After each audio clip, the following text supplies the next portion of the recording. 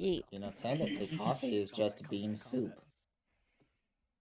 Hold on. Make a con save then. Make a con save. What? Why? What? Bean soup. Yeah, coffee is just bean soup. Lightning strikes down for about 48 damage. How you doing? Do I know if coffee is bean soup? Yo, or still not? kicking. Coffee is bean soup. Yeah, I'm still kicking.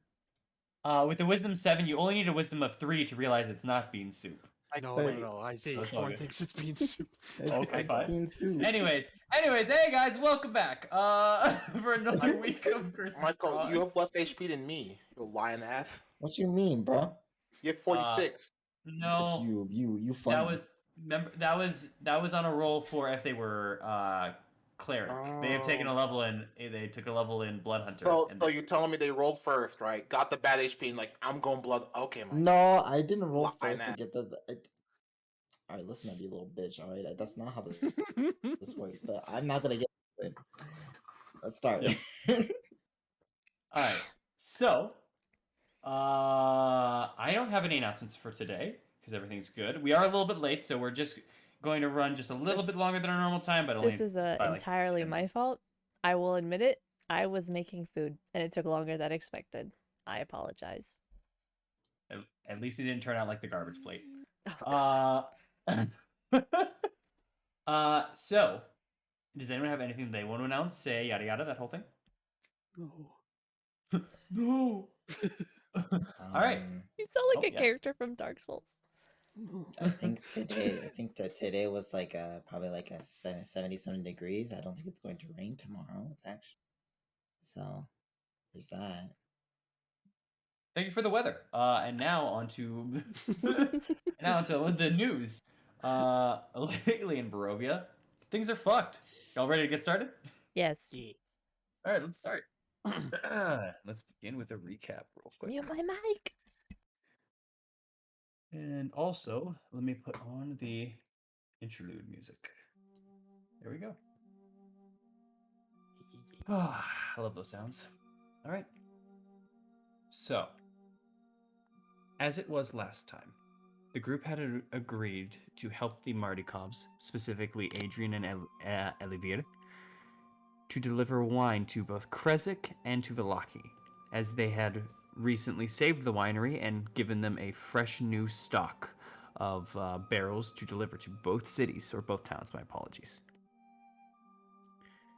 In doing so, they ran into many peculiar situations, such as finding certain knickknacks and items on the sides of the road, whether they pertain to wigs or little booklets, or finding people, whether that be some strange Vistani, scouts, and even a which you all discovered to be a revenant that seemed to know either someone that looks like Morrow or Morrow, and called him by the name of Gavril. But avoiding or dealing with most of these encounters, you all made your way to Kresik, in which you were able to deliver the wine and stay a little, and you were hosted by a Dmitry and Anna Krezokov, who both kept you in and gave you both some traveling and some winter clothes to warm you up, as Kresik was a bit colder than some of the other towns you have visited. Along with that, you had learned a little bit about the history of Kresik, including its mysterious abbey that perches high above it, which contains a being known as the Abbot. Many people seem to, or at least from Dimitri's point of view, people seem to be disturbed by this abbot, and just being in his presence is haunting. However, they don't seem to have much experience with him, only that he has a bell that goes off that both strangely is ominous, and only comes down to the town every once in a while. Along with sounds that can be heard and some possible creatures he keeps with him. Besides the mystery there, Anna herself had relieved Dmitri and allowed him to get some rest, as she had stated to all of you that they had recently gone through some tragedy and had lost their youngest son, their fourth loss of their children. with you all taking a moment to give your condolences and then hurry on to the next city of Valakhi, you went on through with a bit of issue. As I had mentioned before, the Vistani that you had met got in your way, but thanks to some clever thinking of Akhnev, he managed to move them alongside. However, it does seem that one of the Vistani that gave Akhnev a handshake gave him a little parting gift, and Akhnev has found himself without the ability to cast. At least with his hands, it seems. Now, upon this information, they had a little bit of a dilemma to either go back or head to Valakhi, and they all decided to head straight towards Valakhi. But along the way there, all of them begin to hear noises of snarls and fast movements inside of the woods, as they notice they are starting to be cornered and run at in a four-way intersection leading to Valakhi. 4 large wolves the size of grizzly bears began approaching and running at them, and that is exactly where we left off. And if I can have everybody start off with rolling me initiative, I would appreciate it. Let's go. Let's go, Oh, baby. fuck. We're so fucked. Let's not go. It's all right. Oops. Also, sorry, let me goddamn. pull up this. There we go. I got to roll again, but I already Yeah. got my first one. Yep. Your first is 6. Ooh, that's a shame. Yeah. Let's see here. Oh, you're right. We didn't roll initiative last time. You did not roll initiative, no. Fuck. Mama, please. Mama needs a new pair of shoes.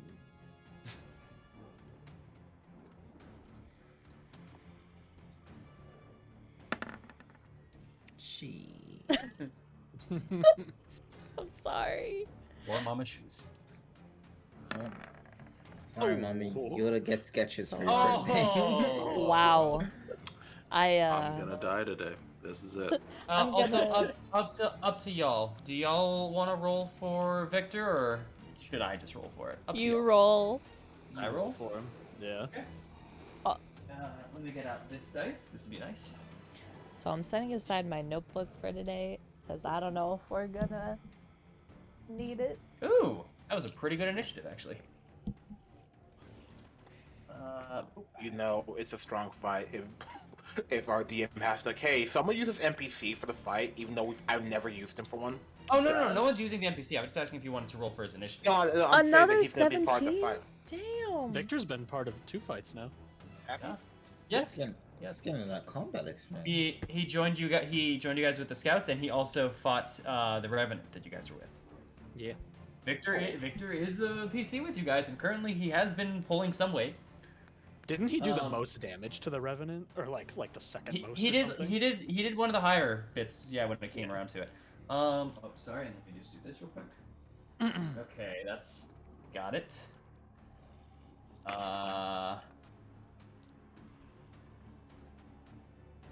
Let's see right there. And then let's do them. I really hope the Mardikovs go first, because they need to get the fuck out of here. We'll see. Okay. Got they it. don't. Got it.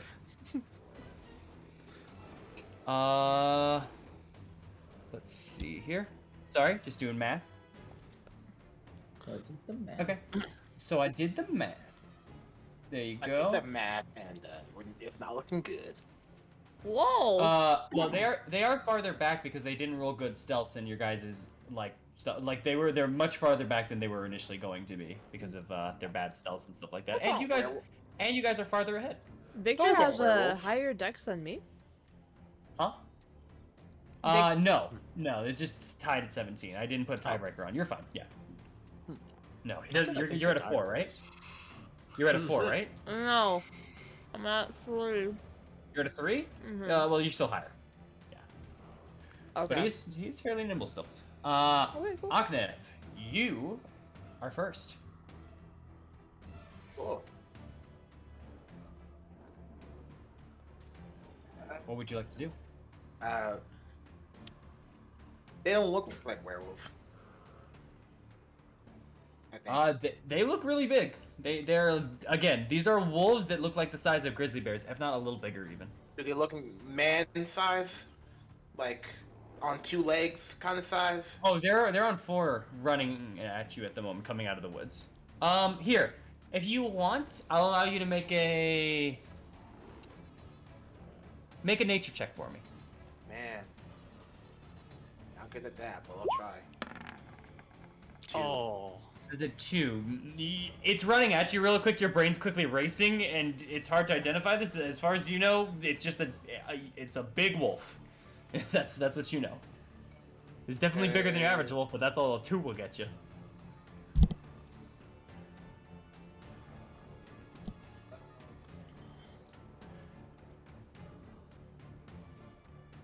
What are you up to? It's your turn first. Breath burping. I guess. Run in. Okay. Yeah, you can avoid difficult terrain by going over to like here, then to here. Cool. Can't wait to get infected. Kind of spinning the scimitar and short sword on the chains before striking with the scimitar first. Silva, baby! Go for it. That is that's a miss. Eileen short sword, baby! If I'm going to pull back and kind of jam forward with the short sword. Also a miss. As you go in, and unfortunately, as it's running in, it sees you rushing for it, and it turns left just in time to get some cover from some of the brush, and you just slash at the brush, but you do not hit the creature itself.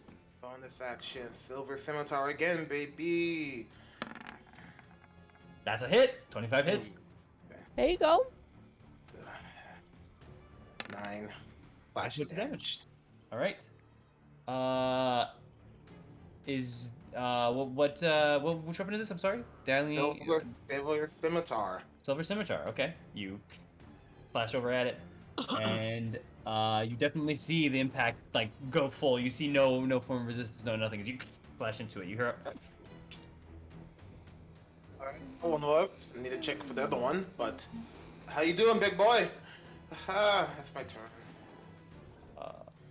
Also, the music's on. Oh, I can't hear it. Check your cogwheel if the music's down on your side. I think you need to reload because your picture and everything's gone too. Oh yeah, your picture just went away too. Yep. Come back in. Good thing your turn just ended. Then Eileen, it is your turn. Oh, fuck. What would you like to do? Okay. The plan is to get the cart out of here. So, I'm gonna be aiming at this wolf right here. Got it. Aiming how?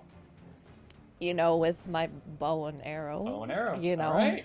I just didn't know if you were gonna do that or not. You know. Yeah! Slayer's Alright. Prey. Bonus action on him.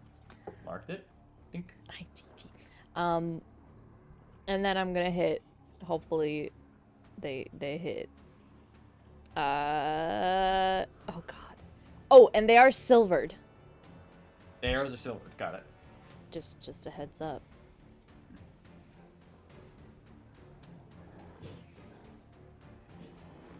$18? 18. All right. As you go and fire it out, it passes through the brush and just hits this creature. Go ahead and roll your damage.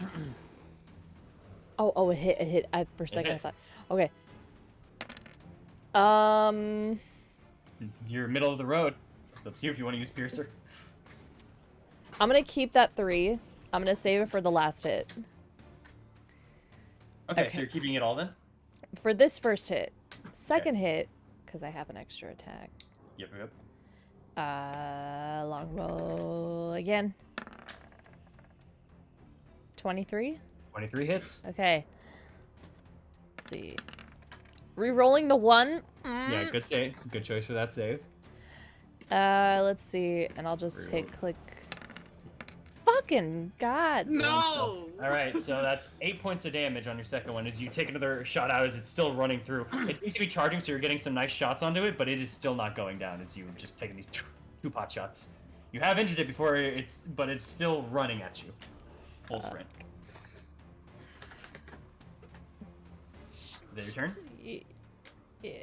You have movement if you want to move or something, but you have used bonus action and action. I'm gonna take a step this way, just in Okay. case they Got could it. just sprint by me and I don't get trampled by fucking horses. Which sucks, because I'm getting closer to the wolf. Wait, I'll just step here, you know, so it focuses me. Alright, that's my turn. Alright. Fair enough. It is Victor's turn. As he's just as he was looking out kind of in front, and he turns around because he starts hearing some noises. He looks to the back, and you just hear him go, "Oh, no, no, no, no, no, no, no!" And he is going to, let's see. Yeah, Victor, no. he's going to cast Cone of Cold at 5th level. Okay. Jesus, What? dude. I thought he was gonna fly away. No, he is using his maximum spell slot as something is approaching him now and looking like it's going to hurt him. Panic attack. God damn. I mean, to be It's fair. it. Alright, so Let me roll the damage here. I should roll on roll 20 because again, he's your friend, or he's your ally.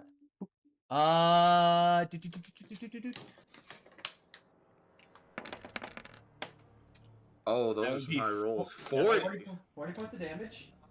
If you fail, let me see. Please fail. Okay.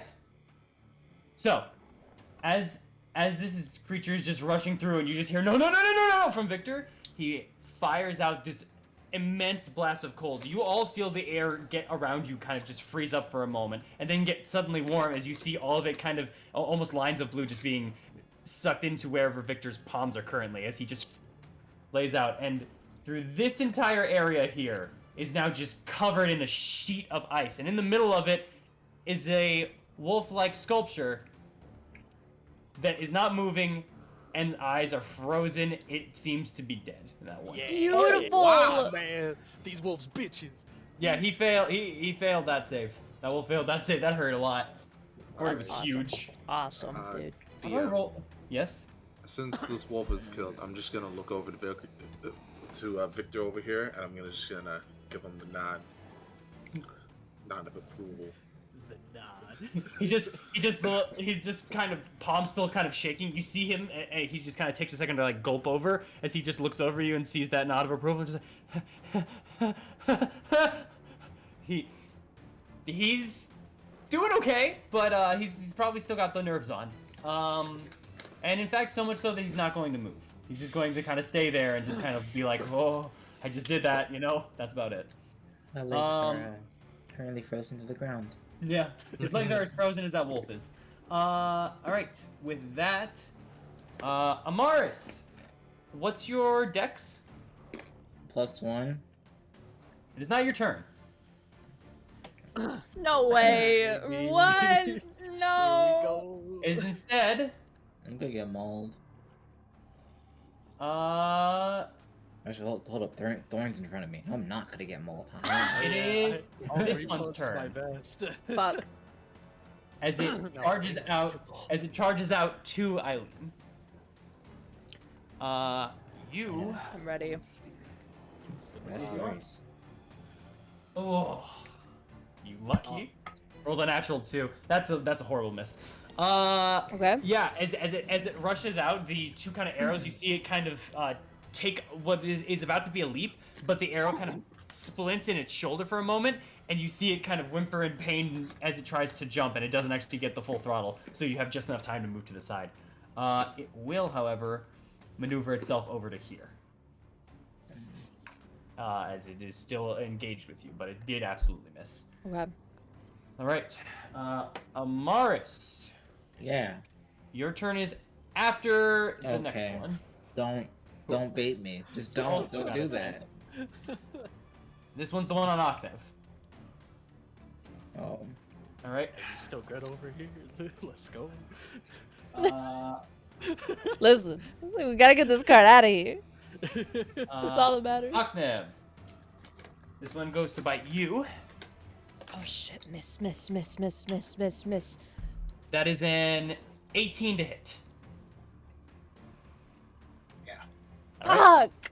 No. As it jumps on out of the woods, in fact, it probably will go to right here. It pounces and grabs you by the arm with a heavy bite, piercing into your skin for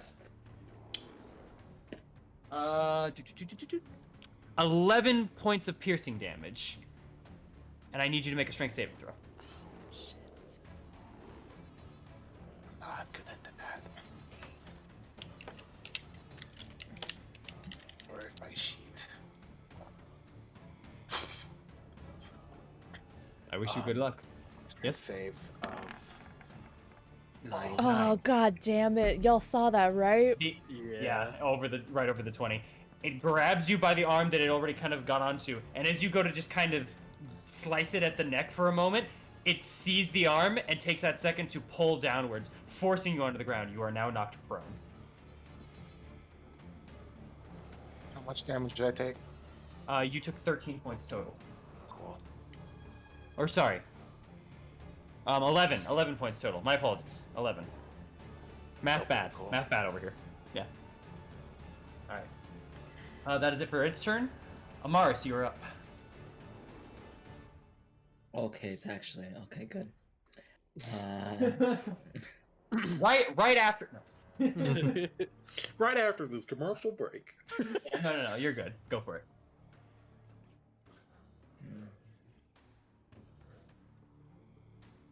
Okay.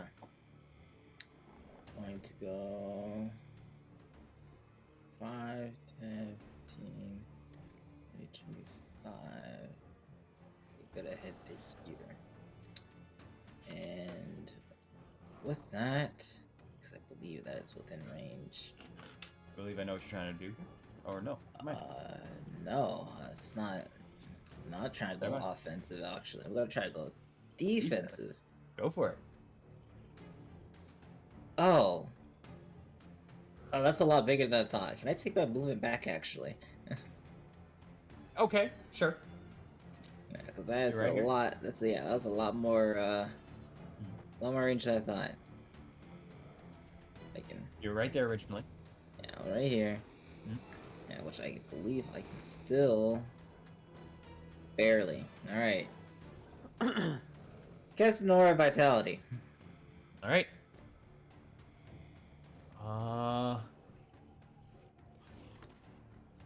Action to cause one creature in the area, including you, to regain 2d6 hit points. Okay. All right. Fair enough. As you just, as you once again just kind of focus for a second, closing your eyes open back up. They're completely burning white, and the eyes just kind of fade away that burning white, and you feel just kind of a radiance inside of you. I'm gonna send that radiance out towards tomorrow, cause man, does he look like he needs it. So use my bonus action on my turn to give him that 2d6 hit point. All right. That is Game back 8 All right. HP. Now you're at a 14 instead of the 6. You got double digits now. There you go, Morrow. That is a good spell. Yeah, Tomorrow ain't dying today. exactly. No, never ask for anything from me again. But anyways, with that, I am actually going to move just out of the way of the fucking horse. I just realized I really just am moving the same spot, honestly. But Fair enough. I didn't think I'd get to. It wasn't on purpose, but yeah, I guess I moved the same spot because try to get out of the way of the horses. All right. Then is that your turn? That is my turn. All right. Then Adrian and Elevator's turn, and it looked like Elevator was about to hop off the cart again, but Thorn, you shouted out, "Go!" Yeah. And then they kind of look at you for a moment, then look at each other, give each other a nod, and they're going to try to rush out. Wait.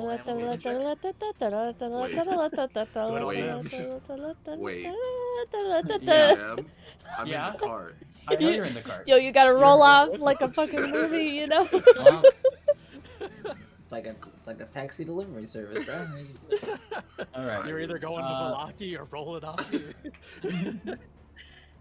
He's going to use his turn to control the horses to move as much as they can. With which with the cart and everyone included, they can get actually still a good distance. They would be able to, yeah, they'd pretty much be able to get over to here in this turn, right there. Can I step out the cart? on your turn on your turn you can, yes. Bye, Morrow. Bye, Morrow. Amazing. God. Well, hey, maybe one of the wolves will chase after you. There you go. Bye, Damn Morrow. it! No, my plan. Bye, Morrow. So long, partner. Yeah, Well, hey. they're- He's last, you know, one of these wolves can, like, go up to you to the cart, you know? Like, you know, it'll be fine. Thorn, it is your turn. Oh, really? Oh, wow. I Yeah. really thought that They- one wolf was going to get it before me. They fucking Yeah, love well, the other one's, well, this one's dead currently, so it is not there, and this one seems to maybe have rolled a little bit too low. Yeah. Okay. Let's see. Okay. That one's over there. I'm gonna go help Eileen with this one. That was Okay. 20. Actually, 25, Okay. 30. I can get to here from there. You're okay. You're fine. Sure. Yeah, it's good. You got Victor, it's all good. Yeah. I'm assuming because the token's big. Am I still like in an advantageous position here? You need to move 5 more feet to be in an I would. advantageous- I don't have yes. 5 more feet of movement space. I apologize. So You are not flanking. Yeah. Okay, so that's fine. I will do this. 13. 13 misses as you go running by. This thing is about to go to bite Eileen, and you see that, so you go for a nice swing, but it catches you just in time, and it brushes its hind legs back. You only cut off some fur, no damage, no impact. Got it. Okay. Second one. There you go, there you go. Oh, Okay. God. An absolute natural one. I wish I got that extra 5 feet of movement. Yep. On this, as you kind of go through, you actually see now you were so close with just shaving off a little bit of its hairs that you go one more time for kind of a pierce, and it turns its head, and it goes actually. You know what? I'll have fun with this one. It goes and turns its head just in time to grab onto your sword for a moment. Make a strength saving throw. Oh, okay. 14. 14 is just enough. You feel it kind of press onto your sword, but you pull back just in time as you feel the blade, and now you see just lines of the teeth are now leaving some marks inside of your sword, but you still have your sword in your hands. Got it. Damn. All right, let's get that third attack. Please, something hit. That is A a 25 Oh. does hit. A 25 There hit. you go. Just for shits and giggles, I will add my menacing attack to that as well, or try Go for to. it. Go So for it. let's get that initial damage. That's 12 slashing, Yo! and then that will be another 8. So that is Oh. 20 damage total, and it needs to make a DC 16 Wisdom saving throw. Okay, so it failed. Yeah! Yay! So it is afraid of you, and it will do so and be afraid of you in death as you go in. Yeah, on this third swing, as you kind of pulled it, you got its head just in line, and you switch the blades and force your sword right into its throat. And as it's just kind of choking in on the blood and it's staring you in the eyes, the smoke just envelops your face. The red piercing eyes match its, and you just hear a like almost an inhumane whimper coming out of this wolf before you twist the blade and pull it back out and silence this beast forever. Yeah, fuck that bitch. Yeah! All right, Alright, that's it for me. for you. All right. Next up, the last one. Got a 5 total. Really low for it. We can be friends, right? Like, it wouldn't hurt. Good Why old. can't we? Are you Show it you're an ally. transformed? No, you did At radiant this, stuff. yeah, No, you're good. at this Yeah. point, no, I'm not. Yeah, nope. As it runs and charges at you. Actually, also, sorry, I forgot. Oh yeah, you did with the silver longsword. Okay, yeah, because that was your bonus action. Got it. Sorry, I'm just making sure. Yeah, as I made sure to label it as silver. Just You're to good. make sure. You're good. As this begins running out, just outside of the brush itself, it's running at you with extreme speed, Zamaris. And as you were focusing on your healing for a second, you turn to see it just in time as it's charging and leaping at you. It's gonna go for an attack. Warding flare. Warding flare. Got it. No. That turns it into a 9 total. Yeah, that's a miss. Good. That's a good warding flare. As it just kind of jumps out at you and the light just kind of hits you here. Just as it hits the ground and kind of falls back for a moment. But it is still locked in and engaged with you at the moment. All right. With that, that's its turn. Morrow, it is your turn. All right, I'm just gonna pull up my maul and step out the cart. Uh-huh. Can I do that? You can, yes, absolutely. Okay. Wait, you're gonna hate me. You were, while in this cart, we had described you were laying down because of your injuries. You are prone in the cart currently. So, you are gonna be getting up, so that'll be half your movement, so you'll start with 15. I do apologize, I should have mentioned that earlier. But yeah, your current movement is 15. At least you're False safe. injury. It's not your day, boy. I will say because you're not on the floor, I'll give you a 20. You have 20 at the moment instead of 15. I mean, I will say the initial idea of yelling "go" was to get them to take Morrow away because he was about to die. But you know, now that It worked. It worked. Yeah, it did Morrow work. had the plans. Alright. I'm just gonna walk. I'm just gonna step out the cart. Mhm. Move my 20 feet. 5, 10, 15, 20. Mhm. And I have to dash, so that gives me 40. 30. 30? You don't have 20. You don't have 40 feet of movement speed. Your dash gives you another set of your movement speed, which is 30. Oh. So I have 30 more movement. Yes. Okay. That's good to clarify. And then this is difficult terrain. Alright, okay. Difficult terrain is this brush right here, so it would be, if you were trying to move past it, that would be an additional 5. Okay. I was hoping to get to Octave earlier because he's in a dangerous spot, but I can't make it to him. You're just short of him, yeah. Yeah, 25. Alright, so what I'm gonna do is I'm gonna be right next to Amaris. Sort of, as far as that, right here. Right there? Yeah. Oh, okay, right there. Gotcha. So when this thing attacks, I can sort of give her cover, and then hopefully I'll be able to clear this thing out next turn. Gotcha. Oh, I really wanted to get rid of that aura of vitality. You and your warding player. Off. Alright. Then... Morrow. You're done with that then? That's your turn? That was your action. You don't want your bonus action?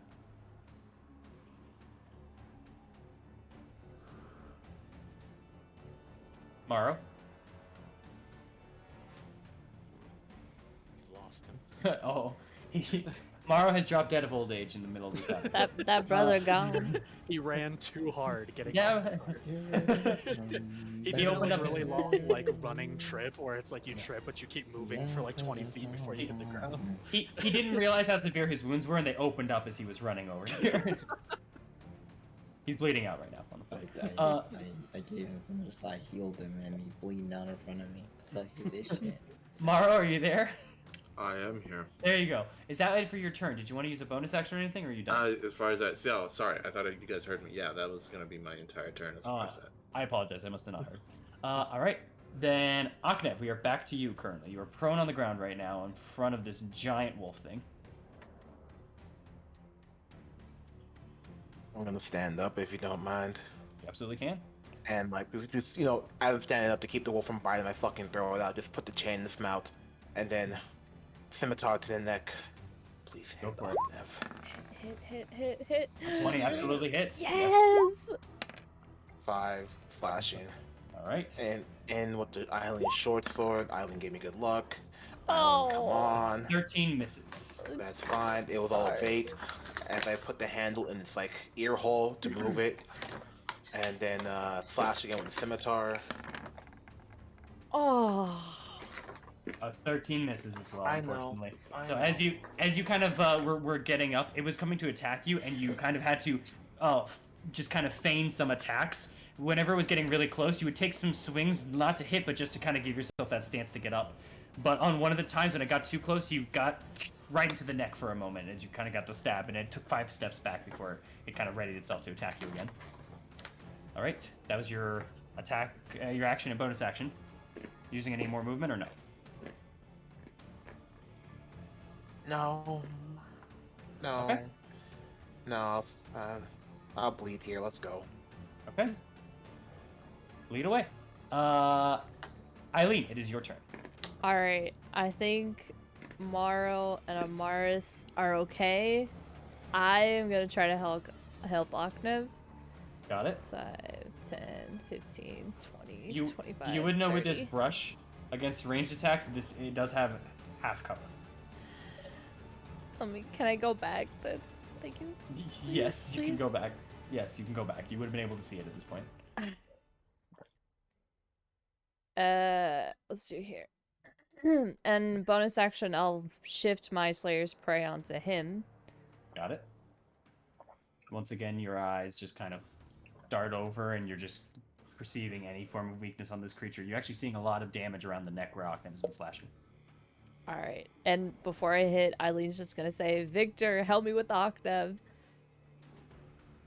Victor's just kind of, as you're kind of saying that, he's just now kind of turned to the side and right, and he turns around again, and he looks and goes, "Hey, the cards!" Mm-hmm. And I'm gonna hit. Okay, go for it. Fuck. 12 does not hit. It just lands over to the side right here. An arrow just lodges itself into the tree. Let's try again. Come on. Oh! Natural 20 hits. That absolutely hits. Yep. Can I re-roll that 8? You can reroll the 8, yes, because you pierce your feature. Alright, I'm just gonna do a d8. So 3, so add 2 to that last one. So that's 8 and 9 for a total of 17 points of damage. Nice. As you let that arrow go through, and once again, as you had seen kind of the intrusion points of the neck, this arrow just lodges itself right into this creature's neck, and you hear just kind of a very strange, almost gurgle inhale, as if the bolt itself now is lodged within its throat. It is not being able to get out its full voice, howl, bark, whatever it was trying to do, and it's a little appalling for what you actually heard instead. Mm-hmm. This creature definitely seems hurt now. Good. That's my turn. All right. And Victor's turn. As he had heard your words, and then turned over to the cart. Unfortunately, in this moment, he seems to be more affixed to the cart as he looks at all of you and then at the cart, and begins sprinting towards the cart. What? And he's going to go, "Stop! Stop! We have them! Stop! Where are you going? To get the cart!" The cart's in danger of the wolves! Oh! It's this wolf's turn. Thorn just watched that, like just run by, just didn't say anything. Like,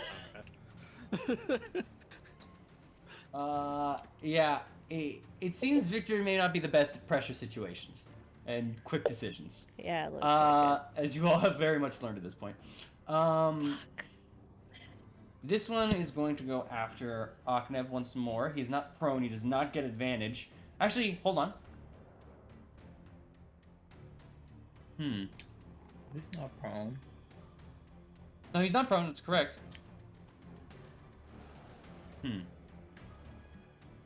Actually, hold on here.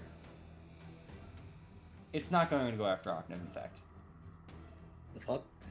it is going to look over at you, Ognev, look past, and is going to jump to the side and go after Amaris. Yeah. Get the fuck out of here with that shit. Time out. You can absolutely go for a strike if you'd like for opportunity attack. I am. Go for it. But,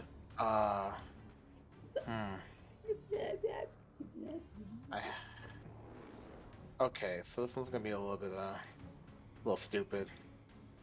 I love stupid. Go for it. I'm gonna, please, let me make sure I hit first, because I've not been hitting. But that's okay. Silver Scimitar to the ear, 21. 21 hits. Yes. I don't know how it's gonna work, but I'm gonna waste my last blade flourish, because fuck it, why not? Amaris is in danger, she's the main character. I'm him with the blade flourish. I'm gonna hit him with mobile. You can. And kind of, why? It's when you take the attack action. This is just an opportunity. Oh, yep. It's when you take the attack action. Yeah, it's an opportunity attack. So you cannot use your blade flourish in this case. Thank you, Michael. He's playing by the rules. He's just playing by the rules for that. 7 points of slashing damage is exactly what you needed. As he runs through, you grab onto the open maw that seems to be charging at Amaris, and you get that cut from the maw down to the portion of the neck that you had already cut, and it just bisects it. It dies. Fuck yes, dude. You have exactly 7 health left. Yeah, you did it. All right. With that, then, it's Amaris' turn. Alright, sick. Bonus action. I'm gonna extend that radiance onto Amaro again, cause man, does he fucking need it.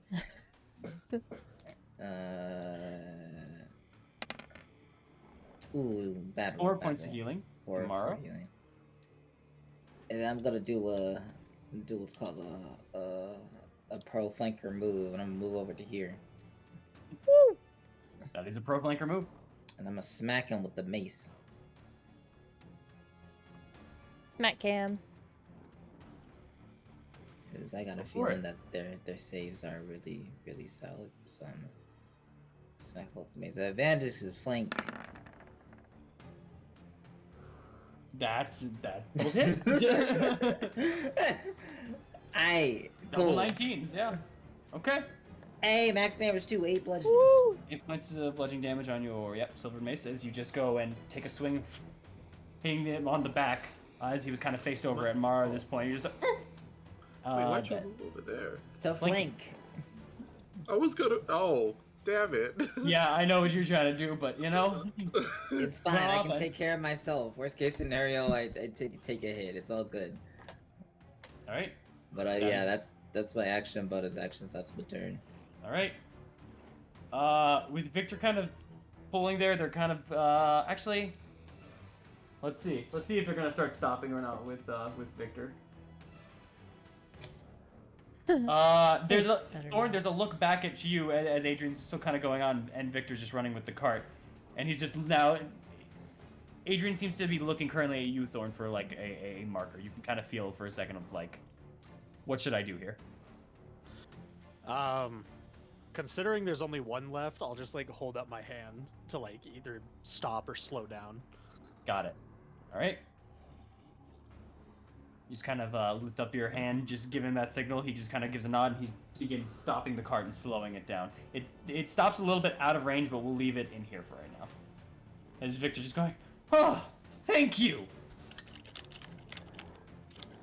And that'll be their turn. Thorn, it is your turn. I don't think I can do anything then, right? Because I I can do get whatever. to Mhm. I can get to here with my movement, but then if I take the dash to get closer, I can't do anything else. Yeah, I don't believe you have a weapon with reach. If you have a weapon, you can throw. You can try to throw something. You can try to switch to your crossbow. You can dash to get in another position nearby. There's a lot you can do, but if you're Is talking about, Isaac's axe throwable? I don't believe so. I will double check. Considering it's a war axe. I know, I'm just but I don't think curious. I don't believe war axes are throwable. Yeah, I believe it's hand axes. Yeah, it's only hand axes that are throwable. But you But- can try to throw it for a what are they called? You got Cloud Strike, dog? I need 20 feet of my movement to be able to do that, and I don't have that. Yeah. There we go. Oh wait, no, it was a battle axe, not a war axe, correct? Yeah, it was a battle No, axe. no, I thought it was a war axe. No, it's battle. Is it a bow? Yeah, it's battle axe. I just double checked. Yeah, it cannot be. It does not have a throwing thing. You can do it for an improv attack. An improv attack is you can basically, if you want to throw the weapon, you can. It'll just be a D4 of damage, basically, plus your strength. If you want to do it, I'd be better just dropping my swords really quick and going for the crossbow attack. it's up to you. You can free action put your swords away because of your dual wielder feat. Bonus Okay. action, pull out your crossbow and then fire. Okay, I'll do that. I will do all that good stuff. So please. Oh god. 23. 23 absolutely hits. All right. 4 piercing. Not a Okay. lot, but it's something. Not your favorite and preferred weapon, but you kind of just pull out the crossbow from your back, aim it, and just kind of hip fire it at this kind of close range. And yeah, it hits onto the side of it. You see it sink in right into the meat of this creature. That is absolutely a hit. There we go. Good. 5 points. Okay. Good. And I believe, unfortunately, that the crossbow has a loading property, so I don't believe you can fire it again, even though you have the 2. I mean, if this wolf's still alive by the time we get to my next turn, I'm just gonna pull my swords back out anyways. Oh, yeah. I'm done with the crossbow. Actually, let me just make sure, because I can't remember if it was the light crossbow that didn't have the loading property. No, it does. Okay. Yep, that's it. All right. I'm assuming that's it for your turn, because that's movement, action, bonus action. So, yeah. Yeah. All right. Then this wolf is going to take another attack on Amaris. Hey yo, Uh-huh. I'm gonna use another Warding Flare. That is fine.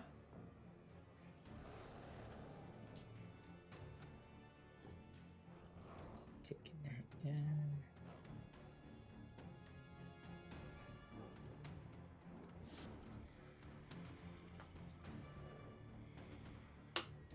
They don't understand. They're attacking their cousin. They can't be doing shit like that. Bro, this is a distant cousin. Twice removed. Exactly. Yeah.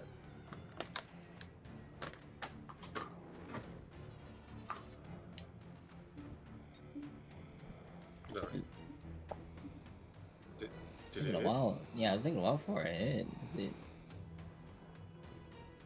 Oh, you clicked and it's not Oh. loading?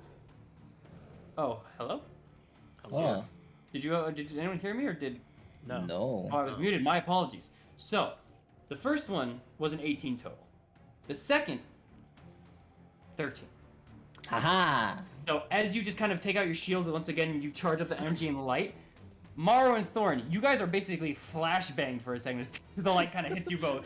But it subsides in a second, and you can only imagine what it was for this wolf instead, as it just kind of reels back for a second. You kind of see it shaking its head at the moment.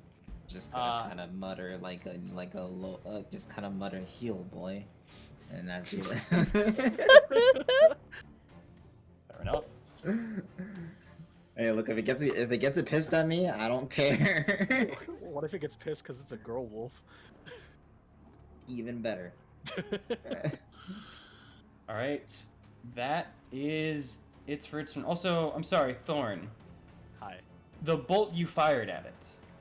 It's not a silver bolt. Not silver? It's- Okay. I just have my only silver thing is my one longsword. Otherwise, Understood. I just have normal You, bolts. as you watch the bolt kind of sink in, the meat still gets pierced and fully hit. Yeah. Seems no subsiding, no defense, no it full on hit through. It seems like the damage was full. Oh, it's not a werewolf. These are Got it. regular ass wolves. But Yeah, but dire. As Eileen, as you've been looking at these very, very large wolves, and you remember the howls from the start when you all first entered Barovia. yeah, they're dire wolves. Yeah. Morrow, it is your turn. This wolf is injured, but not out yet. I'm about to end this man's whole career. Swinging this maul. As far as that, I have advantage. You do have advantage, you are I flanking. will be rolling twice because I realize, as far as that, I did not click the advantage token. So that's 9. Yeah. 20, 23. 23 There you hits. go. And we're gonna hit. Oh, hold up. I have Divine Smite on for some reason, and I don't want to smite. There we go.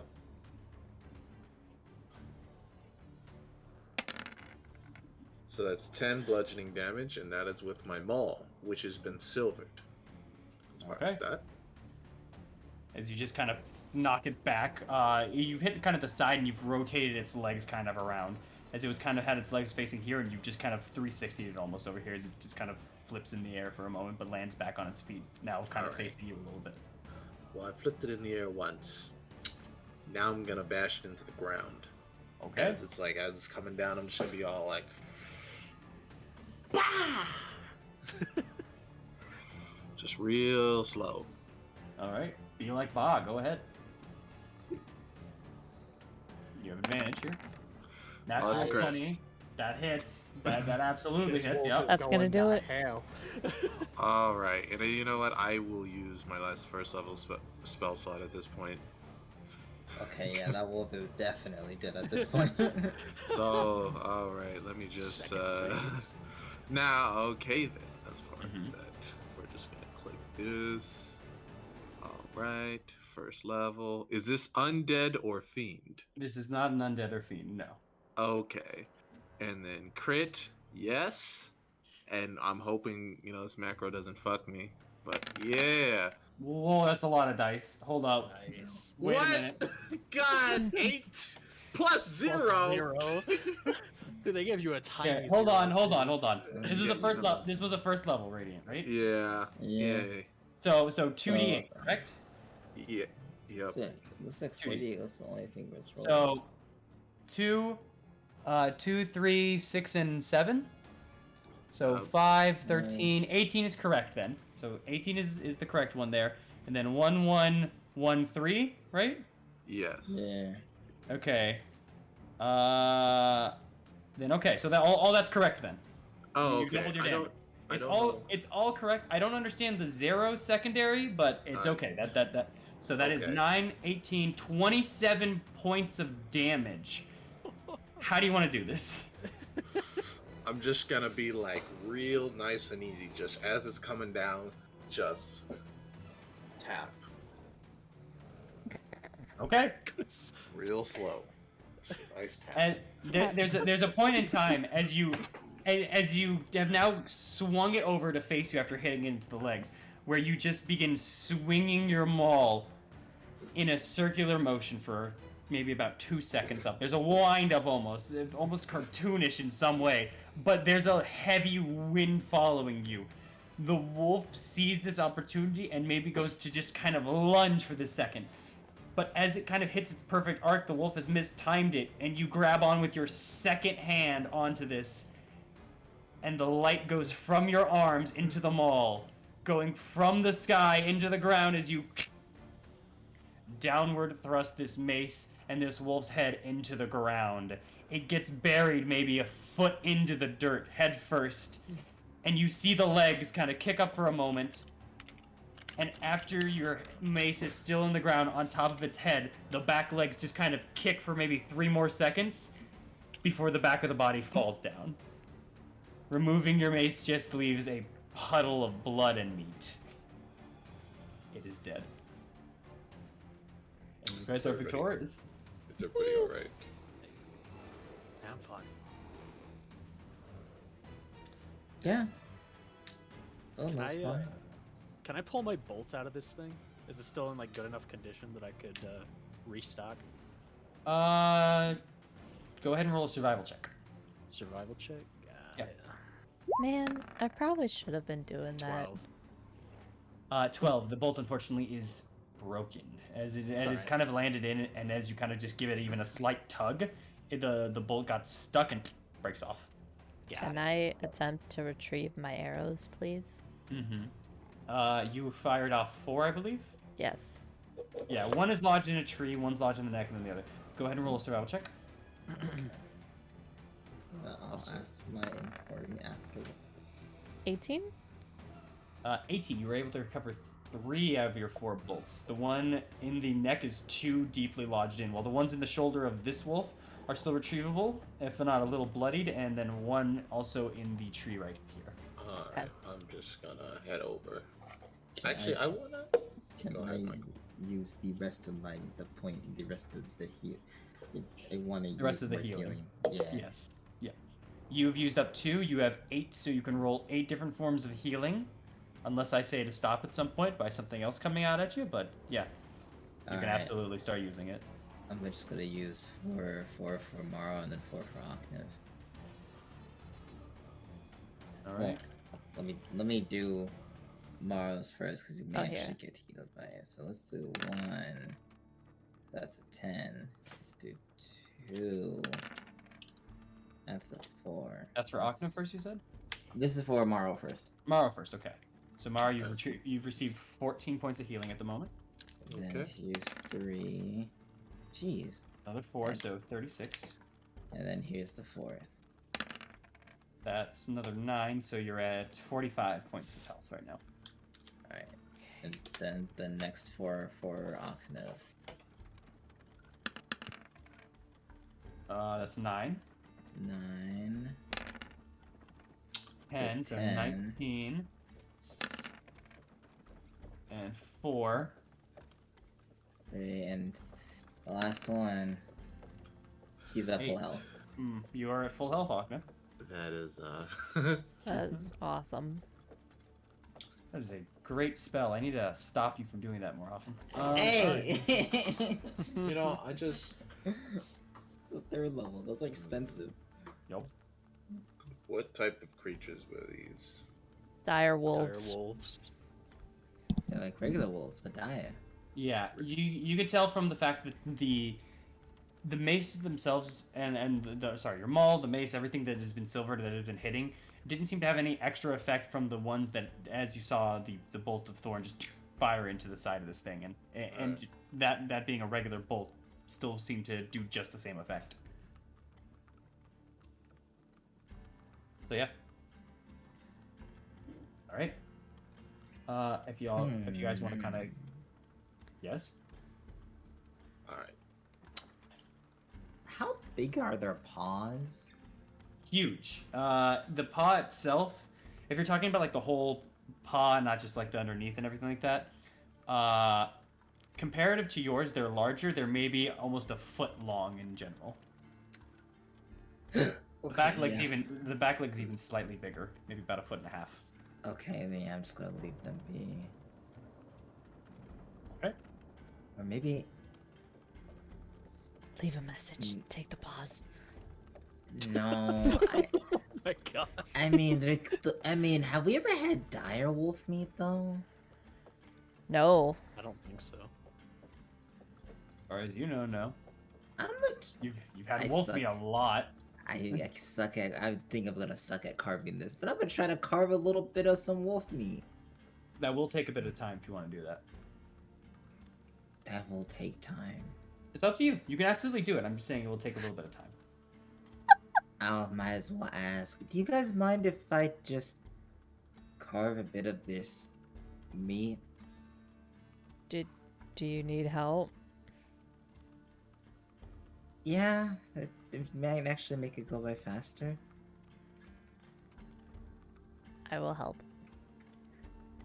Alright. Let's get some wolf meat.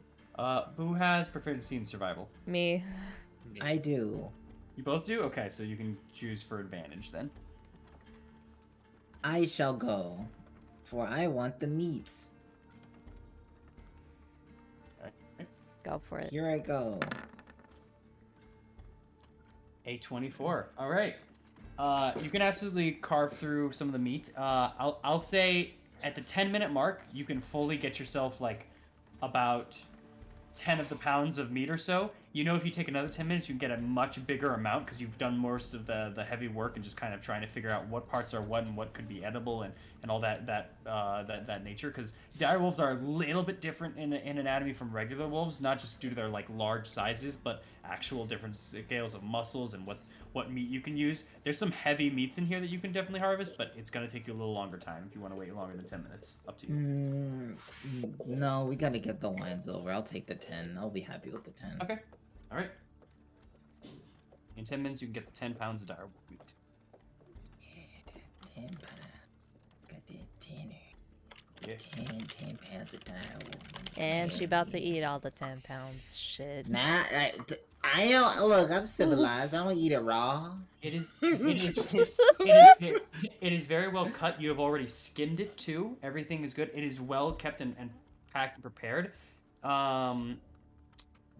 The only thing is, it's gonna bleed a bit in a pack or something.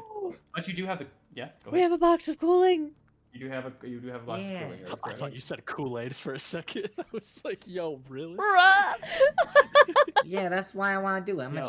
gonna try to dry it out as much as I can first, like even as we're traveling, and then like once it's like not completely done, like once it's like mostly out of the blood, then put it in the box.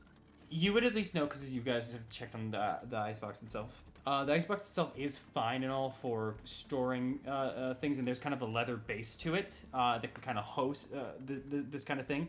Drying out the meat would take a much longer time if you were trying to do that. It's not really drying it out completely, it's just like getting out most of the blood. Because I feel like if I just stick it in there, it's gonna... Okay. I mean, could have some really nice juices, you know? That's blood. You can't drink that. I'll say with your 24, you can mostly get a lot of the blood. You can't get it fully, and it's still very slippery and slimy. But it is. You can pack 10 pounds of direwolf meat in there. Sorry, go ahead. Can I ask? Yeah, go ahead. I was just gonna ask really quick, if they were like carving a lot of that meat out and everything, how long would it take to get the pelt of that specific wolf? That one in particular?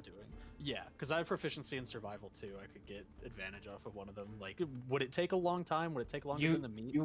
You would not get advantage off of one of them because of the fact that they are working on the wolf as you are. You have to work on a separate part of it, or on one of the others. Yeah. So if you would like to during this 10 minutes, you could have tried to get a pelt. Okay. I was just wondering if it would make it go by quicker if I tried getting the one that they were already like cleaning out. Since I would like have to clean it off something. They are not keeping care for the pelt as to get the meat itself to get it in a quick fashion. They're carving through the wolf itself to get to the internal layers and to try to figure out what is the best form of the meat, what they can gather, what would taste good, and what can be like stored quickly. It's a different process nearly. You would have to get it from this one then. Yeah, you would have had to be very. It would have had to been very delicate to both preserve the meat and that. It would have taken probably near an hour together for this kind of stuff. But 10 minutes, go ahead and do a survival check. Okay. Just flat, right? You said because they're working together. Yes. They're working together, yeah. There's. Oh. 5. Unfortunately, as you're kind of carving through and cutting this, you're restarting each couple of like 2 minutes as the pelt itself is just getting kind of cut through, and then you kind of have the tear, and you have now too little of a piece or an uneven set for the pelt. It's not coming out right for you. You would have to spend more time to do this correctly, and the 10 minutes is up without you even getting a single usable pelt. You just have chunks of skin. Okay. All right. Anyone else doing anything during this 10 minutes, or? I think I'm just, after I help Amaris, I'll just wait by the cart. Okay. And like, I'm gonna talk to Victor. Fuck it. Fair enough. Ooh. Yeah, he's currently. You see, he was. As you finished your work, and for those that weren't working, so Maro and Aknev, it's very easy for you guys to see. He's been kind of very much looking at the ground and just kind of messing with his thumbs at the moment. He seems kind of sheepish in a way almost at the moment, as he's just like, I did that, and I don't know how to feel about what I just did there. That was a decision made, you know? But yeah, he's right there in the back. Hey. How you doing? Oh, hey. Good. I helped. I took out that one over there as he points over to the wolf, and still in the frozen ice, which now is starting to melt a bit. Now there's kind of a dew kind of all amongst the area, except for the frozen direwolf now still in place. I dealt with that one over there, so you're welcome for that. And I also secured the cart, just in case. Yeah. Thanks for your help. You're welcome. I am sorry I yelled at you. Battle tends to do that.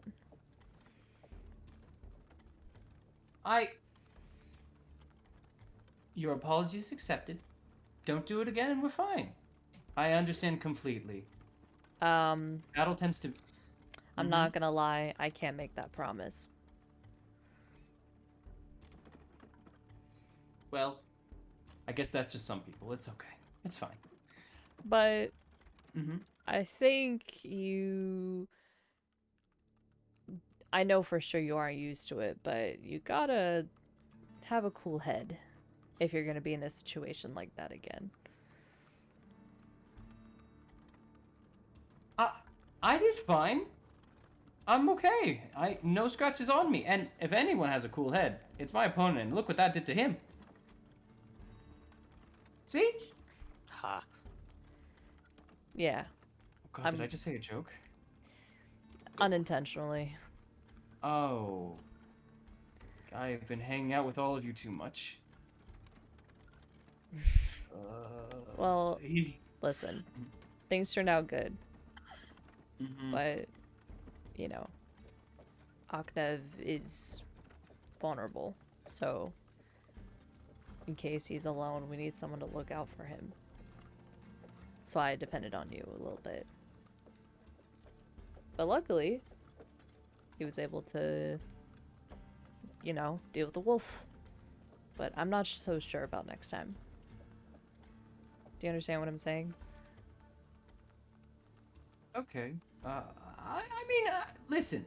I'm going to help in any way that I can, but sometimes I have to deal with what I'm dealing with at the same time. So I'll see what I can do. I'll try to remember that for next time, but you know how the heat of battle is. Something might happen. Who knows? That's just battle. Alright. At least you didn't fly away. He kind of puts up a finger for a second as you say that. He looks really insulted, but there's a pause, and with your passive insight, you see the realization on his face of him telling himself, "You did do that," and then to shut up to himself. At the same time. Fair enough. Like as he doesn't admit anything. Go ahead. No, it's just like the. But. Yeah. As he just kind of quiets down and he just takes a seat now into the back, and you see him kind of sit down on top of a little bit of what seems to be drying up Morrow's blood, but not fully dried up, and he doesn't seem to notice. Is he just going to stay there now, and he's going to stay at the back of the cart now that a spot has been opened up, since Morrow seems to be doing better. But thank you again for your help. That's all I meant to say. You're welcome. He gives you a smile. That's what I'm gonna do. Okay. Alright. DM? Yes? I'm heading back in the cart. Mm-hmm. I'm gonna sit down. And I'm gonna stretch. Because my knees are killing me. Alright. Cartilage in those days, man. Understandable. Alright. By the way, Aknev, you went over there. I don't know if that's for something, or I just want to know. Oh, I was just moving. Oh, just moving around. Fair enough. Is there anything you want to do during the 10 minutes, or do you just want to get on moving? Let's get on moving. Yeah. Get on moving. Alright. As you all begin to go ahead and be moving, can someone roll a d20 for me, please? I'll do it. I never get to do it. Yeah. 16. Yeah. Alright, 16 it is. Thank you. Yeah. As you all make your way back onto the trail. And keep on your way to Valaki.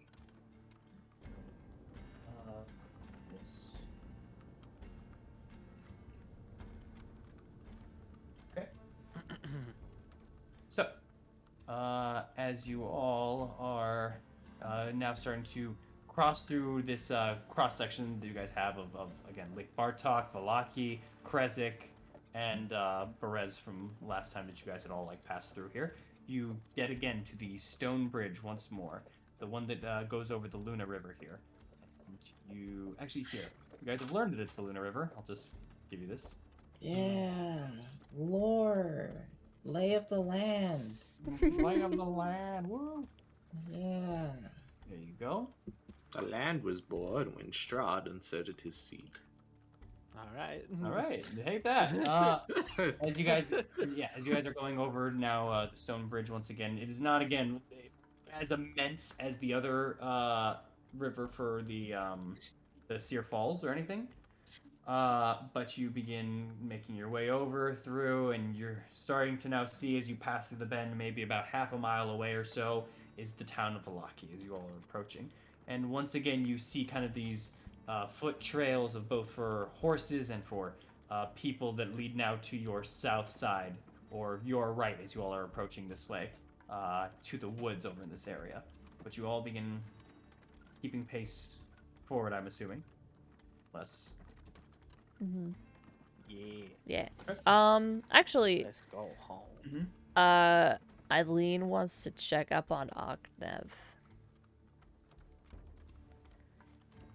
Go for it. Hey. Hi, hello. So, I'm really glad you lived. It's one of my And- favorite activities. Yes. Yeah. Listen, I'm sorry your magic is gone, and there's probably not Vistani and Valaki, so if you want, I can just treat you to a drink at the bar. You know, any other day I'd be very open to that. It sounds like a great idea, but in the night we're going to go see the devil himself, and I am preparing myself with no magic, so I think I'll say no to the drink. But maybe after the dinner party, I'll take you up on your offer. Yeah. Well, if not drinks, me and Thorn are gonna go shopping for clothes. Do you want to come with? Probably won't buy anything, but I'll give you guys my expert opinion on what to wear and how to look good. Okay. I'm trying to distract you a bit, I'm not gonna lie. So I hope I can tell. I hope these activities help. We'll see. Thank you, Eileen. That's very insightful of you. Yeah. Alright, well, we're almost to town, so we'll deliver these and then we'll do the shopping. Okay. And then she's gonna continue.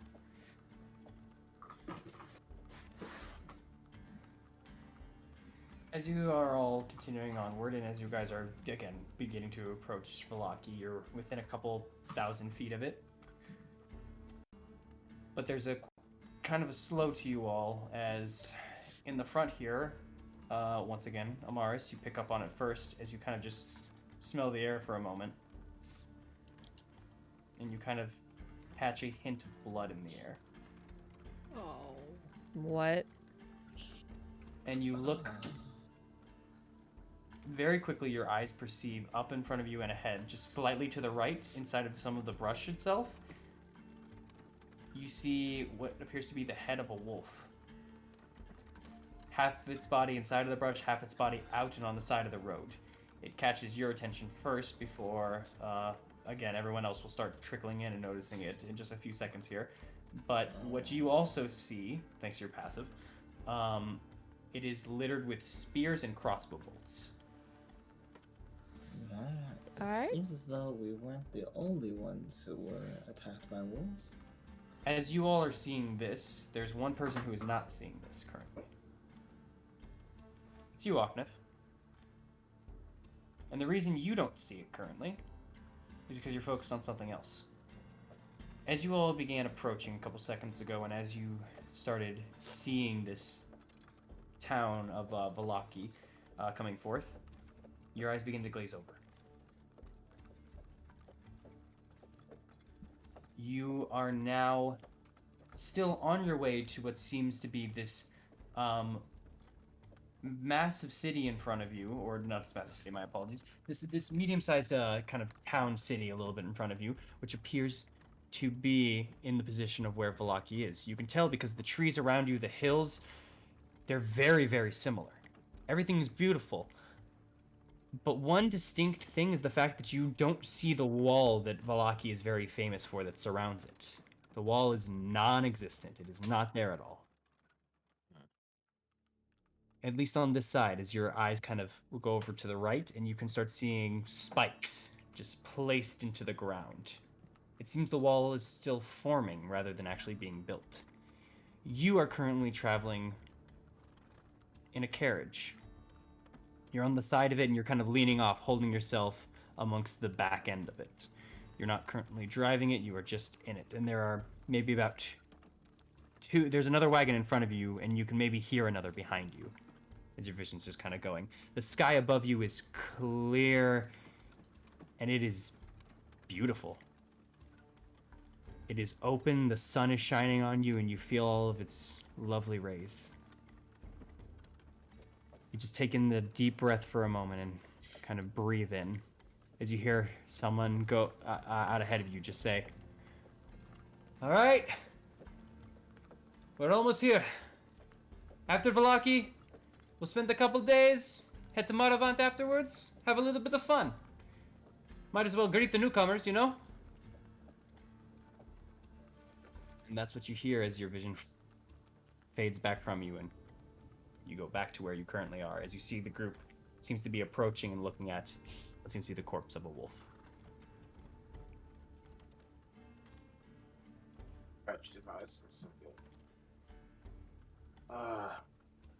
I miss sunlight so much.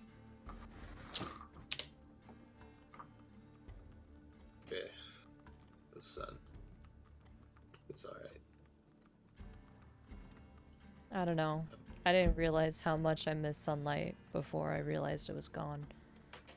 For now, at least. Yeah.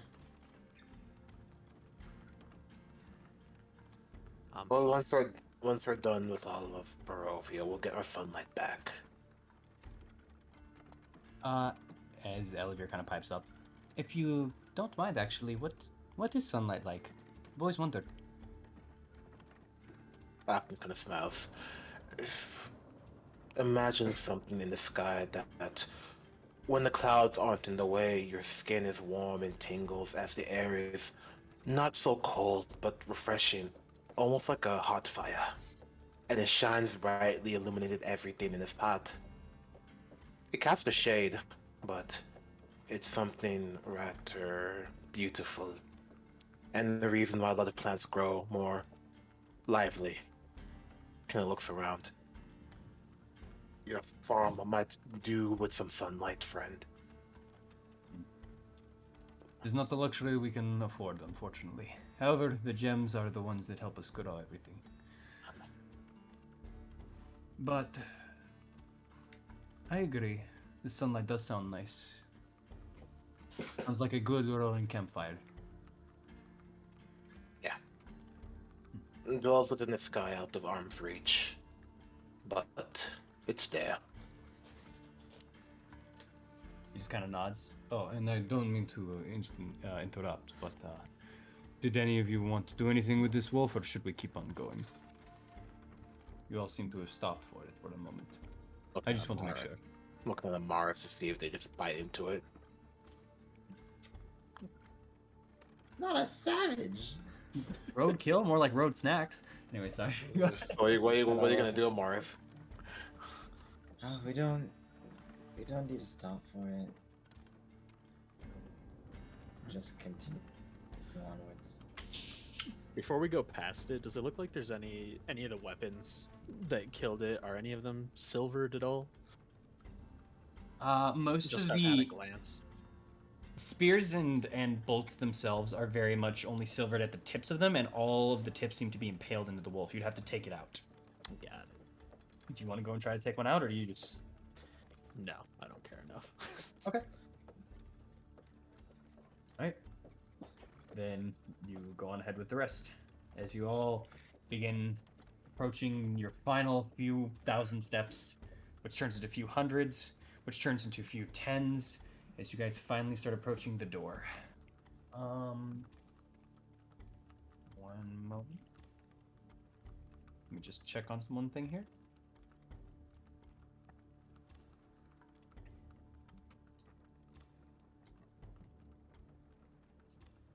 So how about that airline food? I wish we had Okay. airline food. All right. An airline.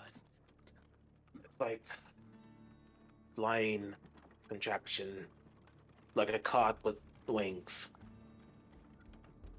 I thought it was that receding thing that my father had. Anyways, It's a airline. I gotta stop making jokes with Victor. He's not gonna be happy about it. As you all approach now, you once again get to the sunset gate here of Valaki, and you certainly see kind of two guards, and one of them kind of turns around, hearing the cart over, and just looks over at all of you, just kind of eyeing you guys down as you guys are approaching.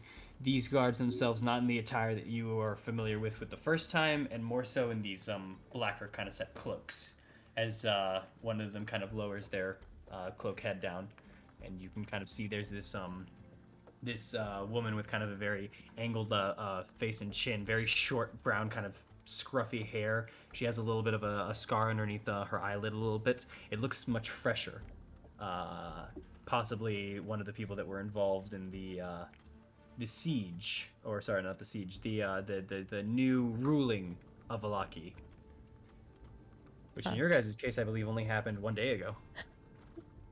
I think it's 2 days ago now. No, it's 1 day, because you guys went over. It happened. Then you guys went over to the winery. Then you saved the winery, woke up, and you've done this all today. It's only been 1 day. It's been 1 day. It's about to be 2. Yeah, it'll be 2 by next morning. Wow. But it happened. Yeah, it happened afternoon the previous day. You guys are past the afternoon for sure at this point. You guys are a bit past noon. You don't know when exactly, but you're anywhere between evening to afternoon at this point. Without a check, at least. That's Still realizing, Rome is not a big place. 24 miles. Yep. From spot to spot. Yeah. Yeah. You those with survival in their proficiencies, generally traveling itself at a normal pace would get you about that distance in 1 day. Somewhere around there. Going a little slower will stop you just short, and going faster will definitely get you past that. So, yeah, you would definitely know that's not that long at all. All right. Anyways, the woman kind of just stops you all for a second as she just goes, "State your business. What are you doing here?" Delivering wine. Yep. Wizards of Wine is back and running. Oh, right, okay. Lady Walker told us you'd be arriving soon. Here we go, then. As she kind of begins just kind of getting out a pair of keys and just kind of unlocking the door for you guys. She's letting you guys in. Come on, come on. Hurry up, don't let any wolves in. And you all... Yep. Alright. And you all begin to go inside, and you guys head back into the town of Valaki. Over onto the eastern side. It's been a minute. It has been a minute. A lot of episodes since. As you are going on in, you guys see her close the gate as soon as you guys pass through and begin kind of locking it and everything and setting up. And upon going kind of into the town, you notice a couple of differences here. First things first, you never really, in the time of the area of the church here, you never really saw too many people here. Maybe about one or two kind of scattered around in this area, but you see even less. It seems no one's really around this end of the Sunset Gate itself. But you do see a lot more people headed down more in the middle area. There seems to be like movement and interactions. People seem to be either hard at work or there seems to be just hustle and bustle going through. And then hold on here. Okay. And as you all are just kind of approaching in and starting to kind of get now familiar sounds of what it's like to be in a bigger town again, as Krezk was hauntingly quiet. And the Marikovs, while loud, they are very small in kind of a space. And when you, as we're spending time in the winery, especially you, Thorn, who was outside with Elivir and Adrian, there was the moments of just silence as they were not there or not putting up the casks into the wagon itself. Now again, you're finally starting to hear some noise, either whether that be some of the animals that kind of roam around a little bit, sometimes like a chicken moving by or anything like that. Some people, you maybe hear some talking in the distance.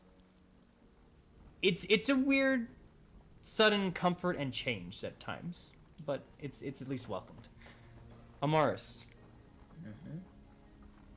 An added sound to you is the sound of hooves kind of falling down.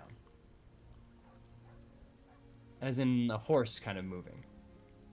But you don't really see a horse anywhere nearby you, and in fact, as you kind of hear the hooves, they're really distant and to your south end. So, and as you kind of take a look in that direction, it's just the wall. But you do hear hooves way farther south of the wall, as you guys are coming on into Kalaki here. Because you're 22 in perception. Probably our boy riding through the fucking clouds. Yeah, I was about to say, hooves to the south, and we only see the wall. Yeah. Either that or that, like, Ghost Rider, dude. Yeah, I'm just gonna kind of look around. I'll look towards the wall just for a little bit and just think. Kind of look behind us. The door, the gate's closed, right? The gate is, it's currently locking as you kind of hear it. You hear the sound and it's locking and she's kind of getting back into position already. You guys are maybe about like 30 feet away already from the gate at this point. Unless someone wanted to say something to them or something. You could look at it, look at that's being locked, kind of look back to the wall again. Then just kind of continue onwards. Okay. And as you all just start walking on forward once again to the town, just a familiar kind of sense into it, you all don't see the same presence of the guards that were walking by into the cities themselves, but those with higher perception, such as Eileen and Amaris, you do notice a lot more black cloaks while not running at the center of the area. You see them sometimes hanging out in some of the alleyways that you're looking through, or you see them just either sitting on a doorstep or something like that, as you just kind of see people passing by. The guards themselves seem to walk the streets very much, and people maybe avoided them, but the black cloaks very much stay in, and without paying attention or focusing on it, you don't even really notice that they're there at times. So you definitely are seeing the shift in guard change and everything here. So more, hey, I'm openly showing off, and less, I'm openly showing off, and more, we're gonna keep it safe from the shadow. Mm-hmm. Seemingly. Yeah. And while that's kind of catching your two's attention, Oknev and Thorn, this is particularly affects you two, as they're kind of focusing on that, and you're just kind of seeing how everything's going. You both actually notice Milivoj at currently at the cemetery, who seems to be kind of working and kind of stops as he kind of sees you guys moving on, and he seems to kind of look to his left and a little bit to his right for a second. And I'm gonna roll something here. Oh. How We're gonna go say hi? Well, you can, but even before then, he's kind of leaning now on his shovel, and you see kind of both his hands onto the shovel, but he's kind of clasping them instead of like letting them rest for a moment. And we were both kind of thinking that's a little weird before you see his fingers kind of tense up in a come here motion. And Aknev and Thorn did see this. I'll jump the gate. Jump the gate? I'll go Okay. with Aknev. Roll me an walk around. Roll me an acrobatics check, Aknev. If you're doing it fast, regular, if you're doing it very carefully, you can do it with advantage. It's not that high of a gate. Yeah, you grab onto one of the kind of pikes at the top of the gate and just hold onto it and kind of keep your legs in the air for 2 seconds before landing back down on the other side. Very good feat. And Thorn, much less cool but effective. You go around the gate. Yeah. Okay.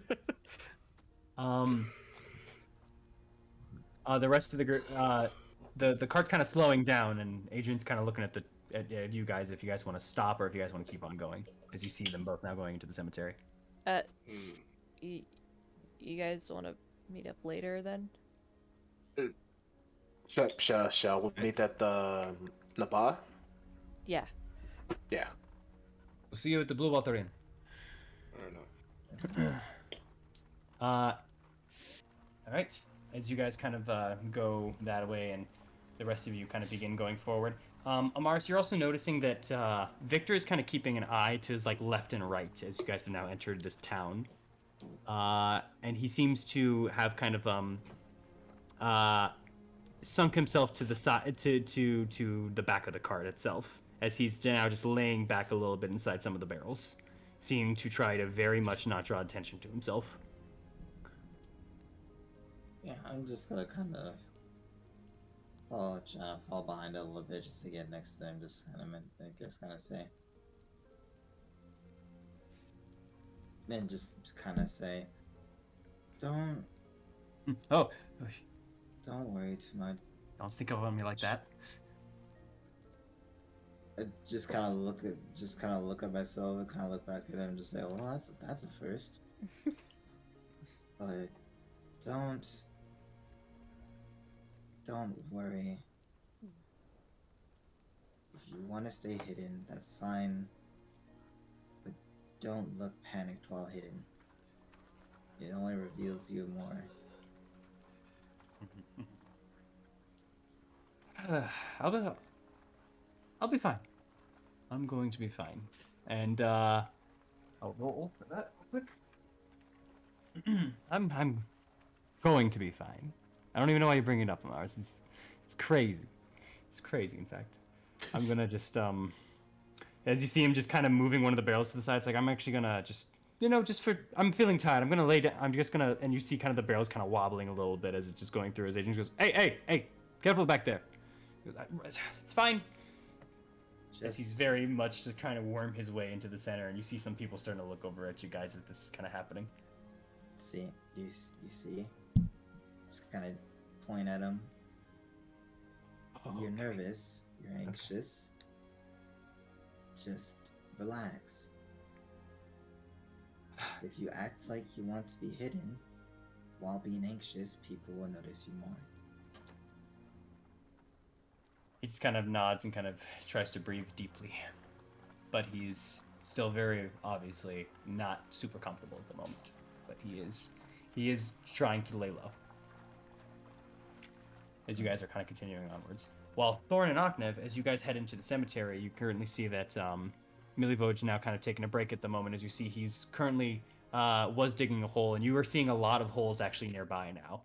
It seems there has been a recent murder.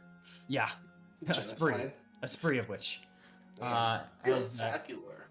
As both your guys' work and possibly the work of the coup of yesterday. Yesterday? Yeah, it was yesterday. Yes. It's only been a day. Yeah, dude, we've been through it, you know? Yeah. Yesterday feels like a month from now for some reason. It was 7 episodes ago. Yeah, I know. It's been a long couple days. As that's all kind of going down, you now are starting to approach him, and he's just kind of looking at you guys. He kind of then takes his head and just looks around a bit, side to side, glancing a little. You see kind of his tongue is hitting the side of his cheek as he just kind of looks at you guys and kind of gives a nod of hey. Before you hear him say, as you kind of get close, he whispers out, 5 gold. 5 gold, and I'll make something worth your while. We can do 3 gold instead. How about that? You know. Mm-mm. Wait, Nope. hold on. We just got back into town. What? What indeed? 5 gold. Meliloge, I gave you plenty of gold for free to help you and your sister. What's up?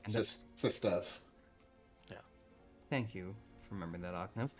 And yes, you did. And that was nice of you. And this is new things. This is a new deal. This is new. This is new deal. How about you pay us first, and we'll pay you for if it's worth the money. Cross my heart. Persuasion check. Sure. For some reason, when I roll persuasion against him, it never usually works. So let's see. Nice. There it is. He's like, fuck you. What do you mean? Show me the gold first. Show me the gold first, then I'll tell you. Then I'm sure it will be worth your while. I flash him some gold pieces. Do you flash them all 5? I show him 5. Okay. Yep. He sees it, and he looks at both of you, and he just kind of looks to the sides again and gives you the motion to get a little closer. Actually, no, sorry. He'd give you the motion to follow him. He starts walking.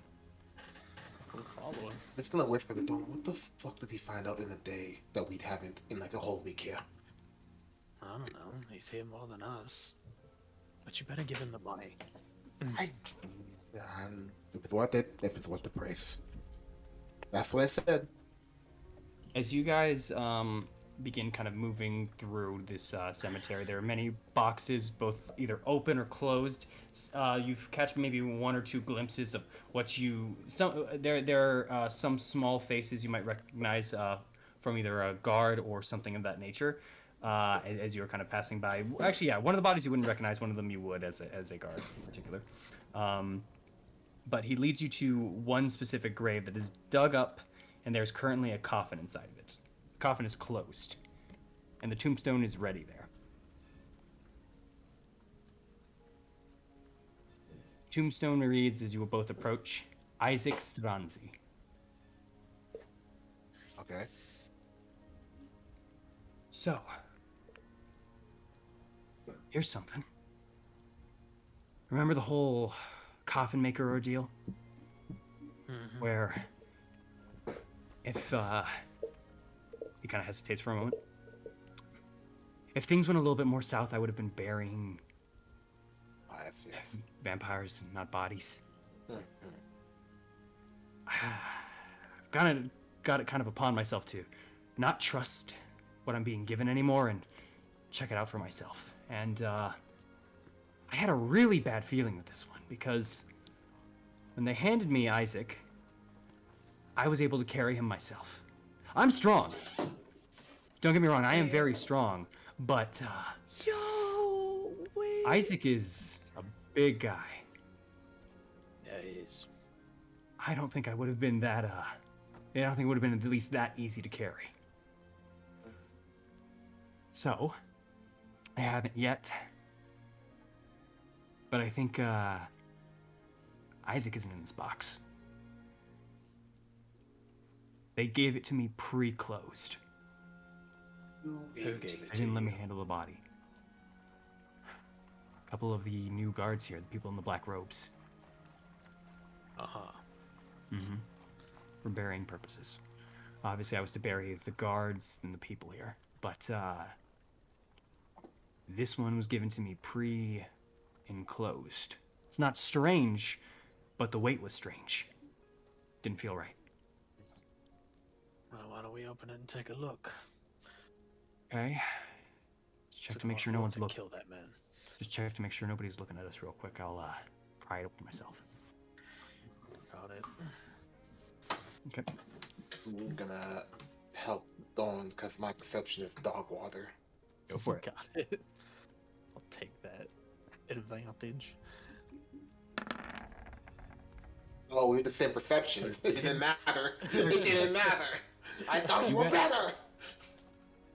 You currently see a couple of black cloaks just walking nearby at the moment past the cemetery, but they don't seem to have eyes on you guys directly or anything like that. You guys haven't seemed to really draw up a crowd or anything like that. There was very little forms of yelling and anything, and Millivoge seemed to have played it off pretty well. So, no disturbances. You guys think you're in the clear.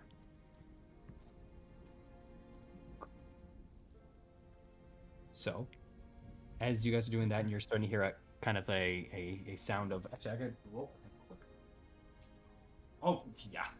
it does not take long as you just kind of hear you're hearing like nails be removed from the woods itself. If this body was staked and nailed into the coffin, this would be a particularly hard job. Even you, Thorn, are thinking like if you had to remove it without like a tool or something, and you think, oh, he's got the shovel, but you look back and the shovel is still at the top at the moment as he jumped into the grave itself.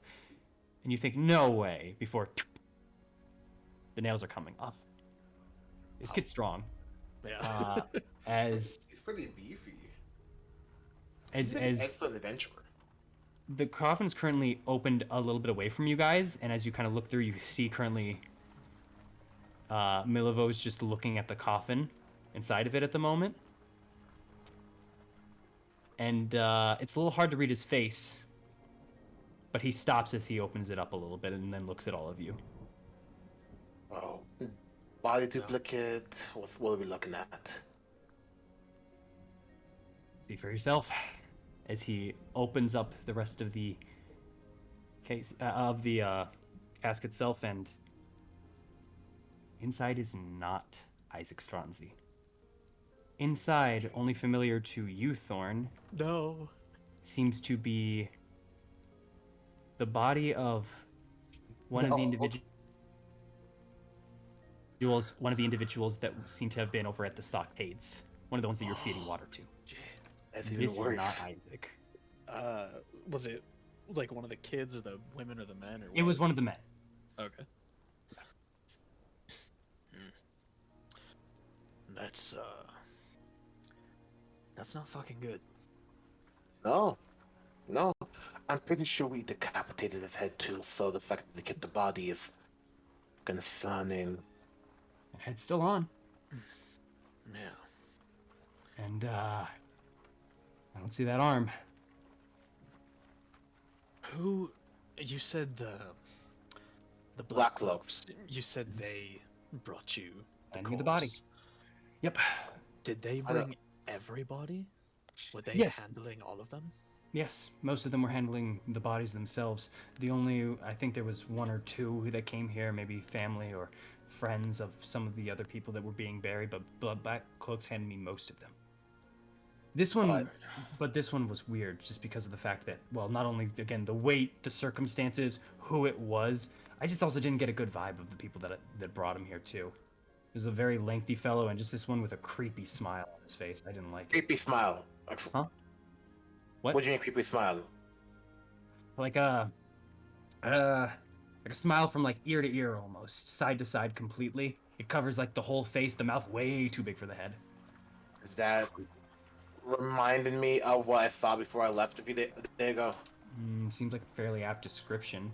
As he goes on for again, like it was a full toothy smile too, teeth almost too big for the face. Also, it was disturbing to look at almost. Walknip kind of. He's got a weird face.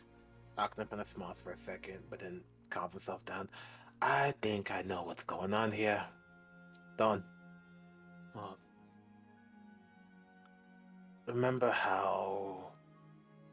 Again, looks back at Milivosh. Hey, I'm going to let you on a little secret here. Something that you can only keep to yourself and can't tell anyone. And if you do, there'll be problems. Mm-hmm. Do you want to hear? I want the 5 gold first. If you're trying to trade me this for the gold, I'd rather take the gold. Fine. He puts his hand out. I give him 5 fucking gold. It's okay. It's okay, Charles. I understand. No, it's okay. No, I'm poor now. No. Thank you. As he kind of just puts it off to the side. Can I close this cask now before anybody starts getting suspicious, or do you need the body? Do you need anything Just real quick? Close the cask. Close Just it. close it. I As he think. kind of What are shuts you it. talking about? Remember how? What's the word? The Baron had talked about how Isaac had went somewhere, towards what's it called? We just came from there. The mountain with the ice and the snow. As a child, with one arm. Krezk? Yeah, came to Krezk, got his arm, and came down here. What happens if the little abbot, sends some people to pick him up after a little debacle? That two T. Hold on for something here. You're saying that Isaac was sent to Krezk to get the arm and everything? Then I'm pretty sure if I'm missing something here. You are misremembering that. You've never been told that at the very least. I've never been told that. I know. You have never been told that. You can maybe have assumed that or something. No one has ever said that in particular. Okay. In fact, actually, roll me an intelligence check real quick, or history. Oh, that's not good either. Well, the Baron said something about Isaac going somewhere and then coming back with an arm, but he didn't. With an arm.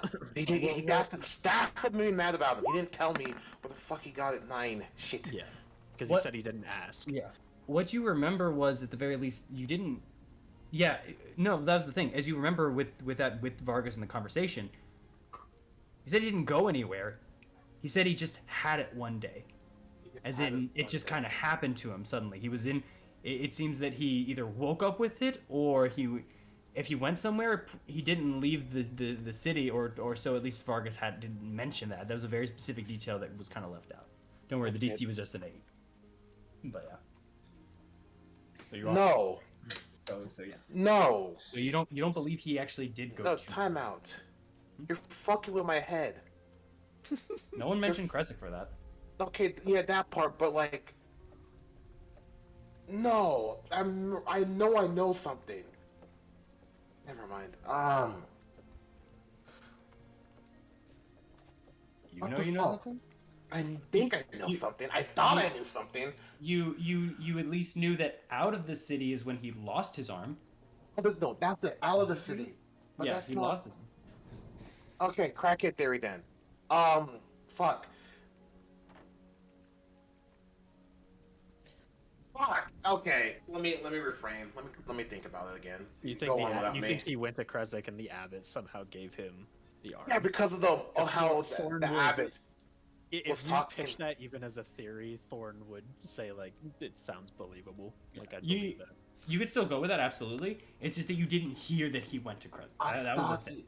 Because I don't know why It's because we discussed it last session, in which like when we were asking questions to Dimitri, we kind of were asking things similar. We never said it was a 1-for-1. We just were asking questions and we kind of pieced it together in our own heads. Yes. He had mentioned in his lifetime that some people from Vallaki had come there, but were either rejected or stayed there. He had mentioned. If that's Yeah, okay. Then here's Okna's mentality, is that either the abbot, whoever the fuck he is, gave the boy the arm and let him come back down, and after the murder of him, sent those creepy people, the one with the toothy grin, who has too many teeth in his mouth. That's what threw me off. Last session, when we're talking about how the abbot would make people who just were wrong. So the spindly man and the guy with just too many teeth in his mouth. That's what I'm getting the distinction, and that's what I thought of Isaac, because of the fucking arm. Yeah, no, the if you tall say one. that to Thorn, Yeah, if you're saying that out loud too, and Milva is just kind of like manually like putting in the blunt ends of all of the spikes back into the coffin, just like pushing them in each time. He goes, I don't know anything about that. I'm not saying he had too many teeth. I was just he puts down another one. I'm just saying his teeth were way too big for his head. I didn't count them. I don't care to count them. But the other guy was just lengthy. He was just tall and skinny. He was weird. Okay, so look, I just, those are what I'm going off. My idea is, just a theory, crack it theory, hear me out, I don't know what crack is, that those were sent by the abbot to go collect the body. I'd believe it. And if that's the case, I can get answers from the abbot. We could. We should also ask Fiona before we leave the town. I'm sure she'll be up with us. Maybe they did something with it. I don't know who this abbot is, but good luck with that also. And he finishes with the coffin and kind of digs himself out, pulls himself out of the hole. It's just someone up in Kresik that we've heard is kind of strange. But Oknev, you've seen these people before. Milivoj, you've seen these people before now. Mm-hmm. Have you seen them frequently? The ones in the black cloaks? Yeah, the creepy ones. Have you ever seen them even just walking by? Oh, the creepy not even people? Interacting with you. Yeah. Yeah, the ones who brought Isaac to you, quote unquote Isaac.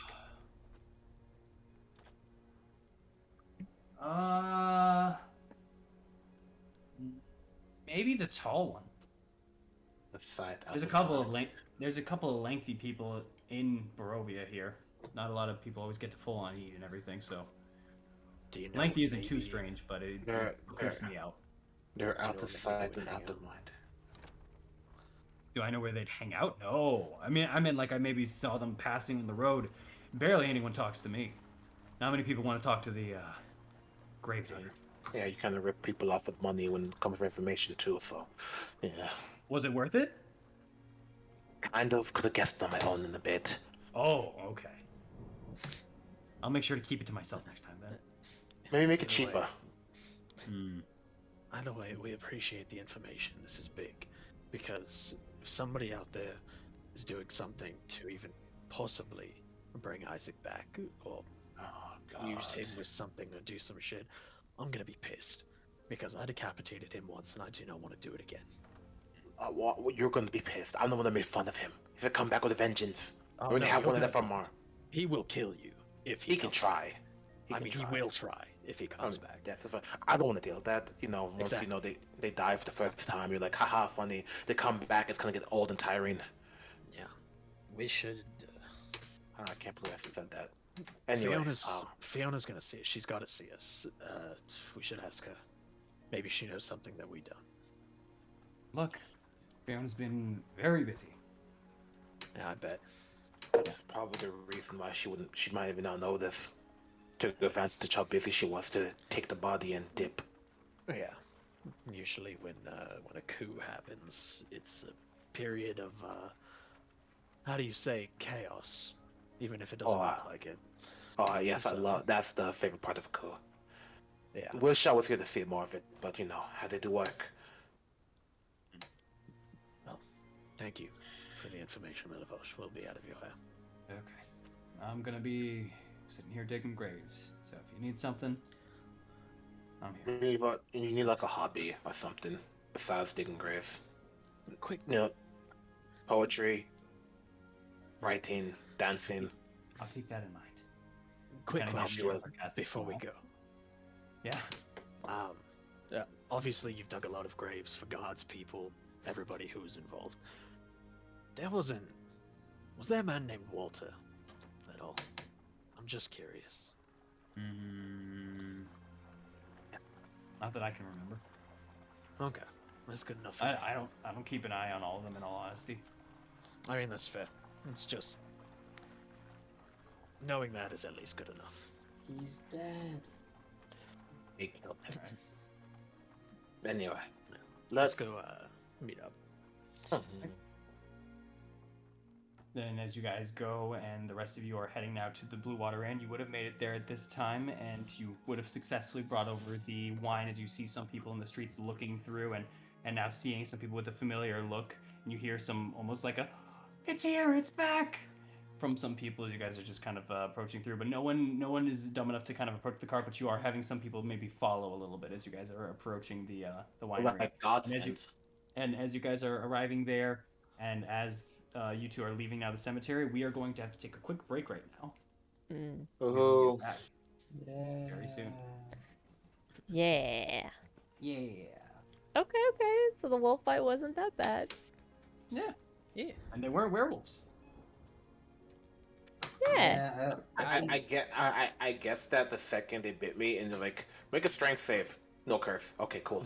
I I kind had of a figured. feeling last time, but I wasn't sure. Mhm. I kind of figured the minute that Victor hit him with the cone of cold, and then they died. I'm like, Probably not a werewolf. this is not a werewolf. Then when I saw the one attack, I'm like, nah, that's not a werewolf. Mhm. All right. Maybe a werewolf fledgling in training. True. All right. Trust me. I I'm would. Let's get into our break.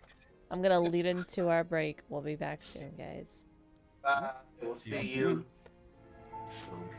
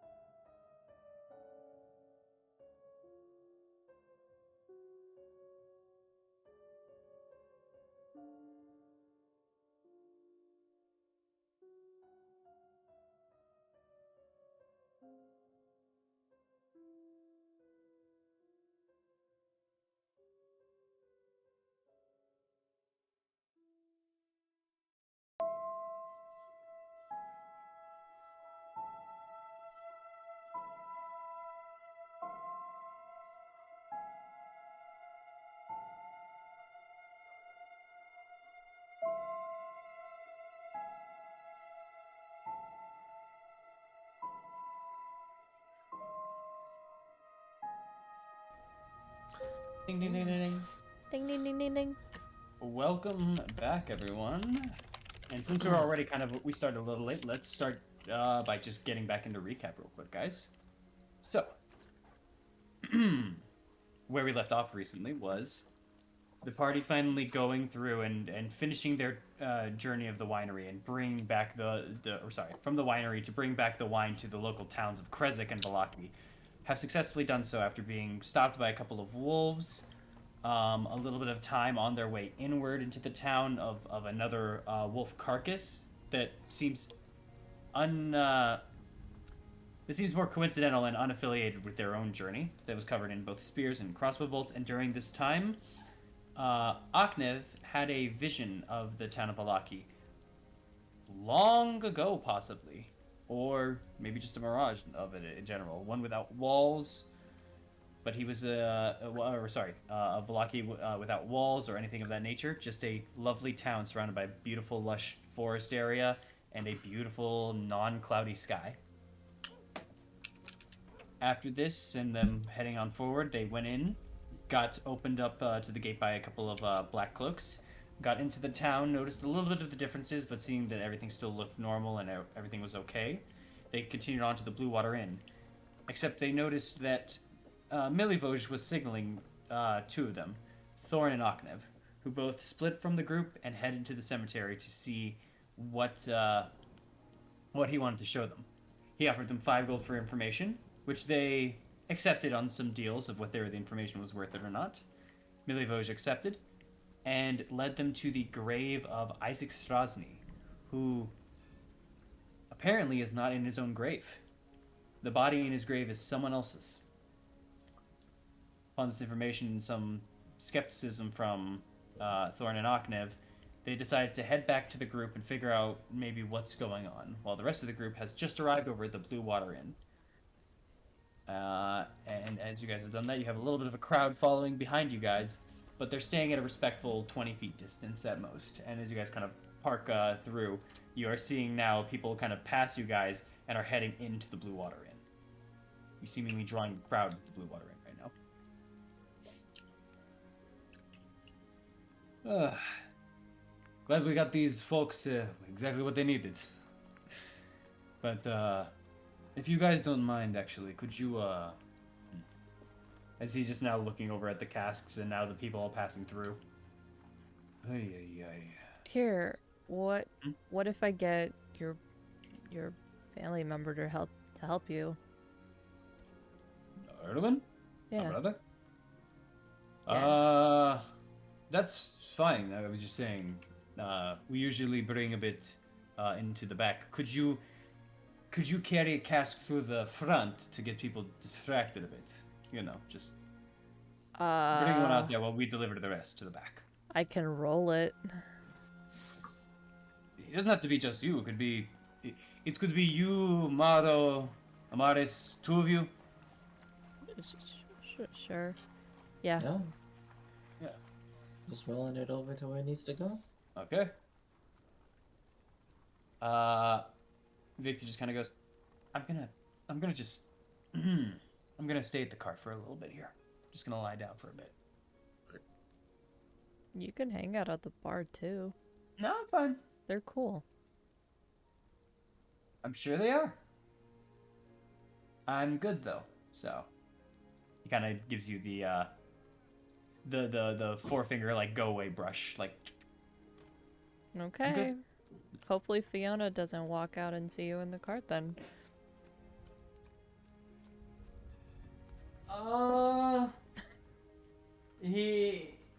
There's kind of a moment you kind of see his head kind of pop out for a bit, but then it slowly lowers back down. Fair enough. Mm-hmm. She'll walk into the establishment with the barrel of wine. All right. Is anyone helping her, or is she carrying it alone? Man, that bitch can carry it by herself. Oh. Are you doing it? And both you roll athletics checks, or one with advantage. I don't have proficiency in athletics, so Then Maro couldn't roll with advantage if you let Maro do. So yeah, just both of you roll individually. okay. Okay. 16? 16, not bad. Yeah, that's really good, actually. Well, okay. Between the both of you, you are actually both able to carry it through. And Mars, as you're kind of falling back, you kind of expect Mara to be the one for this. And while he's definitely holding his weight, it's actually Eileen that seems to just kind of be holding it a little above her head because she has to, due to the fact that due to the height difference between her and Maro. But she's using not only her hands but her horns a little bit to hold the rest of the cask there, and it seems to be working quite effectively. And as you all just kind of enter the bar, there is many more patrons that you guys have ever been used to seeing in here. There's maybe about 12 people inside this bar right now that just kind of go, "Hey!" as you guys begin kind of entering in on here. Special deliveries. Eileen will have a sheepish smile, like, yeah. Donica kind of looks around for a moment before kind of locking eyes with you guys and just kind of giving you guys like a smile. Glad everything worked out. Come on, bring it over here. I'll put the cask in the back and I'll start getting things ready for them. Thank you so much. She kind of looks at you all, and not in front of everybody else, but she just kind of mouths out, which Amaris you can read, Adrian, and she kind of points to the back.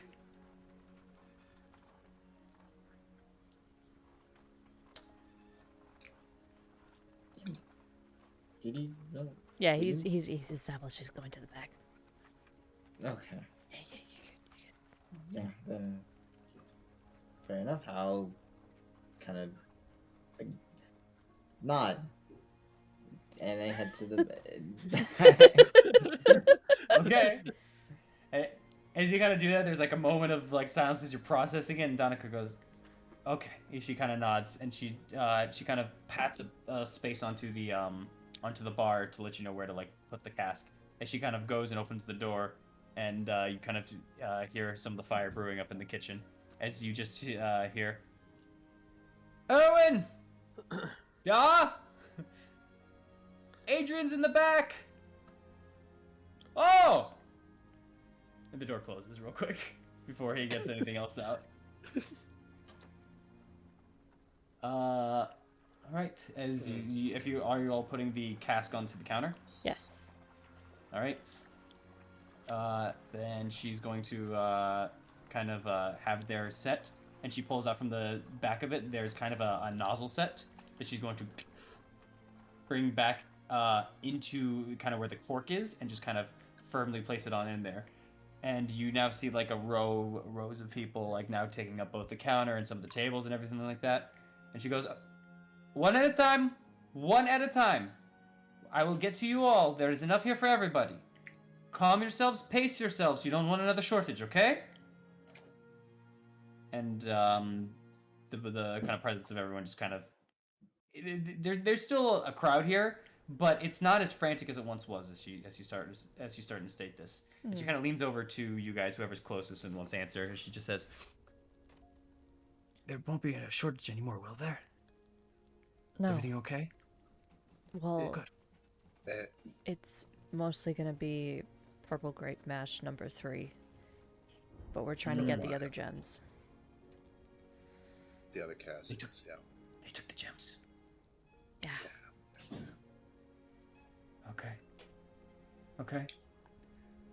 Okay, that's news. She kind of takes a second before realizing the immensity of the crowd as they start getting a little loud again. She goes, all right. Come over here. Whoever wants your bottle. Oh, no, not whoever wants your bottle, sorry. Whoever wants a cup, 2 silver per cup. As she just starts pouring out the wine and giving it next, and she's starting to make out these deliveries. As you guys are now kind of in a very filled bar. It's a little bit active at this point. Back, see if I can put in the music. Hey, Donica. Yes? She's still kind of filling out stuff. Off the top of your head, do you know a good clothes place to shop at?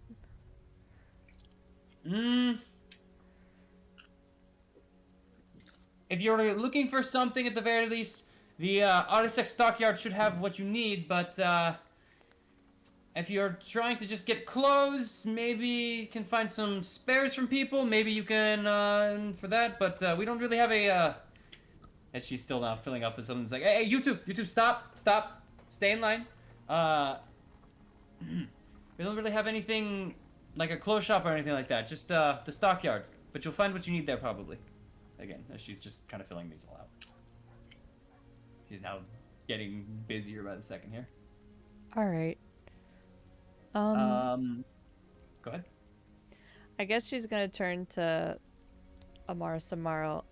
I think I want to wait until Thorn and Ognev get here, and then we go clothes shopping. But is there anything you guys want to do here?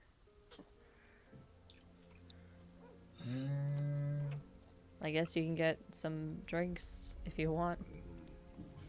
I was thinking about talking to Erwin, but it seems like he's gonna be busy.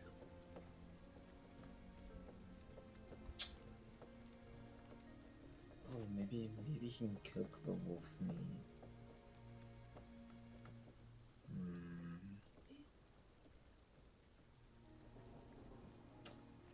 It's nothing. I don't think it's really too much that we need to do here. Just gonna kind of pull out a piece of wolf jerky and just kind of start nibbling on it. Would you do me a favor? Is there any way you can find out if how Lydia's doing?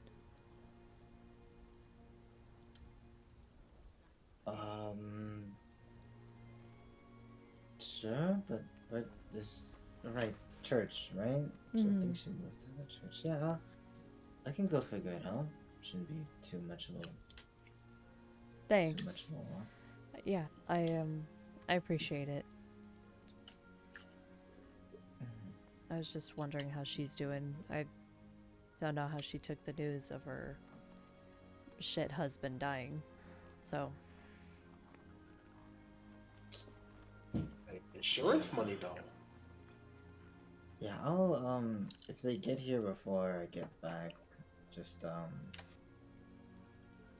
well, just let them know. Okay, I will. And then I'm gonna go head to the church. All right. As you kind of are making your way there, you're taking the main roads, right? Yeah. Same with Thorn Oknev, or no? Yeah. All right, then you guys would have ran into each other very quickly. I'd say. Oh, actually, let me move the token. As you guys are all. Wrong map. As you guys are all over, kind of here, over in this area for the Blue Water Inn, you guys meet up about right here at the crossroads, right before the Blue Water Inn. If you want to just say you relayed the information, you can. It's up to you. Or if you guys want to talk something out of it, but yeah. I'll just say, hey. Hi. I'll be back. I'm gonna go check up on Lydia. Got it. Before you head over there, we learned something at the church, and we can talk about it fully when the group is all together. But there's an issue with Isaac. Yeah. Is he not dead or something? No, he's dead. Make sure. Remember the head with the fly and kicked it around. No, he's right. Dead. What body's happened? missing. Body's missing, and we think that Abbott has it. Well, I think the Abbott has it. Yeah. Oh. Shit. Yeah. Whenever we talk to Fiona next, we should bring it up to her. We'll see about it. But there's more details about it, but we'll relay it all when the group's all together again. Just figured you would want to know. as this is going on, Amaris, and as you're just kind of taking this information kind of surprised a little bit, your head just instinctually kind of moves to the side a bit, just kind of processing the information. And to your right, you see maybe about 45 feet away from you, a head kind of peering from the side of the building. And you... Have you seen this? I believe you haven't seen this individual before. Kind of a white cap kind of out onto it. They're wearing kind of decently nice clothes for Barovians. Still a little soiled, still a little kind of messed up. But yeah, you notice an individual that kind of meets eye to eye with you for a moment. Their eyes kind of widen up, and then they kind of go behind the building. Alright. Just kind of just look towards him and it's like, well, yeah, that's definitely important to note. By the way, just gotta just sort of kind of point over to the alley in which the individual was at. Mm-hmm. Someone's down there. Or at least say that in a whisper. Someone's down there. They immediately backed off the minute I noticed them. Not sure who it was. If you want to take a look at it before you head inside the inn. I'm okay, but we'll keep an eye out. I mean, it's kind of there. I mean, I'm not stopping you from looking. I'm saying I'm Alright. okay. I'll be right back then. Right. And I'll go ahead. I'm just like, right, well, again, head into the church. If I'm not back within, well, by the end of the day, assume something bad happened to me. Got it. Everybody's at the inn, right? Mm-hmm. I'll head over there. Alright. Break, as in then I just go walk off. Alright. You're becoming more open with us. That's good. That's good for her.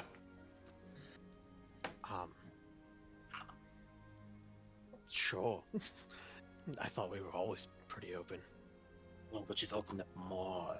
Never mind. Just go drink. I'm going to go kill a man. Hunt a man. Find the man. Bye. Walk off. Don't hurt anybody. That doesn't mean anything. We have a Sure. reputation around here. Yeah. It's not gonna surprise me that people are looking at us weird. Uh, I would advise you come with me, actually. We don't need to look for that person, but You just you're gonna said do you- what you're gonna do, and I'm just gonna walk off. He understands me. And I go hunt the man down. right. You go north, Thorn goes west, Amaris goes east. As you all just kind of go through, Akna, you go to hunt the man down. Make a perception or survival check for me. Up to you. Shit. Results. Shit. Yes. He got to me first because he knew this would be super quick and easy to get out of the way. Perception or survival? Perception or survival? The same thing? Let's go survival. I might get a better chance. Let's go! Eight total. Yeah. Hey, that happened. As you kind of go a bit north, upwards, you see kind of the alley that Mars was talking about, right over to here. And you kind of check, you're near the back end of the Blue Water Inn itself, and you just noticed, luckily, someone recently stepped in a lot of mud here. And you follow kind of the path through, and it seems that the mud is very, very stuck to this person's shoe, as you can see just a very easy trail to follow. They did not roll well on their stealth. That leads to the back of this building right here. And as you kind of walk and you kind of turn the corner, you see someone kind of turned around at the moment, fiddling with something, as you kind of now see them. They're maybe about 10, 15 feet away from you at the moment. Damn it! Oh. Yeah, the trail seems to lead directly to them. Oh, cool. Let me look at spell. Thematic and material. Shit. Vocal and thematic. Shit. A lot of thematic. Anyway, cool. I'm just gonna grab a rock because I learned this from a good friend of mine. Very smart, very intelligent. And I'm going to toss it to the side somewhere and see where they look. Near you, away from you, where? Away from me. Away from you? Okay. Yeah. Yeah, as you just kind of throw it out, they immediately just kind of jerk their head up and look towards where the rock landed. And is there enough room in between them and the door? There's no door. They're not inside anywhere. They're outside. They're just behind a building. Oh, okay, good. Yeah, I'm they seem gonna to be fiddling sneak with something there. That's it. Go I'm ahead. gonna sneak up behind them. Did you mean to throw the rock or no? Yes, I threw the rock. I'm a stealth you threw it away? because Okay. they're not looking at me. Well, yeah. As they're now checking the rock, you can stealth absolutely, but I'll say just roll stealth naturally at the moment because they are now looking around real quick. But this is right when it landed. This is right when it landed, so it was just normal stealth. Roll it. Yeah. 19. 19. Yeah. As the rock kind of lands, they look over at the rock and they're kind of like leaning forward, squinting as you can easily get up behind them. What are they fiddling with? In their hands. So they've kind of put it to their side, and you currently see that what they're fiddling with seems to be a dagger of sorts. Do they still have their hand on the dagger? Yeah, they still have their hand on the dagger. In fact, they've kind of palmed it to their side as they're just kind of looking forward a little bit. Okay, cool. Just kind of like over his shoulder, kind of like like in the cartoon when they kind of move to the side, you move to the side too, just behind. Yeah. You be behind the whole time while they rotate around the Bugs Bunny treatment. Yeah. I get you. He's just kind of looking out forward. His head kind of darts a little bit to the right. Now the head's turning a little left towards where you are. What are you doing? Oh, I'm still behind him. You're gonna just try to keep staying behind him? Yeah, I just want to see how long this lasts. Yeah, how long this lasts. Roll a stealth there. All right. 14. I lost 5 points. As you kind of start moving over to his side, he looks back where you were, and you're already behind him now, barely making any noise or movement. You're very, very quiet. And as he turns back to the right again, you move and shift back to your position. He almost does a full 180 and just turns to where you were, and you're now towards where the rock kind of sound came from. And you just hear him just underneath his breath go, "Is that a... the hell was that? Huh." And he turns again, and you kind of go behind him. He currently does not seem to know that you are directly behind him. He seems to be rolling horrifically. Must have been the wind. No one's here, right? No one's here, right? You're at the back of a house over in these sections. You would basically be right around here right now. And no, there's some trees. You're kind of in an open clearing area a little bit. You're just behind a building at the moment. Not even next to a window. Alright, and here's what I'm gonna do because I'm such a nice guy. I'm gonna move up and just gonna put my arm around his shoulder and just put my hand where his dagger is so he doesn't pull it out too quick. Like, hey, how you doing? You were following me, my friend, recently. Oh, it's you. Hey, yeah, you. No, yeah, I was just checking up on you guys. Following us. Oh, I don't believe we've met. As he kind of takes out his hand to kind of give out a hand for a handshake, as you say, following us again. Well, that's how I took a handshake. I can't cast magic, Blurt. He puts out his hand. It's up to you if you do anything with it. I'll You shake can't the fucking hand. not cast magic any worse, so... What if I just lose the feel? It's like the finger. What if you get your magic back? I'll shake the hand. He shakes your hand. His eyes go black. No. You shake his hand. He goes, Ernst. I'm a friend of Lady Fiona. I talked to your friends earlier, Thorn and Eileen. What? Who are you? Friend of You're a friend. What name? Ernst. I Is that said his name? Ernest? I didn't hear that Ernst. Yeah, Ernst. Yeah. I'll incite him. I'll incite him to see if he's lying, or maybe Thorn and Eileen told me and I forgot. But go ahead. Have and talked about him. okay. Go ahead and hit that insight check. I will not lie to you. Octave and I have forgotten.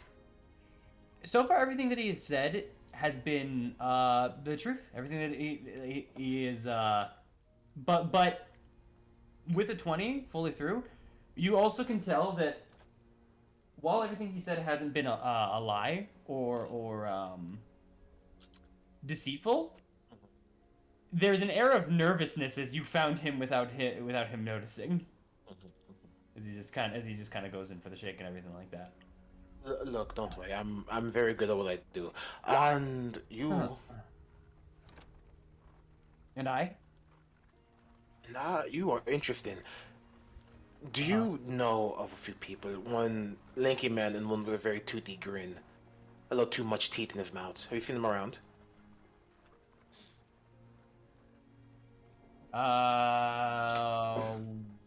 What?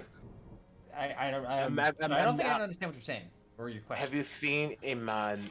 You know how like the gods have been wearing black garbs, like black cloaks and everything. Have you seen two? One with a very toothy grin, a little too much teeth in his mouth, or a very lanky one? Guard with too much teeth in his mouth or a lengthy one? He smiles a lot. Smiling, that's weird in Barovia. Yeah, like ear to ear. I don't think so, no. Yeah. Well, if you can do me a favor, if you ever do find them or see one, let me know. Let us know. Aknef. What's your passive insight? 14. That beats this. When he said, no, I don't think so. Something about the way that he worded that, or he kind of swallowed his own tongue when he kind of said that. That kind of look at him. Friend. We did help with your town. We put our necks out there. And I greatly appreciate it. No, what you could do, just hear me out, is help us out with the situation and just telling me if you have any knowledge on this. Now, don't come back to you, but I need to know, my friend. So please help us out. Ernest, yeah. Ernst. Ernst. I'm sorry, man. I'm confused. Are you trying to threaten me or something here? No, I'm not threatening. I'm trying this new thing of talking it out with people. Making my case. Yada yada. I need to know about them, and if any information on them, I need to know it. Very simple, very easy. Please, tell me. Roll me a persuasion check. With disadvantage. I had a feeling. Yeah. You know something. I'm using the thing. 21. Oh. Being a bard isn't bad sometimes. Okay. Listen. There's I'm listening. Yeah, no. I may have seen a lengthy man or a man with a toothy grin. There's a lot of lengthy people, but the toothy grin is the key, I guess. But yeah. You see, we're not really supposed to disclose each other's information for the people that are, inside of this whole organization, the rebellion. That's kind of it kind of helps each other remain anonymous a bit more, in case things didn't really work out. But I guess things worked out, so I don't. He's going to cause more problems for you guys. Oh? Yeah. Let's just say, and I'm trusting you here. I'm trusting you a lot, and I really hope you don't fuck me in the future. Let's just say he's gonna be bringing back an old friend of yours, a good old Captain Isaac. And I want to see his reaction to that when I say bring back Captain Isaac. Roll an insight check.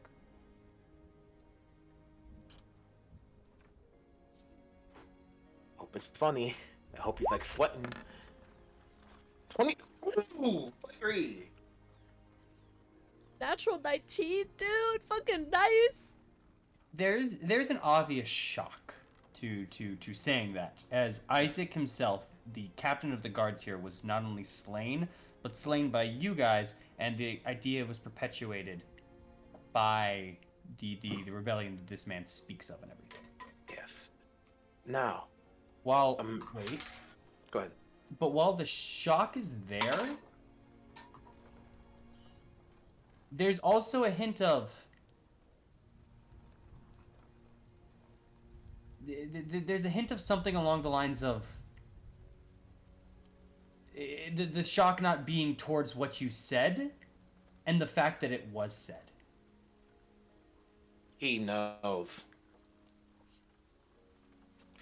He knows. I immediately back off him.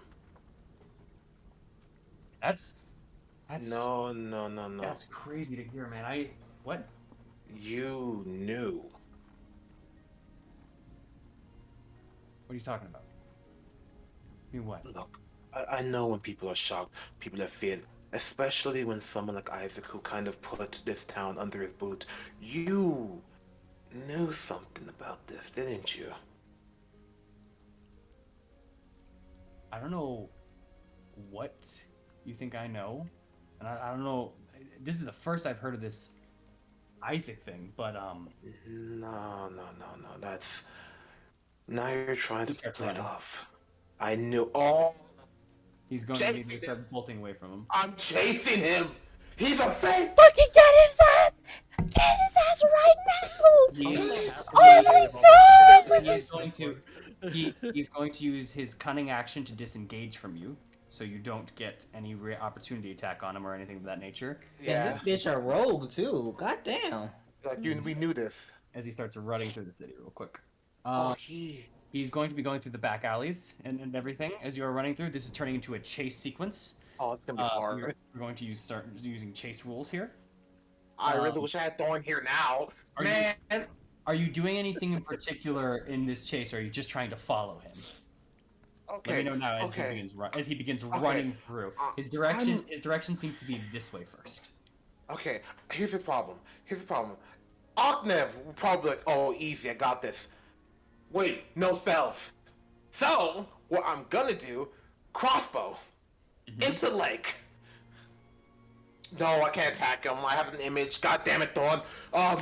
Shit. Fuck. Okay, you know what? This is gonna be crazy. It's a little crazy, a little dumb, a little stupid. I'm gonna take the chain scimitar, and this is a little crazy. I'm just gonna spin that shit around and throw like a boa around his legs. Let's see what happens. Yeah. Okay. Just roll me an attack. This one, though, for a thrown action like this, will have to be with strength. I will say, unfortunately. Because I know what you're trying to do here. This will have to be an attack with strength. I get it. So it'd be a +4 for this. So I'm just gonna roll it. I'll throw. Oh, okay. I'm gonna throw this. I'm gonna use Island Scimitar. I mean short sword because Island gave me strength for this one moment. I will also allow athletics if you want as well. Either or. Nah, I'm not good at either. So I'm just going with the attack roll. Come on, it's a +4. It's not +6. It's +4. So 14. 14, okay. Oh, please. Come on, baby. Come on. I do not roll well with this guy as they wrap around his legs and you hear as he rolls and slides onto the grass. Oh, I jump on him. Just a couple feet ahead of you. Okay. And I know if I had any chance of anyone hearing me. This happened like how this the end's right here, right? The end's right here? Wait, I'm over here. The end's right here. The end's right here. You roped him at about right here. It did not take long for the rope. He got maybe about 30, 60 feet away. Okay. Amaris is either at the church or almost there, and the rest of the group seems to possibly be inside the inn, or we'll see in a second here. I have to pray. I have to pray Island can fucking hear me. And like, Eileen, wolf attack, help me! Eileen! As you start yelling that out, he's gonna start going, guards! Help! I'm being attacked! Who hears it first? That's why I'm not with you. The truth! While that's happening, the people at the inn, Thorn, you've just arrived back over at the inn. As Eileen and Mara are there. The inn is currently serving a lot of patrons right now as people are getting drunk. And more seem to be coming on in. Great. Yeah? You guys all see each other? What do you guys like to do? Hey, so there's no specific clothes shop, but it looks like the stockyard is our best bet for some clothes. Otherwise, we'd have to borrow clothes from other people, apparently.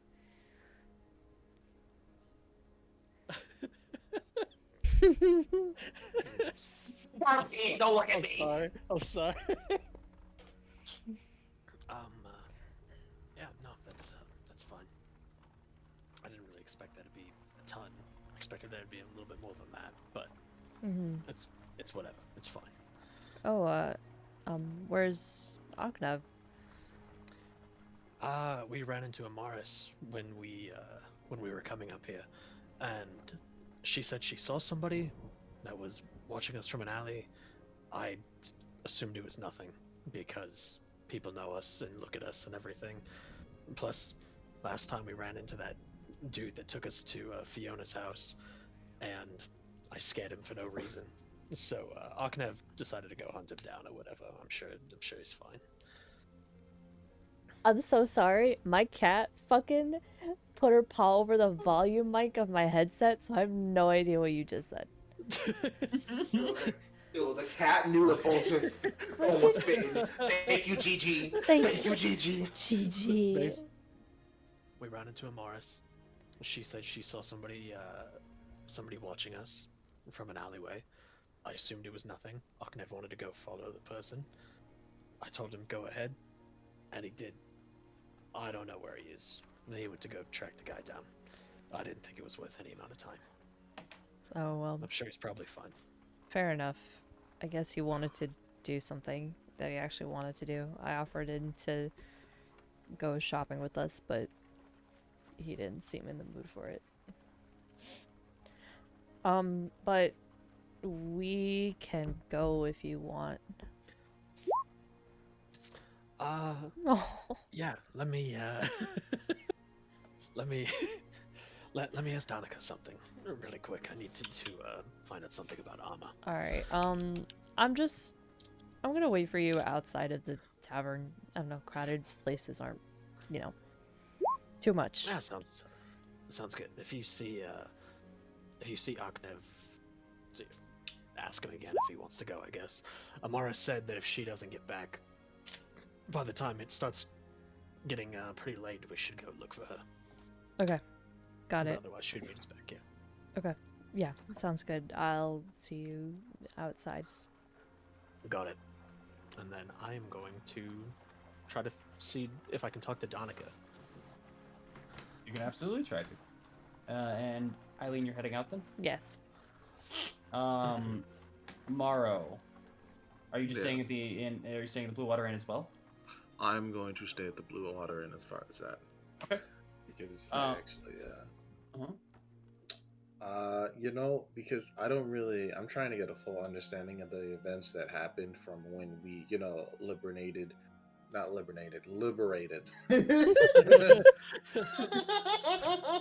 From when we, liberated the city to when we, as far as that, came back as far as that. So what I was gonna do was I was just gonna, people are pretty drunk. As far as that, I'm just gonna find maybe get 2 or 3 people. As far as that, put down some Three Dragon Ante and sort of entice some conversation over a fun game and a celebration. Yeah. Are you looking for familiar people or just any common folk? If I can't find anybody familiar, then I'll go common as far as that. Okay. We'll get to that in just a second here. Yep. Eileen, as you start heading out of the inn, you maybe make it about right to the main kind of thoroughfare here, as you're still seeing people kind of pile up, and amongst all these footsteps and paths, everything like that, you hear in the distance just Eileen as you recognize Aknev's voice north of you. Oh shit. I look towards the voice. As you fall, you cannot see it, but you hear it in the direction. Along with that, you hear, "Help! Help! He's attacking me! Guards!" Oh, fuck. Am I next to the door of the inn? You are next. You're maybe about 20 feet away from the inn. Yeah. Fuck! I'm gonna knock on the. Is there windows? On the inn? Yeah. Not on the first floor. God damn it! Okay, Just run inside. I'm going. I'm going. Oh, you're just going straight? Okay. Yeah, I'm going. All right. You're running straight to Aknev. It's 20 feet! Anything could happen! It's gonna take you a little bit to get to Aknev. So Aknev, as you now kind of have this guy into the ground, he's struggling and yelling, "Help! Guards! Help!" If you're still trying to keep him there, I'm gonna need you to roll an athletics check and roll attack battle. This is bullshit. Dude, y'all gonna get arrested. He knows. He's bad. He's actually bad. I'm not in the wrong this time. You know that. I can lie. I'm very good at lying. Yeah, but hold on. Akna would never call Eileen out like that. Oh. As you're kind of holding him through, and you're thinking the audacity of this man to call out to the guards, he gets a good kick right in the gut, and you kind of let him go for a moment as he's trying to now. Family jewels. Yeah, as he's trying to kind of get up, and once again, he's going to use that cunning action to disengage and start running again. Help! Help, guards! As he's starting to kind of run through, but it's still you still have an action. You can do what you want. You just had to let him go, and he's starting to run up again. It's a question you've probed, right? Did he have half movement? Question mark? I don't know. Yeah, he had half movement. He had to disengage, then he ran. Yeah. Okay, cool. I chain lasso, chain boa. Okay. You pick it up off the ground from where he had just dropped it. You go for it again. Go ahead. Come on, dude. Come on, dude. I'm trying so hard. 17. No, it's 15. 15. It's a 15. God! Back again onto the ground. God! Stop it! Help me, you piece of shit! As you get back on top of him and just kind of holding him there. Oh! and Why broken Isaac? Why? As you're just kind of saying that, again, he's just trying to kind of struggle a bit. Eileen, you now see in the distance, you saw a man start running and something wrap around his legs, him fall into the ground, and Aknev kind of tackle him. You see also two other black cloaks running in the similar direction that you are. I will kill everyone! Don't make me! No. I'm going. I'm running to you, dude. I'm running. We got the known criminal and the girl with a race that no one understands about to go toe to toe with the cops. Wow. I've dealt with them before. It's fine.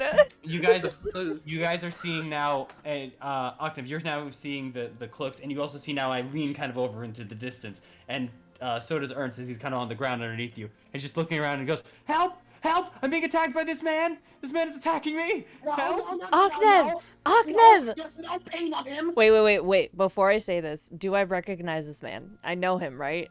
Oh, this is Ernst, yeah. Okay. Aknev, let him go. And I'm sprinting. He knows shit the fuck, Isaac. I'm sprinting. I'm actually helping for once. I know. I don't want you to get fucked though. Come on. Make a persuasion check. No, disadvantaged. No, normal. What? Making it normal. Wow. 25. Yes. So he rolled with advantage. And he's pretty good too. Yeah. But for some reason tonight I can't roll above a 10. So as he's just going out, he looks and he tries to make eye contact with one of the black cloaks first, and then he goes, he's attacking me. He looks like he's trying to very much, and Eileen, you pick up on it immediately. He's very much trying to say he's being attacked and making sure someone's looking when he's saying it, while Aknev seems desperate and is full-on intent of what he's saying. You even see the black cloaks kind of stop for a second as they're now looking at this kind of happening, but keep up their pace. And you do see the black cloaks go to separate the two of you at the moment. Yeah, There's no attacks on him. There was no attacks on him. He's been looking for us. He's been stalking us. You're being pulled away from him. Are you resisting? No, I'm not resisting. I stand up, hands up. I'm like, He looked at me. He was following us. He was in the shade. I know creepy. He does that. He's shady as fuck. And when I asked him a question about, you're also evil, Ernst? warlord. Yes, Ernst. No, as one of them just kind of goes, yes, it's me, and they were, and just like before as he's just trying to even like say, he's already fumbling on his words, either the interaction that you had just done, or maybe he's scared of you multiply attacking him and just roping him with a boa kind of situation you have going on with your blades. Last time I checked, there was no. Yeah. Well, one of the black coats just kind of takes a breath and just goes, "You were following them, huh?" Yes, but you know why. As he kind of just puts his hand up and just looking over at Ernst. I think there was maybe some miscommunication here. You're one of the outsiders, right? I pointed at him. Look, you. I don't care. I don't want to know. I do want to know. I don't know everything because this motherfucker here. We found information. I found information about some really serious shit. And the fact that he did not act surprised about it, or just knew about it, made me think he has his hands in all the cookie pots around here, and I'm not about it. He ran away, and as you can see, I did not attack him. I did no damage to him. I did tie him up. And look, yes, I roughed him up. He's on the ground. He's been yelling, but I did not lay a finger or hurt him with a weapon. So before we go through this, because I was able to stop you from doing so. Oh, bullshit. As he was, by the way, he was holding a dagger ready to stab me. I did nothing with that. I just said hi. Another thing. Before we go with this Mary Poppins bullshit of me running around looking for answers, be fucking frank with me. We saved your fucking village. None of this ring around the rosy bullshit. We have information on something that's important to you, and the fact that he acted like he knew already makes it seem rather suspicious. I just want to know where one of your friends are. A very important friend who may have been part of this bullshit. So, if you don't mind, I can bring this to Fiona myself, and I'll let her know everything, Ernest, if you don't want to tell me. Make an intimidation or persuasion check on your end. I'll do persuasion, if you don't mind. Okay. I mean, you got here, you were in the middle of some sudden shit. As you kind of say that, both of the guards kind of just look over at you and then look over at Ernst, who's going to do his own little... Okay. Can't beat a 25. I was just, he kind of just looks over at you, Aknev. And you can see kind of his demeanor gets much darker than it ever was. Eileen, you've even seen his demeanor before. His demeanor just kind of brushes things off his back and off of his shoulder and stuff like that. Even when he's been scared by Thorn. But he's looking at Aknev now, and he kind of is giving him a stare of like, I hate you. Oh, a lot of people hate me, bitch. Get used to it. Start talking. Ernst? Ernst, what is he talking about? You gotta be kidding me. He's got you too.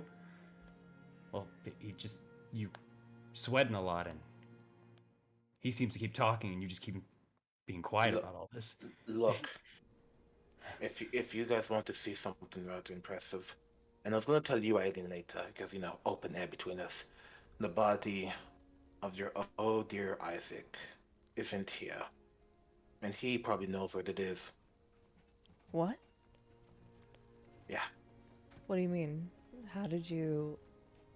Let's say me and Thorn were able to see the casket before it was closed. And wasn't Isaac at all. And we think we know who took them. And when I came to confront him about this, because you told me he's very smart and has his ears in many different places. But as I kind of bend down and kind of put my hand under his chin, it seems the little man has his hands in too many cookie pots. You are too far away from each other. You guys are maybe okay. 10 feet away. Yeah. Okay, and it seems our little man here has been making deals with the wrong kind of group, wrong kind of people. So, I'm willing to forgive. I don't really care. I just want to know what's going on, friend. You can tell me that, or I can make you a bigger laughing stock than you running around here like a chicken with your head cut off. Both of you two make perception checks for me. I'm so glad I brought Eileen. 16. 18. Both of you make out that he's just kind of breathing heavy and looking back and forth, and he kind of eyes the guard right behind him to his side, who's kind of approaching him a little bit, and kind of grabs his shoulder for a moment, and you see him kind of tense up. But you both see him mouth out the words, "For the triad." As he's going to This dude in the Yakuza? grab onto his arm with his kind of with his kind of fist and strike his elbow right into the Black Cloak's stomach to the side of him.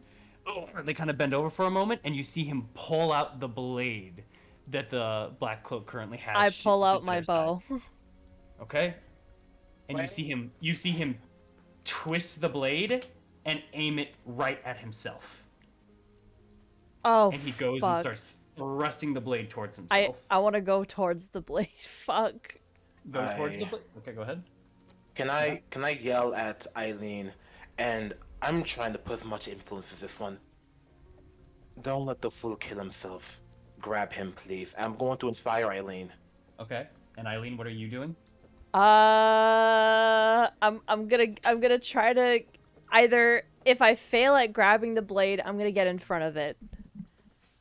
The blade is there's no getting in front of it because it's basically 3 inches from his stomach right now as he's going to just Are you try, fucking kidding me? Shit! Yeah. You can try to grab it if you'd like. You said you took out your bow as well. If you want to No, do something with that as well, I'm gonna grab it. I'm gonna grab it. You're gonna try to grab it? Alright, then this is a grapple. Go for it. Man, I really wish Stone was here. Yeah. I'll say also wait, Ogden, for that bardic inspiration real quick. Just everyone roll me initiative checks real quick first. God damn it. You have No, to I should have used my longbow. I could have hit the dagger out. You think you got like the I can do it. I think I can do it. Okay, then go for it. You got the inspiration. I believe in you. I will say you would have been able to get the inspiration out, and this is the sequence of events. He rolled. I cannot roll high for this man. So, are you? I'm gonna shoot the dagger out of his hands. Trying to shoot the dagger out of his hands? Okay. Yes, like I did with. Okay. Roll me an attack with your longbow. Use inspiration. Go for it. Come on, Eileen. I believe in you. 5 plus how? Okay. What's your inspiration? It's a D8. So let's see 30. Let's Fuck! see. Okay, 26. 26. 26 was enough as you fire it out, and the blade hits over nearby his hands, and you just see him over where his hands once were, as the blade just clacks onto the ground. He's looking at you guys, and now you see the Black Cloak kind of recoiling a little bit and everything. With this, as he kind of looks around now for that second, and he sees kind of the blade back on the floor, he's just looking at all of you guys, and the Black Cloaks now seem to be looking very much at Ernst at the moment. If I still got my movement, you know, I'm going to say just everyone roll an initiative real quick that is here. So both of you two. Okay. Hey, we gotta. Okay, Eileen, I'm not saying that this is a start of like something beautiful, but let's make it good. Oh shit, dude! This is the start. Like, who do I call? Thorn? No, I trust Eileen. Ouch. Well, no, in this moment, you know what I mean. You know what I mean. I like your perception's high, but like Eileen's perception is super high. I was like, if I call her, maybe she'll hear me, which worked. I played to my team. Okay. First up is Aknev. Oh hell yeah! Run over. I run over. I grab the scimitar and short sword off the ground, and I just kind of look at him, and I am smiling as I'm giving a smile like I ruined your whole fucking life, dipshit. Do something about it. As I run up and feint to the left, come to the right, and just go for an angle around his ankle, his thigh. Non-lethal attack, of course. As I'm gonna say, I'm gonna put him down. Well, not kill him. Don't worry, gods. Just grab him by the arm soon. As, short sword, Eileen, pop off. Non-lethal. 12, that misses. Okay. A 12. Nope, a 12 hits. A 12 just hits. 7 piercing damage. Yeah, as you go inside and slash over onto his arm. Non-lethal, as I'm going for the other arm, the right one, with a scimitar. Six slashing. All right, 6 slashing. Absolutely. As you just go slashing at this man as he's now just kind of reeling in and still looking around him, his head whirling after all the things that have just transpired. As he's now just kind of looking around back and forth, what his options are, and you are just cutting him into like pieces. All non-lethal, but he's still not down. And as the bonus action, gonna fling the short sword at him through the chain, but kind of pull it up so it wraps around his arm, and then pull him towards me with the scimitar to cut around his body. All right, go for it. And then just gonna get real close to him and be like, Oh! No, non-lethal, don't worry. Go for it. And I just gonna slash him across the chest. Oh, not good damage. Not 7 slashing. Yeah, and as you're just going through and you slash over onto his arm for the first one, and then kind of wrap around as he goes kind of for a punch and pull onto his arm around your right around your shoulder, and you just kind of crack the arm for a bit. You take both of the blades and you hit him right in the stomach. You're just going for these knockout blows rather than anything else. But the man is still standing. He's kind of breathing real heavy. And I just kind of stand there, look at him in the eye, and just smile. That's my turn. I'm not moving from him. I'm right in his face. Actually, I'll bring this up. Hey guys, I'm sorry for taking so much time. No. This is wonderful, dude. And as that happens, and you finish up your turn. This is some conspiracy shit, you know? He's breathing heavy, and you just hear, help! As you just hear behind you, Ognev, Ernst, you fucking idiot. As one of the black cloaks goes right for you, Ognev. I had a feeling. We need Thorn. Get it all conspiracy. You need a team.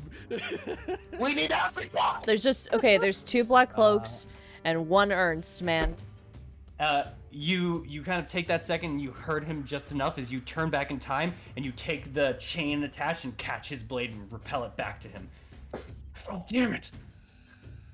And as that's kind of going on, the other black cloak that's like right next to right next to Ernst himself is now just looking, and is wide-eyed as both of them are going through with this, and he just says, You help us.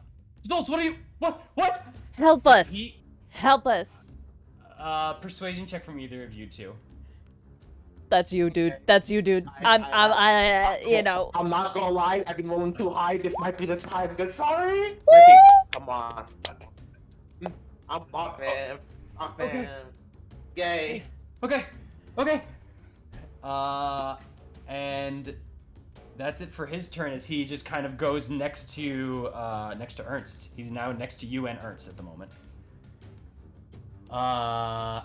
And let's see. With that is actually his turn right there with that attack. What do it like? Yeah, that is for that. So, Eileen, you are up. Okay. Fuck, I can't kill these people. Okay, I'm going to... The other black cloak guy, he's next to Ernst and Ognev, so I'm gonna go behind the black cloak guy, so I have advantage, because I'm going to non-lethally short sword him. Which one? Sorry? The one that attacked Oknev. That was like, God damn it, Ernst. Okay. And then Got it. bonus action, Slayer's Prey. Onto the guy? Yes. Go for it. And then short sword with advantage because of flanking. Mm-hmm. You can absolutely do that. 24 absolutely hits. My stomach hurts. I'm gonna Nine re-roll the 3. That is piercer, so you can. Go for it. Okay, It's 3. it's 9. 9 points. Yeah, 9 points of damage. As you run up to the back, take that short sword, and you just onto the back of his head, and he goes. Ugh! And I can he do falls. it again. Oh. He falls to the ground. Woo! That means. Okay. Oh yeah, that's it for him. Get another piece. That means right there. I go Get another behind piece. Ernst and another behind. Okay. Go for it. Oh fuck. But it's not with Slayer's Prey, so let me take that off. Yes, that's a weak board. 16? You would have enough movement to go around for a flank as well. Yeah, it's 16 absolutely hits. Go for it. Okay. Come on, Eileen. 6 damage. Non-lethal. 6 points of damage as you put it in the back of his own head. Ernst is still up and standing, but you can see you can see his eye almost glaze over for a second. He is not looking well at all. Fuck! All right, is that it for your turn? Yes. Okay. As he's looking at both of you two, just kind of eyes almost heavy for a moment, he seems like he's just at the cusp of passing out. But it is not yet his turn, because I can't roll at all for this guy. Instead, it is the other guy who looks at both of you guys, looks at Ernst, and goes, that is a 19 total, as he goes and tries to hit him up to the back of the head for... 4 points, as he just kind of mimics what you did, Eileen. And after you bash him up from one side of the head, he bashed him to the other side of the temple, and Ernest goes down onto the floor. TSA, you're under arrest. TS motherfucking A. TS motherfucking A. TS motherfucking A. After that, he just looks at him on the ground, and he looks at you two, and his eyes are still kind of like a little frantic, as he's just kind of still trying to piece what's going on as he's looking at you two. What's your name, friend? Merrick? Merrick.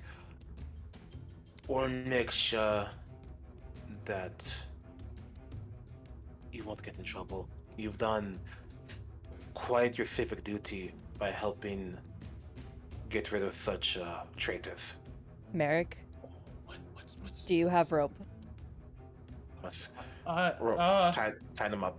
I don't, here, actually, wait. As he goes over to the other one that's knocked down currently, and he starts looking through his pack at the moment, and he pulls out some rope. Eileen, you know what this means, don't you? Yeah. Merrick, We have traitors in the mist.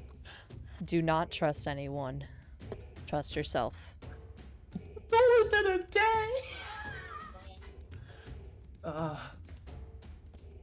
Okay. Okay. As he just kind of now, he has the rope at the moment, and he instinctually just starts to tie up these two. Okay. I still have a little bit of my rope. It's not the full 50, but I could do it. It's like 25. This would be the rope out of the other man's bag would be enough. Okay, perfect. That's thick as Why hell. can I just say I cannot roll well for the other guys. I always roll well if someone's on your team, but I cannot roll well when they're against or something. It's just Shit. unlucky. Shit. All right. Merrick, do you know an empty house nearby? As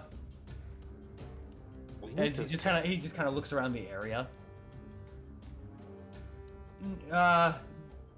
Maybe there's some. I think. I don't know. Okay. Oknev, choose a house. No. Meeny, that one. And I'm gonna point to one that I think is hopefully Think empty. it's empty. Okay. Roll me a d20. I had a feeling. You can, Eileen, you can do it if you want. No, I didn't want to pick. You roll. That's what you tricked me. 3. 3 total.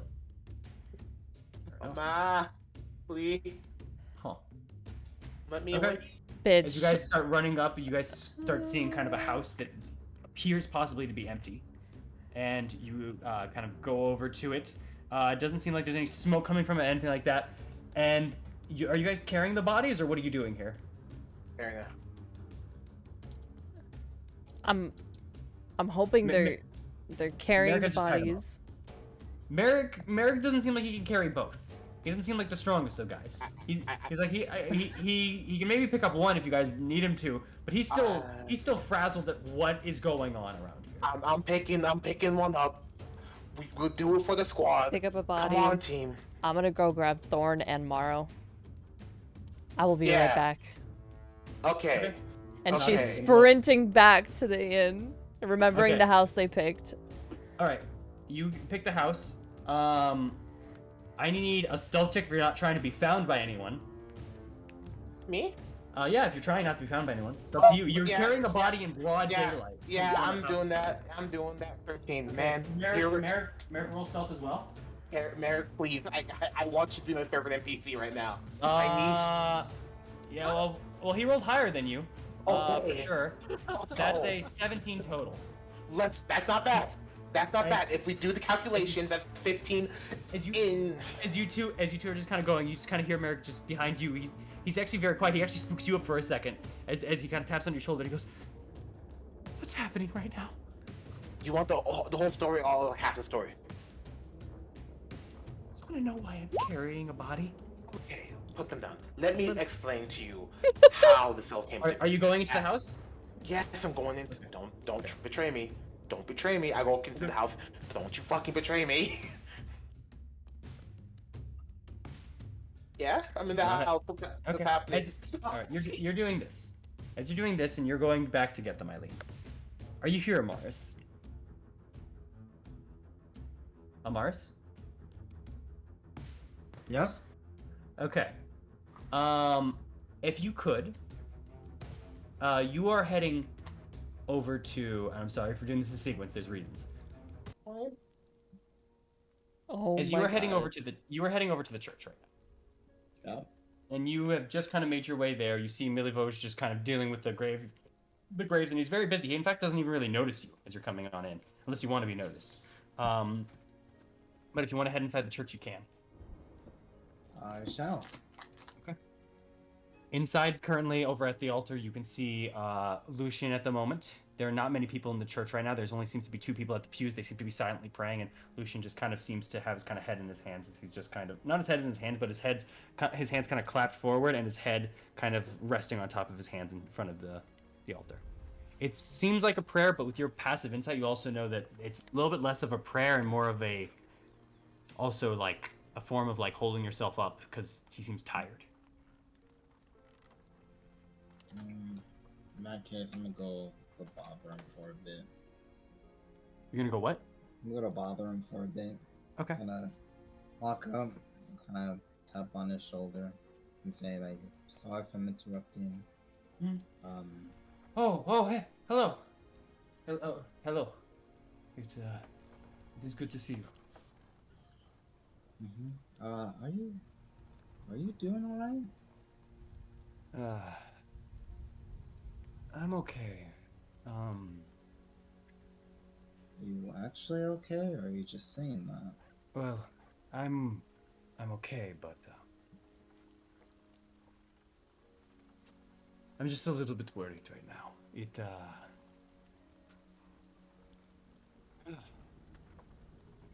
It's been tiring here for a bit. Not physically, more so than straining. I let Lady Fiona in and explained the situation like you said and everything, and she came in and she spoke to us all, and she asked to speak with Lydia, and she asked to speak to her privately, and they left to go speak, and I haven't seen her since. And that was yesterday, so I'm just a little bit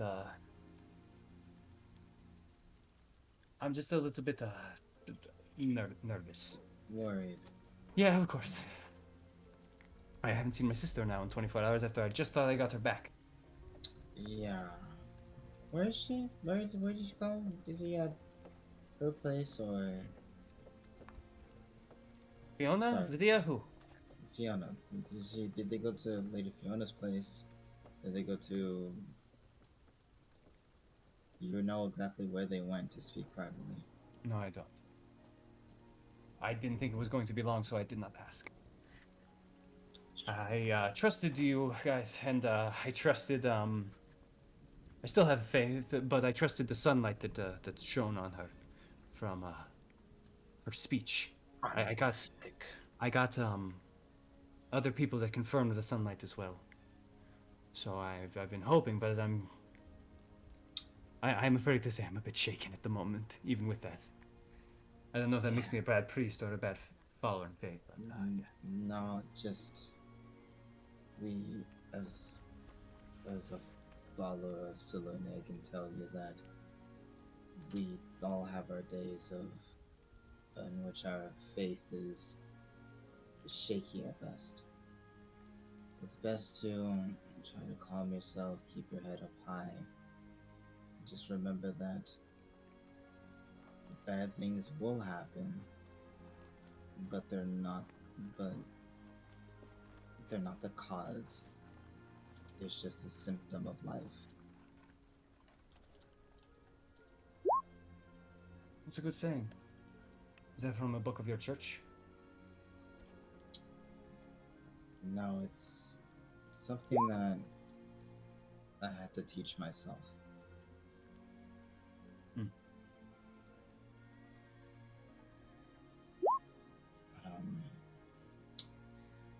I'll go. I want to go. Let me go see if I can find any of them.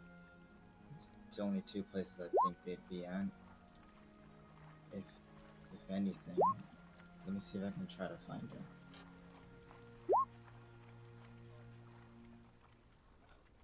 Thank you. If you have anything, please let me know.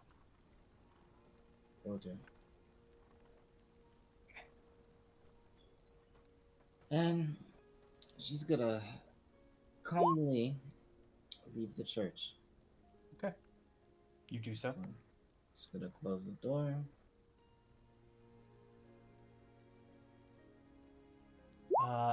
Eileen, you are running back. Just Yeah. rushing your fastest that you can. Yeah. And just trying to hurry on up. Yes.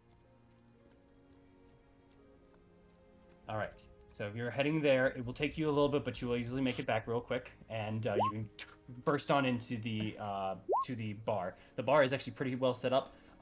Morrow, you actually saw the Wachter brothers, if that's who you were going to talk to. The Wachter brothers. Yes. You mean those dudes as far as that who take stories? Yes. Oh, I hate those dudes. All right, let me go to the other one. Yeah. Okay. You can go to you. You also see Rictavio, and you see and you see another regular person or other regular people, but you don't recognize anyone else besides Rictavio, the brothers, and then just seems to be townsfolk. Oh man, Rictavio is even worse. He's the dude that gives people new names. Okay. Yeah, if you just want to meet some random people, you can. Yeah, let's meet some new people. I hate those guys. You get to a table with a guy and a girl. The girl's name is Isabella, and the guy's name is Tural. Yeah. And they, with your feet and everything, they'll happily let you sit in there as they have just gotten their wine. They're very happy about it, and play around with you real quick, as this is kind of inspiring, or at least you're setting up for a round. And what are you asking them real quick? Because it seems we've suddenly have a time schedule here. Yeah, Yep. you know, as far as that, I'm just curious as far as that. So what's been going on? You know, I've been out getting wine. What do you mean? What's been going on? Oh, sorry. I don't know.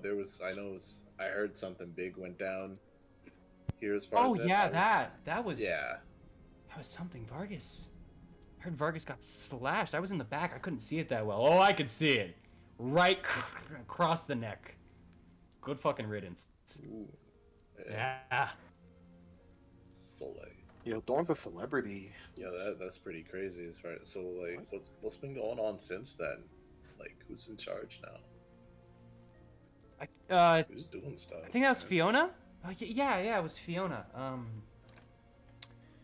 Yeah, she's been doing things, I guess. Yeah, She said so. I mean, that's what she said, at least in the festival yesterday.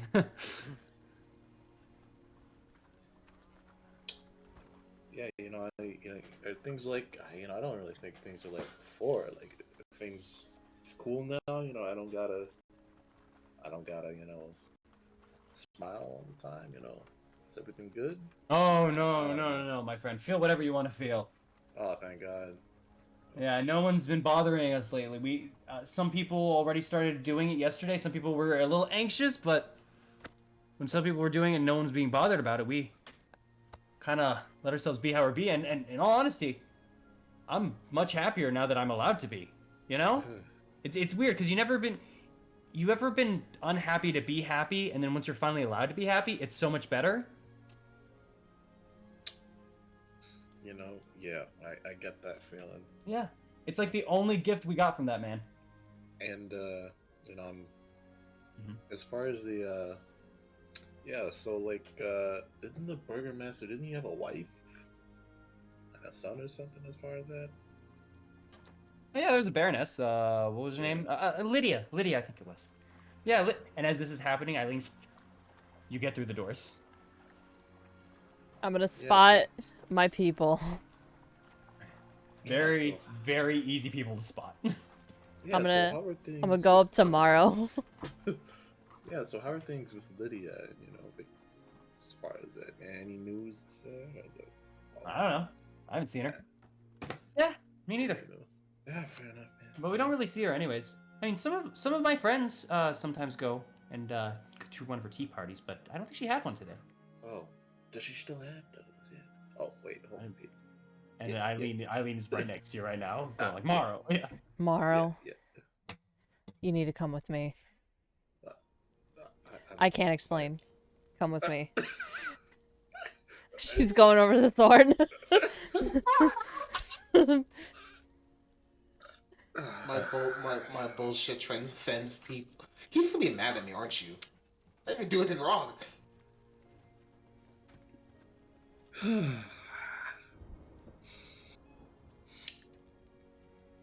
Well, looks like I gotta go. Duty calls. I'm sorry. I was hoping to get a good game in at the very least. Yeah, you guys have a good day. I'm sorry. You too. Yeah, That guy was tall. I'm gonna put 4 silver down here. Just for them. Have a round on me, you guys. The guy immediately goes to grab it and kind of cup it real quick, and the girl's like, "Hey!" And you see, like, what? I got it first. And you see, go ahead. No, I'm gonna let her knock some sense into him as far as that. I'm gonna let her handle that. She seems to be going for where he put the money at the moment, and they just seem to be now just kind of like getting at each other. It hasn't become full-on physical yet, or at least violent physical, but it's as you kind of leave the two of them. Yep, just gonna gather up my cards. You're gonna be mad at me. What am I doing today? All right. You're gonna be mad at me. What did I do? All right. So that's happening there, and you picked up Thorn too. I'm going up to Thorn too. Do what I wanted. I'm sorry. I literally had one question to ask 20 minutes ago. well, you would have had a little bit of time. You would have had, by the time you got back there, it would have been about a problem. I was gonna ask Donica where can I find armor dye, and then say thanks, and then immediately walk out of the store and go see Eileen. Well, and if you were waiting, happened. let's say while that was happening, you could have asked her, and as she had said that, armor. I don't know where armor dye is. If you're trying to maybe. Once again, the stockade might have, or the stockyard might have some paints. I don't know. That's your best bet. And as you kind of say turn that, around and walk out the door to go find Eileen. well, as you do that, Eileen actually runs on in and is quickly now over at Morrow at the moment. You heard like the door kind of open really quickly as she was like describing this to you, and now you see Eileen kind of grabbing Morrow at the moment, and then turning over to you.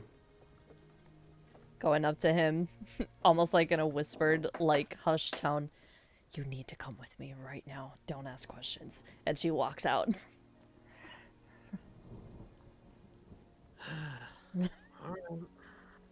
All right. Ahmed, as this is all going down, and you were asked by your good buddy here, just like, what is going on? You know. Okay, so let me paint you the story of.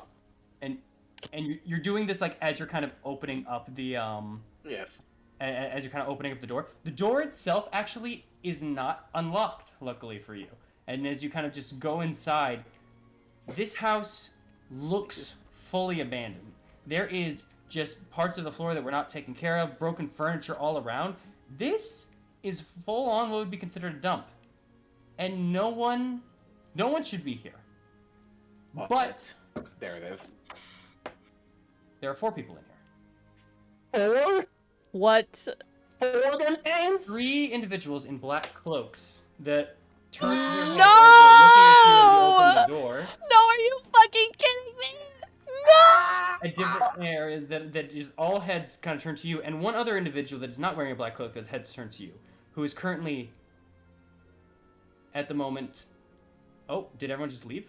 Yeah, Whoa, what? Now it's just me. This is a sign. This is a sign. I die. No. No. Of the century. I don't know what happened. I think roll It's 20 weird. just died. Yeah. Oh. I tried refreshing it. There's nothing. There's nothing there? Uh-oh. Uh-oh. Technical difficulty. Oh, there we go. Okay, people are coming back. People come back. I'm just Come back in saying. here? Ultimate cliffhanger. Oh my There god. we go. All right. Change your icons, y'all. Yeah. As you see those 3 individuals, and then you clock them immediately. The 3rd individual that you see currently has very kind of long, kind of blonde hair, a little bit frayed out into the side. They are yes. I'm lagging really badly. I can barely hear you. Okay. Oh, All right. Can you hear me right now, or is everything? All right. I don't want to stop this momentum, man. Come on. Okay, I can hear now. Okay. Ooh. As you see those 3 black cloaks, you see one other individual currently, and you are, as you walk in, with long, kind of blonde, kind of frayed out hair. They're wearing very, very nice kind of red set, a little bit clothing kind of wrapped around them that's now a little bit scratched up maybe, and maybe a little bit torn. Their mouth is gagged shut. You see currently that they are bound by a rope to their side, and as you look through, your eyes immediately go to their left hand, where some of their fingers seem to now be missing and bloodied. Like I'm back. And the desperate eyes of Lydia look directly at you, Oknev. Wait, repeat everything. I missed everything. Oh. I'm so sorry. Oh my god! Holy fuck! Okay, what's going on? In the corner, or sorry, in the back wall, tied up by rope, in very nice red clothing that seems to now be a little tattered and torn.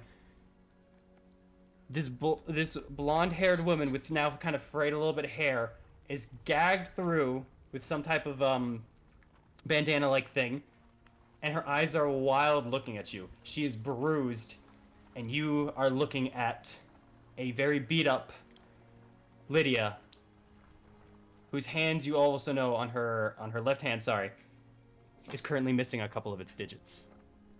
And there's blood. Not full on fresh, but there at the moment. And her eyes go wide as they look at you. I kind of feel this happen, and I kind of look at what's his name? The one else could tell the story too. That would be Marek or Merrick. Sorry. Go get the others, Marek. And I'm gonna close the door. and take he still has the other. I'm assuming you have urns. Yeah. Okay. Yeah, I just put them down, and I kind of take out the short sword and the scimitar. Then here you go. Yeah, it's time. Oh shit! I am. As dead. I will, as you said, now to close the door, as you did. I'll allow that as the last thing. As you see him, put him there. Also, let me grab Ernst real quick, because he's your fireman carrying him right now. Yeah, I kind of drop him to the side. I kind of take out the. I'm like, hey, Blur, what I'm about to do. If I survive, whatever you were about to do, before you do it, I'm gonna need you to roll for initiative. Yeah, I had the feeling. I did not expect you to find this yet. Yeah. Hey guys. Dude. It was nice knowing you. Dude, no, you're gonna do it. You're gonna make it. It's okay. Yeah, you going first. Take him out. Oh my god. You're going first. You are first. This is true. Take them out. Aknev is seeing this happen to Lydia and just kind of having a little flashback to something similar in the past. That may have happened, that may have not. He's going to smile and say, I can finally be a bad person again. As he's going to run over here and lethally attack this one. Go for it. Island short sword! Oh, thank God. That actually hits, yeah. 7 piercing. 7 piercing, okay. As you go and you just take the blades and you just go cutting right over onto his side. You hear that grunt as blood starts coming out. I'm going to out of it, friend! Scimitar. Slashing right across the throat. That 17 hits. 5 points of damage. As you go, and as he's kind of holding on his side, you see him go for like a swing, but it's faltered already because he's already injured. And you then, as he goes for that swing, you duck underneath it and come on up, cutting his throat. He holds onto it as he falls to the ground. Yeah. I'm gonna step on him and just kind of like wipe the blood from the blade onto my face. I'm like, oh, I hate you bitches so much. Let's have fun. As I'm gonna run over here and give him a short sword treatment. That's a hit. Oh my god! He's straight up. You leap over the table almost instinctually, just kind of rushing through, and you scramble. You step onto the ground, a floorboard breaks, and it hits the ground, popping up his right leg, going, oh! And as you take that moment, you stab him again, going right for the throat again, just as it's very effective, but you catch him. He kind of holds out for a second, almost trying to reach you, and you let him slide off the blade into the ground as he dead. Hey, yo, you too shot. And I kind of turn, and I look at him. Strahd, right? Come on, friend. You're not doing anyone favors. Roll an insight check. Okay, I hope I just didn't kill random people. 14. As you said, triad right. There's already a look of fear in this individual's face. But you say triad right, and there's a moment of, what? Shit. Maybe from a different organization, I don't know. Fuck them. I walk over here, and I just kind of stare him down because I have the movement, because I get an extra 10 feet when attacking. And just look him down. And there is a very manic gaze to him as to what just happened. And he just says, now, let's be calm, or something might happen, friend. Roll an intimidation check. Sure. Gotta give him advantage. He just murdered 2 men. I understand this. Don't worry. 13. It's not that bad. Yeah, he doesn't have advantage for a reason. And as you just kind of are doing that, they're just looking at you. They're holding their blade in a very defensive position as they're looking at you. And is that your turn? Yeah. But their eyes switch over and dart as they go and they grab the side of Lydia, and they put the blade to her neck. And they just say, "You want her, right? Then back up, or I go for the throat. He kind of looks at her. Kind of looks at him. Her eyes are wide, and you hear behind the band. Like he kind of looks at her and looks at him, and then just smiles and says, "You know, if you kill her, you have no way out of the situation. They can find a new leader easy. You can't find a new arm if you try something like that, friend. So let's be civil. Let's be calm." I'll allow one more intimidation, but with disadvantage, as he has a little bit of the upper hand here. In this Oh, of course. Yeah. Ognev doesn't care, though. No, he doesn't. 13 again. Not got no upper hand. Gonna have me. He just kind of puts the blade closer to her neck. Fucking do it, man. Don't test me. That's their turn. It's back to your turn. They are holding the blade close to Lydia's neck. She is wide-eyed, still looking at you. It's up to you what you want to do here. I think for a second. Smiles. And he walks over here. He takes the chair, flips it around, and sits on it, and just watches him, and looks him in the eye, and just says, "Kill her. See what happens. See what I do to you. If not, I'll just watch. And let you sit there, friend." Doing that, he's just kind of looking at you and back at her, and he kind of grabs her on the ropes, and he kind of hoists her up and says, "Get up, bitch!" And he starts Oh my god. killing her, and he starts pushing her this way. And you're just hearing, like, Lydia just kind of screaming behind, like, the mask. So, what's going on?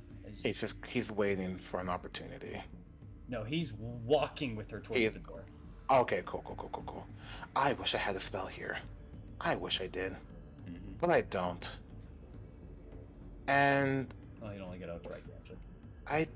this is such a fucking stupid idea. Lydia. Keep your chin up. Or low. As I'm going to cast, just... Because this one doesn't need somatic. I'm going to cast a healing word. You cast healing word on her? Yeah, because it's just vocal. Okay. And I'm gonna hope that he kind of looks at me when I do this. Please be good. Only 5? Well, fuck. I tried. 5 points of healing on her, and as he kind of sees your hands go through, he goes for the slash. Roll me an initiative check on this one to see what happens first. This is important. This is the bonus action. So I was about to, pop off and just kind of kill him right there and then if I had a chance. Yeah, no, I know. I get it. I get your... It's fixed. It's fixed, but 23 still. Yeah. No, for the initiative was 6. Yeah, it's fixed. I rolled a natural 1. So, the heal goes off first, and then he goes for the cut, which is a natural 20. Are you serious? No! Hold on. I'm gonna Hold bring on. hell in The this damage. town. Hold on. The Give me damage. that. I'm gonna bring hell in this town. Okay. He cuts over at her neck, and she drops onto the floor.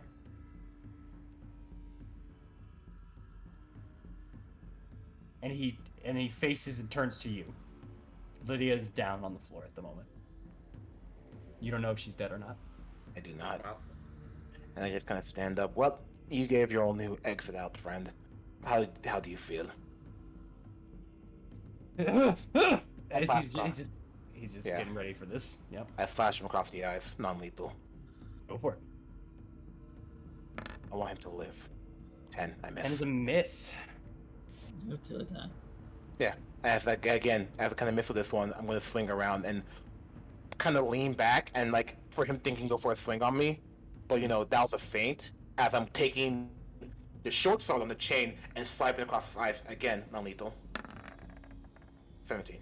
17 hits. Go for it. 4 points of piercing, and you kind of hit it at his eyes. He's currently kind of turned to the side, so you only kind of get his left eye, but that's a good cut. I'm going to then, as bonus action. You use Yeah, one you section use to the heal. Oh, you're right. Okay. And he looks at the door and then looks at you, and I will say I'll roll for this.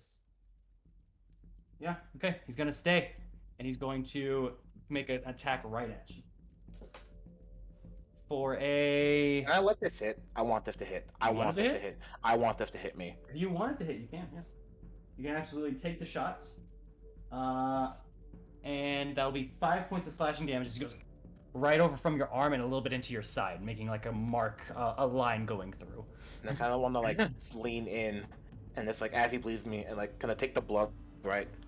Mm-hmm. And like, 'cause, like at this point, I feel like Aknev is at a point where like his hair's in the way, and just kind of take the blood, and just quickly use it to move his hair back in order, and just kind of like smile. I want to try that again. It's your turn. Cool. I'm going to duck under him, get behind him, chain around the neck. Go for it. Are you trying to make this an attack, or are you trying to make this an attack? An attack. I missed. Yeah, as you go for kind of the chain around the neck, he's already in such a stance at the moment where he's kind of has his scimitar out, and he's already kind of on the move for dodging. He's hard and squirrely at the moment, so he ducks right underneath the chain, and you go off to the side. And I kick him in the gut and go for the chain again across his neck to kind of push him up. 22 hits. And I'm just gonna kind of grab him by the neck as non-lethal, of course. Just wrap that shit around him and just kind of put him to his knees. Okay, yeah. As you just kind of grab onto that and you kind of feel the neck kind of go, you give a nice tight squeeze as he holds onto it. You even see him try to kind of pull the blade to the side to try to hit you, even though you're kind of behind him a little bit at this point. And as he kind of goes for that, you take the blade and you turn it and parry it off and throw his blade over to the side as you now see him trying to hold onto his neck before you feel a clench almost on his throat. And you release him as he pops onto the ground. Is that your turn? Yeah. I'm gonna go over here. I don't know medicine. Probably don't. And it's not I already did my action, so I'm gonna have to wait a turn. Well, no one else's action is up, so it is now your turn. I'm gonna try the medicine, see if I can. Hey, don't die on me. If so, I'm going to feel kind of bad. 15. As you see Lydia on the ground, still, face down, you flip her over. The neck has been gashed, wide open. Her face is already bruised, her fingers bleeding. There's so much damage on her. And as you kind of listen in for a moment, you try to listen in for a heartbeat or anything, just a pulse. It's quiet.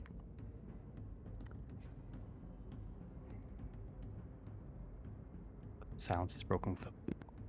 You feel a heartbeat for a moment, and you go over to the neck. And you have a slight idea here. As she is bleeding out, you kind of take off one of the cloths of the nearby black cloaks, and you try to kind of wrap it and kind of hold pressure for a moment, but not enough to push pressure onto the windpipe. Yeah. You take that second, the blood kind of soaks in and everything. And as you're just kind of trying to hold into the position and just help her in any way, you even feel a faint bit of that residual healing magic that you always do come through as you see the wound on the neck and the blood itself beginning to reabsorb for a second.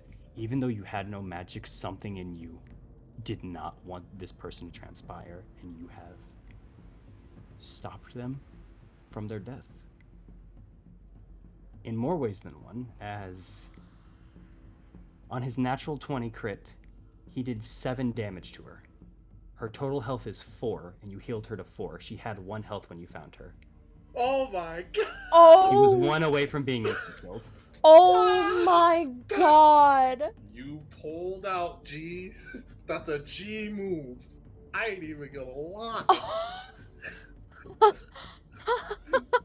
About Holy shit! shit! I kind of just sit down, kind of put my legs out, And there's a smile, but also kind of a sadness to it. There's, I was made for these people. Fuck. As you're doing that, Eileen, you see Marek just kind of turning around and running, not without a body at the not with a body at the moment, and he's kind of just running out. And he sees you, and he starts going, he's in the house. There's other people. He said he told me to get you. Sprinting. Okay.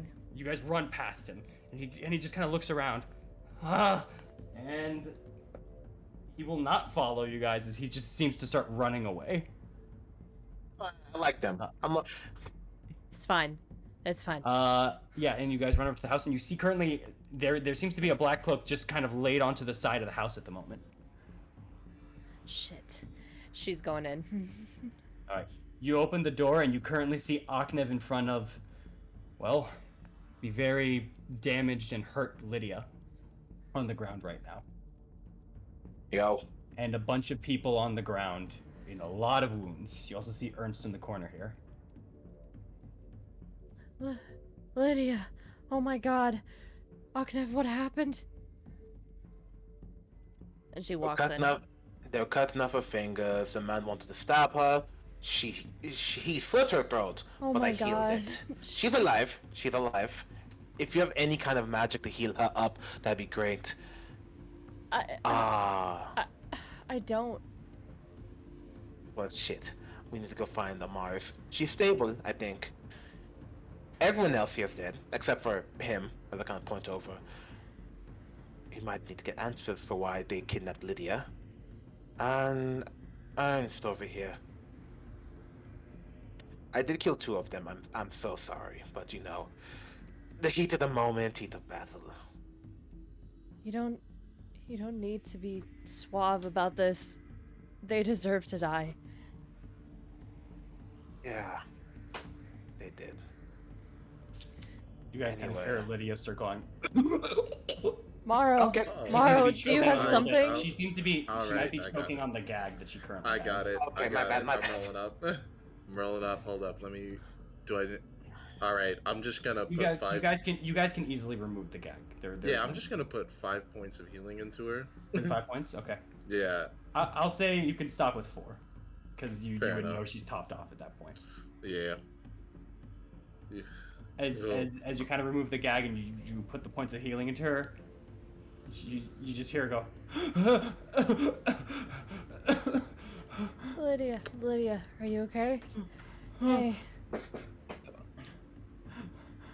It's alright. We're here. It's okay. It's okay. And she's just gonna hug her. She's bawling right now. She's just crying at the entire situation that just transpired. Jesus Christ. I'll never get the guard. We can't, Maro. We can't get the guard. No, he's on the guard outside. I pull him inside, you know, to hide him. I kind of pull him in the corner. You know, I feel like I've done a mess enough today. I'll let you guys deal with this as I'm going to wait outside the door. Okay. And by the way, Lydia, all those things I said, I didn't mean it. You're very needed for this town. And he walks out. I will go back to the map also. She's still very distraught the whole situation that just transpired. I got tortured. And she's straight up just in shock out of all this at the moment. You guys are right here at this point. Oh my god. I didn't expect you guys to hit this like this. Oh my god. But yeah, she's there. She's currently just sobbing into you at the moment. Thorn, are you there, by the way? You didn't talk, but you were with that group initially. I was told I was there. Yeah, I know. I'm just saying you didn't. Yeah, I'm just saying. Did you go in with them? Did you go out with Aknev, or did you decide to split off or something? So I just want to make sure. I assumed I went in with them. Okay, you went in with them. Got it. Okay. All right. You guys are currently in there with Lydia at the moment. Maro, Thorn. Yeah. I don't know what happened here, but the guards are not reliable. we don't. That doesn't surprise me. We don't know that for We sure. do know that. Me We and know. Ognev just found out with Isaac's body. They knew. Yeah. Some of them knew. Something's happening. Like I said before the rebellion even happened, coups are opportunity. Surprises me that it happened so fast, but this situation isn't a shock. But this is separate from that. I don't know what happened here with Lydia. Ernst, his shit body is over there, and she points to his body across the room. Okay. Ognev saved me. Oh, good. Oh. God, I'm so Okay. sorry. We, Okay. Once you calm For down, now. I'm gonna take you to your brother, okay? Okay? hey, we should Alright. tell What, Victor Mara? as well. We should tell Victor as well. About what? His mother. About. Yes. Yeah. Yeah. We'll get him to the church. He'll be safer there. As this is going on, Amaris, you were getting back to the inn at this point in time. Oh, I wasn't going to the inn. Oh, I'm sorry. Where were you heading? I was heading to the house where Fiona was held up in. You were heading to that. That's actually a very similar spot. Yeah, you pass by, and you currently see kind of. Yeah, no, actually, as you're going there, Ognev is kind of walking out at the moment from a house. At that point, you're actually very close to Fiona's house. But you see Ognev kind of walking outside of a house. And Ognev, where were you heading? He sat down. Oh, he sat down at the house. Outside Okay. the door. Because he was like, look, I've done my part and I'm quite, blah, blah, blah. Hey, Mars, we need your expert healing, please. What did you do? No, not what I did. I just killed a few people. But, Lydia's in trouble. Libby lost a few fingers, has a broken jaw. She's in there. Saved her life, by the way. She's heading in the minute you said Lydia. Lydia's inside as you open the door, and you see all of you kind of as Lydia reacts immediately to the door opening, just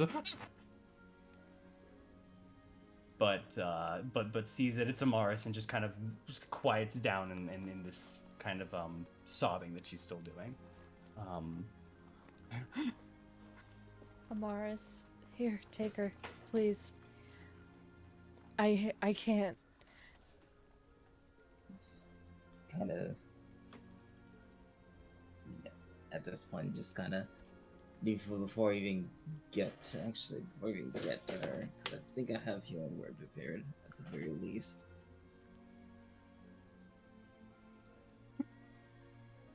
I do, yeah. Before I even get to her, just healing word. Yeah, tears are going down the face. You still see bruises on her face. Her fingers are still injured. The healing a little bit nubbed some of the fingers up, but you see like 3 of her fingers from her pinky to her middle finger are cut off completely. Jesus Christ. Are they anywhere? Are the fingers anywhere? Make a perception or investigation check. I'm just gonna kind of go up. Just gonna kind of go up to the second. God damn it!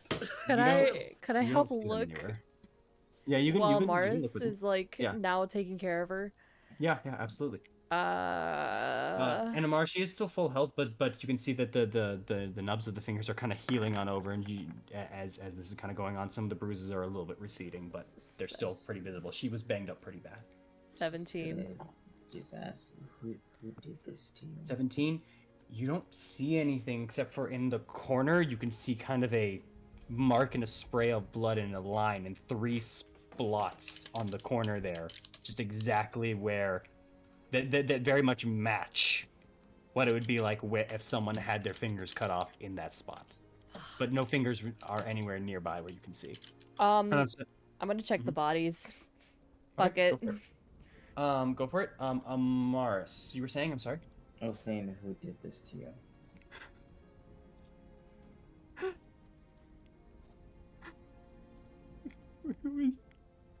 smiling? Why are you laughing? I'm not. It's crying. No, someone... Oh. Oh, I didn't know if it came out right or not. Here, but as she's just kind of going through, like, again, water's kind of pouring out to her eyes as she's looking at you all and just kind of taking that moment, her voice still breaking. It was Fiona. Bitch! Bitch! Bitch! Oh, the moment she hears Fiona. She said she wanted to talk. She told me about my husband and everything that happened. She then threw me in here. They tied me. They beat me. She cut off my fingers. Alright. I'm gonna roll an insight check against what she's saying about Fiona. Go for it. Oh, 11. She's so distraught. You don't know if this is just manic or anything like that, but you can at the very least tell she's very, very much not in a good place. That's all you can tell. Actually, I'm a insight check as well, not to see if she's lying, but just to see if she's just like there. Okay. Considering all that's happened, like. She stayed taking L's. That's not fair. Oh, Eileen is pissed. 13. Isn't that cycle better? Roughly same. It's hard to tell when someone is this manic if they are spouting hallucinations or reality, but at the very least she doesn't seem like she's at the very least trying to lie about it, so she might either believe what she's saying, whether or not it's true. You're not sure. Alright.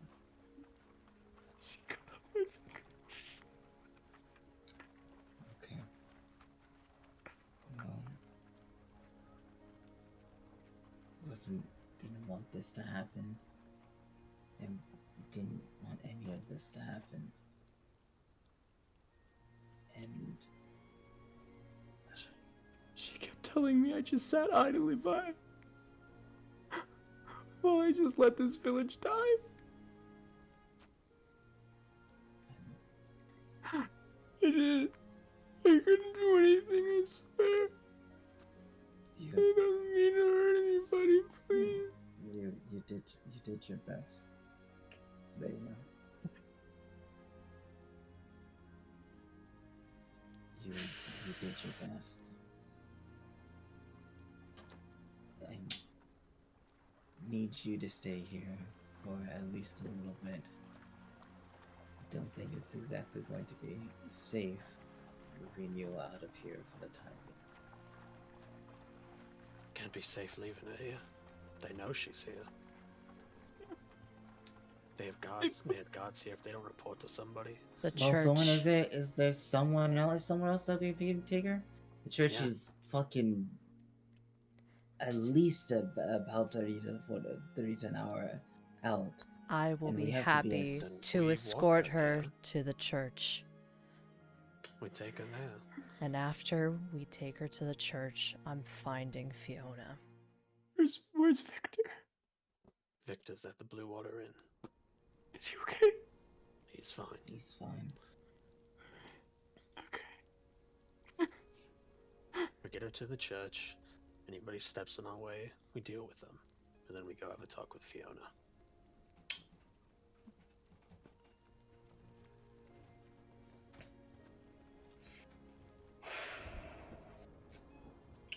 Yeah, we still need to deal with this dipshit over here in this fucking corner. He said he knew about all this shit. I don't know if they're related. At this point, now I think they fucking are. I So- don't fucking care. I DM. shove my long sword through Ernst's head while he's passed out on the ground. And well, if that's what's happening, I mean, No, because I no, want to juice. Look. I'm sorry. I know you want to do something, but like, I will say real quick. That is the first If someone wants to try to stop, there wouldn't need to be one more thorn. If no one tries to stop you, we'll say that's it. It's up to y'all. Because we know Ernst is unconscious. The other dude, the one that was. You can see both of them breathing. Everyone Okay. that you check that those two were breathing, and Octave kind of said Okay. it as you guys were walking in.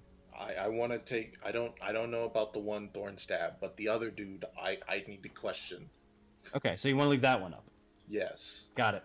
Well, So if no one's stopping with Ernst, then go ahead. Yeah. no, let's do with Ernst first. Ernst Alright. will not say shit. Then got him right through the head. You see the breathing stop, and you just hear a as the last breath of his expires. All right. Always fucking hated it. We need to go to the church because I'm shaking with rage right now. Tell Akno to stay here and question. Maro, if you want to stay and question too, go for it. I'll take you to the church. I'll go with you. I'm going to. Right. Lovely. So, I'm going to take my time. Yeah. I'm gonna make this dude has no weapons on him. He's got nothing but the clothes on his back. You can absolutely do that. And I want to make sure he is immobile. So I just want to, There's some spare rope that was used on Lydia. Yeah, I'm gonna tie his legs together. Secure! Got it. I'm going Not a to problem. put him against the wall real quick. And I'm gonna put 1 point. Just one. Ooh. Into him? Into him. I like where this is going. As they were all leaving, they would have told Aknev, are you staying out the door or are you coming in for this? As you are softly playing your pan flute outside, very beautifully. This is some of the clearest you've played in a long time. And you feel like your head's finally on straight for a bit. This is wonderful. But you see all of them kind of go outside and you see the situation inside. Kill them. Yeah. Aknev, please be there when he wakes up. Mara's Yeah. in there right now. We'll be That's back got it. later. Mm-hmm. Kind of walk in. Hello, Morrow. Hello, Octo. You did a good job today. I can hear that from you anytime soon. So how are we doing? Good cop, bad cop? I think he hates me. He's terrified of me for what I did.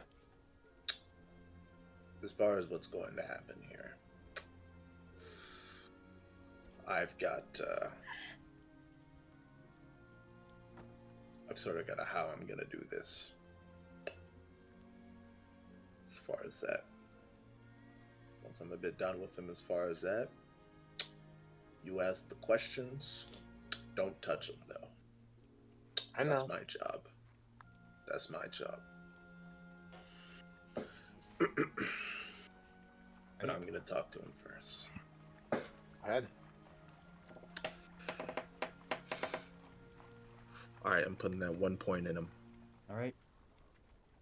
They just kind of take a second and you see their eyes kind of squinting and you see they're regaining consciousness again. Oh,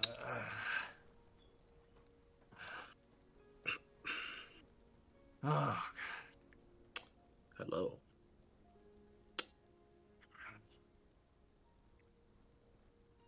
They just kind of grunt, they don't say anything. Right now, you're probably being just a little bit disorientated. You're wondering, why are you still alive? You're wondering, why are you still breathing? The reason you are still breathing is because I have a few questions. Let me guess. What? You'll kill me once I've answered them. You're funny. You're real fucking funny, aren't you? Nah.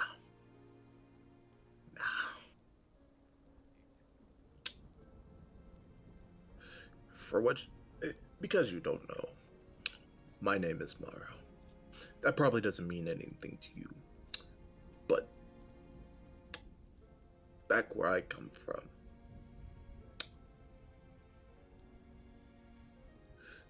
they sort of call me the Walking Dead. You want to know why? Why do they call you the Walking Dead? See, I've cheated death many times. I've done it many times before. So I know what pain feels like. And I just want to grab my maul real quick, right? And I want to non-lethally smash this dude's right kneecap. Okay. Hell yeah. Wanna Fuck non-lethally yes! take his Yes! knees. CIA. Yeah, you can absolutely do that. Just, I'll say the damage is your strength, and then the one for that is you hear that. But actually, roll me athletics for that one. Roll me athletics. Do I have advantage? Yeah, he's tied up. All right, it's good to know because I don't want to roll like a nat 1 and just miss because that would fucking embarrass myself. Ruin the Smash your own moment. kneecap. Ah! 20, yeah, 20. absolutely. As you just kind of feel that crunch underneath, you hear him just go, "Ah!" And he passes out again from the pain. 1 point. 1 point, yeah, you raise him back up. Oh. Now, you feel that? I can do that many more times today. So you're gonna answer all my questions. You're not gonna lie to me. And then afterwards, as far as that, you will live. But you will wish you didn't live. You will wish that that man back there would have killed you. You will wish that you were never born. And you will wish that you never knew my name. So I'm only gonna tell you this once. You lie to me, it's gonna get even fucking worse. So I want details. I want to know what you were doing, why, who ordered you, who's in on it. I want to know names. I want to know their families' names. I want to know everything. And if you don't give me everything, I will take everything, then give it back to you and take everything again till I am satisfied. Do you understand? I kind of chime in at the end. I kill you quickly.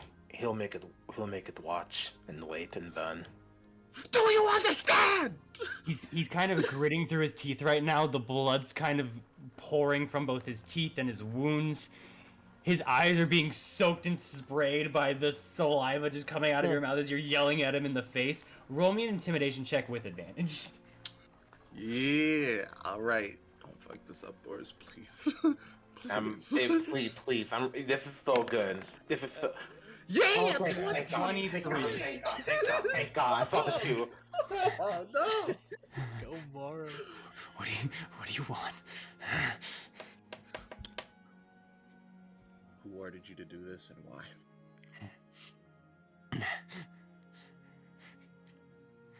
His head just kind of looks over back to you, Akna, for a moment before his gaze meets yours once more, Morrow. What is this the other guy who talked to Ernest, or? No, this is the guy that you knocked out last that cut the throat of Lydia. Okay, so the guy who still talked to Ernest is still alive. I have him somewhere. Yeah, the other guy that was with Ernest was outside. I'll say you brought him back inside. You would have. He cries. If someone killed that one, I would cry. Yeah. No, that one's still alive too. And as you're just kind of doing that, Morrow, he just says,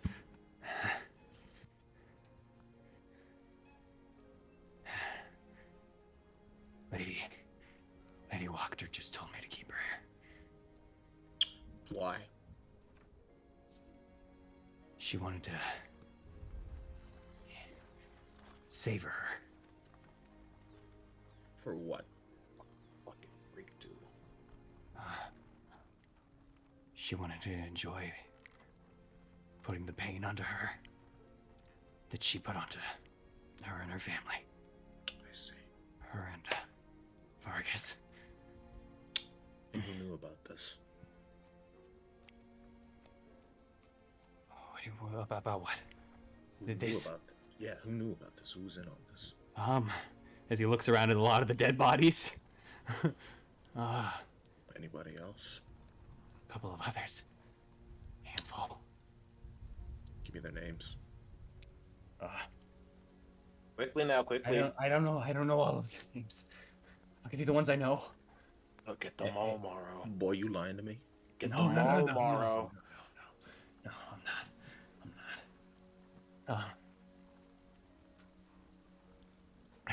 Drilvia. Right. Yanka. And, Stefan. Those are the three names that I know because I knew them before everything. Okay. I knew them before joining. How long this been going on? How long is what? He seems to be asking for details. He doesn't seem to want to get things wrong. How long has the torture been going on? You know, cutting off her fingers, etc., etc. Ever since we left. It happened. It happened in the afternoon of yesterday. It started last night. She didn't even wait. She got to her quickly. Where the fuck are the fingers? Actually, as he says that, both of you kind of. Okay, you can say that. But as you guys are thinking that, you think back for a moment, and you think about when Lady Fiona asked you guys to leave town to get the wine. Yeah. See what's happening with the wine. Yeah. As things are going through and things are pinging like for you. She got us out then just to do this. She really did not like Vargas, now did she? Listen.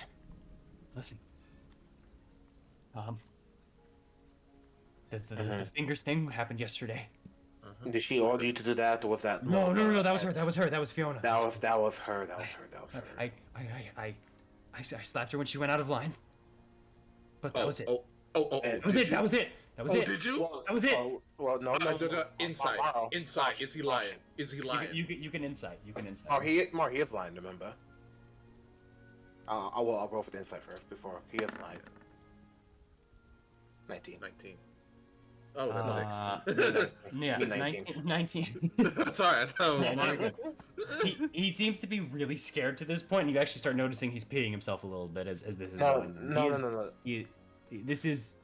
He doesn't seem to be lying about the fact that all he did was slap her a bit, but maybe he's lying about the amount a little bit. Maybe it was a little bit more than a bit. Time out.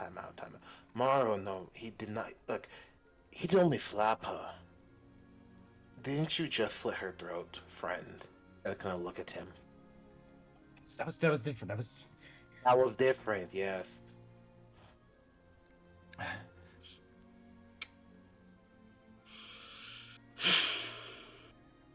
Listen, this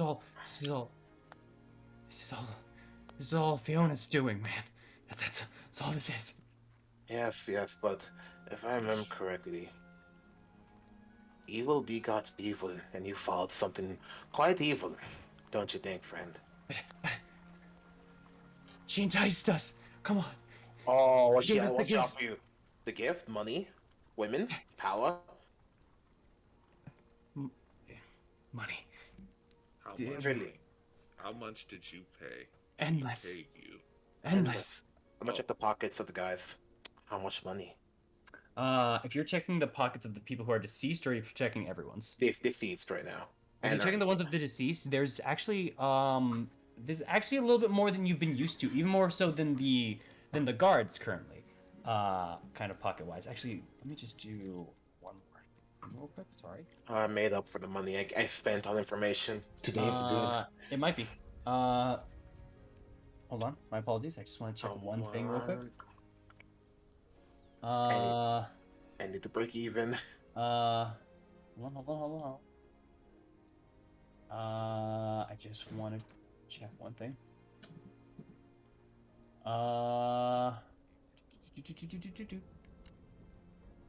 Sorry, I really should have had this right before. No problem. It's fine. No worries. I'm just trying to find my notes here. right. Yeah, you would definitely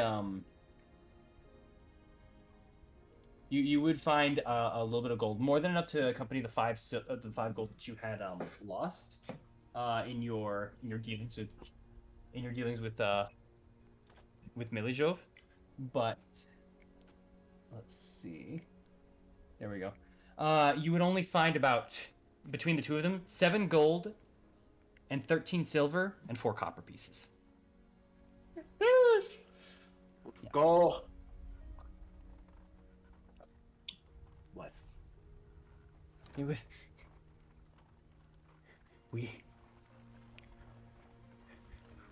Lady Fiona would lead us in a ritual, and when we were a part of it, we would. He kind of gets quiet for a moment. We would ask the devils for their gifts, and gold would appear in the center of our ritual. Yo, Lady Fiona, a devil worshiper? God damn. I see. Aknev, roll me a history check. Oh, fuck. Okay. Oh, yeah, the devil, that cult chanting, you're right. Yeah. Yeah, bro, this got Aknev, roll me a lit. history check. Oh, no. 12. Good 12. enough? As you thought about that, and you're thinking also about that cult chanting, something hits you for a moment. And you swear... No. No. Do you have any letters in your inventory? I take up the letter. Which one? It's not the one. It was, I forget which one it was. Fuck. Amaris. Michael, remind me. We had the one for what's his name? It was back in like session like. You're talking of the Durst house? The Durst house. Like we had the Durst letter, Mm-hmm. and there's another letter. Who has that letter? I always have the Durst letter. I know that for a fact. Octave would keep the Durst letter. You pull out the letter and you read out to who's addressed to. To my dear friend Lovina Wachter. And you remember the dealings of the Durst's house. Why didn't we connect the dots? Fuck! Have you been new, Thorn? No, I didn't know. Oh, motherfucker! I'm gonna get so pissed at you. I'm like, what? It's just no. That's just funny. Here you guys go also. Oop. There you go. To my dear friend Lavina Walker, with a heavy heart, we're going to tell you that Morvan is no longer standing. Upon my arrival on the 5th day, I was met with stacks of body and repulsive effigy. However, I write this only to inform you instead that I'm no longer taking part in the construction of the village. I suspect this massacre may have been part of the works of the Messiah Strahd. Elizabeth and I will not go against. She's been working with Strahd and the Durst. The entire time? Oh my god, you fucking called it, Matt! Oh my god. We did exactly what Strahd wanted by overthrowing Vargas. Octave reads that for a second. Fuck. And I'm gonna wait till after session. Octave just reads that for a second and like, oh, I can't wait. I can't wait to find her. And just kind of licks his lips. Go ahead, Mark. Keep going. I'm listening. What do you want? Come on. So where is Fiona right now? I think she's at her house. I don't know. She hasn't been here today yet. Well, sorry, she was here today. She was here in the morning, just to check up on her, but then she left. I don't know where she is now. I think she's at her house, but I'm not sure. I really don't. I'm sorry. I see. That makes sense. Everything makes sense now. Remember how she said that she didn't want to tell us about what's her name? Everything Irina. explains why she was perfectly fine afterwards, because he basically just hand delivered her. She handed Irina to Strahd. We do it. We're gonna go to dinner and Irina's gonna be there. Let me ask you something. Wow. What? Oh, Let me ask you something. Was this... Have you done this to anybody else? What? Has anybody else been in the situation that Lydia's been in? Anybody that you know? I heard they got another guy somewhere. Where? I don't know. They just said they were. They were keeping her. They were keeping her in the basement. They were keeping him in the basement. They were keeping him in the basement. Basement? Oh. Basement where? They caught another guy. I don't know. Basement in. It's probably Fiona's. Irina's brother. No. It's Mark. It's Mark. It might be his Mark. It's totally is Mark. Yeah. Okay. Calm down. It's, like, just because you smart, fucker. Anyway, I see. Is Mark. Well, that's his name.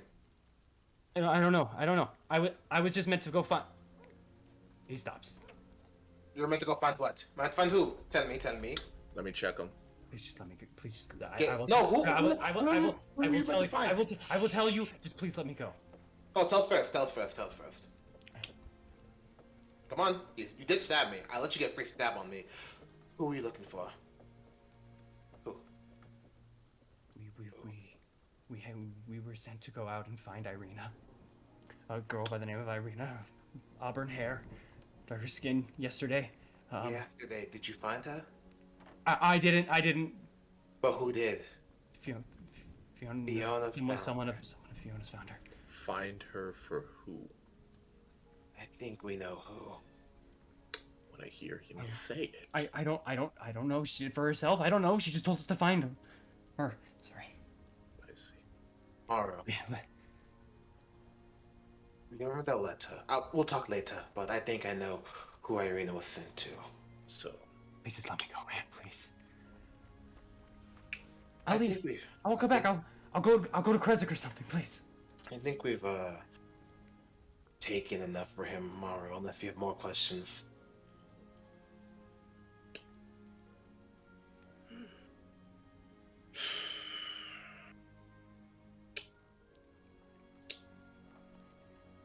I'm not gonna kill you. I should, but that'd be too easy. I'll just leave. I will get out of here. Yeah. I have a question, Mr. DM. Mm-hmm. Does he look happy that he's about to escape here alive? He doesn't look happy. He's still definitely in that like stage of like pleading, like please, that kind of thing. Okay. Taking the other kneecap. Take the other kneecap. Okay. No, don't take the kneecap, Maro. No. Let him walk. Let him walk with one leg. Still bound.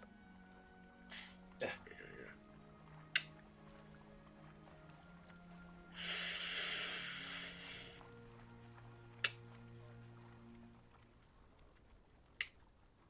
So I'm not gonna kill you. Hey, thank you. If I suggest for you, you leave the city now. But don't stop to talk to anybody, because I'll know. Don't grab your stuff, because I'll know. Don't even wave goodbye to your friends and family, because I will know. He will. He's Walk out. Get out of here. You talk to anybody, you're gonna be a dead man. Better hope you make it to Kresik. Better hope you start a whole new life. And if I see you playing these games again with people's lives,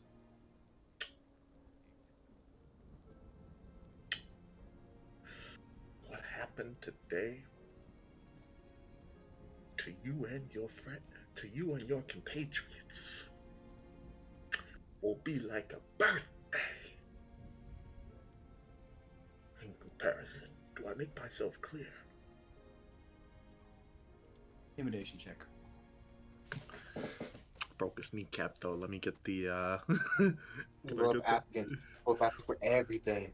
I got to, man. Roll 20's not on my side. Bro, you've been popping. You got this. Roll that shit. Just roll. All right.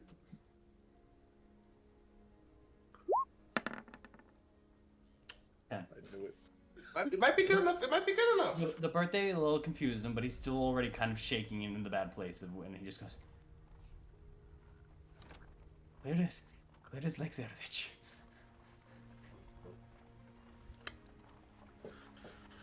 Untie him, Mario.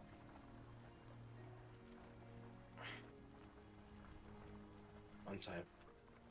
We have work to do. Untie him. Right. Gotta let him go. You untie him and let him go. He kind of takes a second to kind of stand, and he's going to start heading for the door. He's gonna twist the knob. He kind of looks back at you both. I thought I busted his kneecap. I don't know how he's walking. He's limping on one leg. He's limping on one leg. He's holding on to he held onto the table, the broken table, to kind of get up.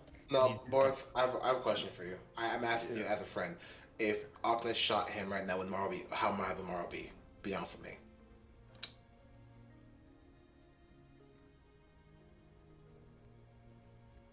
I don't want to take away from your moment. See, sort of a half and half thing is sort of that. On one hand, Marl's gonna do more, but you told him just to let him go. So if you shot him in the back, it'd be sort of it'd be confusing, but that's this metagame as far as that. So just play it out. Do what Aknev would do. As he gets to the doorknob, Aknev would kind of whistle back, and he would turn around and see Aknev kind of lean in the chair, with the hand crossbow, and then say hi to Ernest for me, and shoot him. All right, roll an attack with advantage because this man is limping. Kneecap busted. Yeah, that's more than enough to kill him. How do you want to do it? Got him in the left eye, right? You slashed him. Yeah, when you slashed him earlier, you slashed him right on the right. On the right eye, actually. But yeah. Then I'll take his left eye. Silent, quick. You attach him to the door. The door kind of swings a little bit, but the weight kind of pulls it back and closes it shut with the body still attached. And then when it kind of hits, the arrow breaks, or the bolt breaks, and he falls to the floor.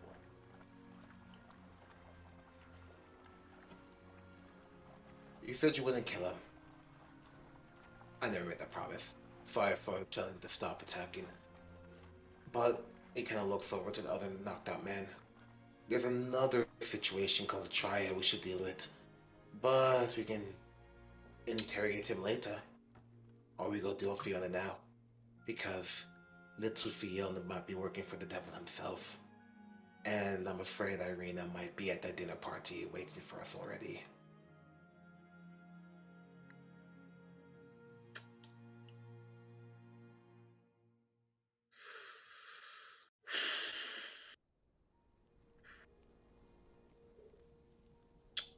We're gonna have to play it cool. Yes. As you guys are doing this, the rest of the group that is trying to get Lydia to the church, how are you guys doing this? Thought we were just walking her there. Probably Are you pass the going up? water in to get Victor. Are you Take them going- both to the church. Are you going? So you're going through the main thoroughfare with Lydia, currently? That's what I assume. Because we need to get Victor. Yeah, unless someone offers something like Morris is just taking her through the main area. Yeah. she's go still- cloak on there? Want to cover that girl up? Yeah, still. I have a winter coat.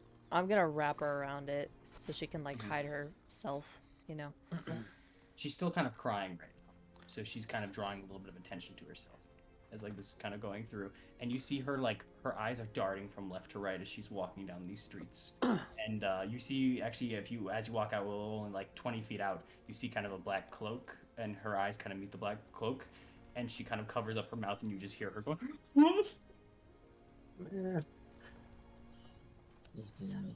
You could realize this is going to be a problem if this is the case. Back streets then. No, they're in the alleyways. Fuck. No, just... I don't know. Keep walking.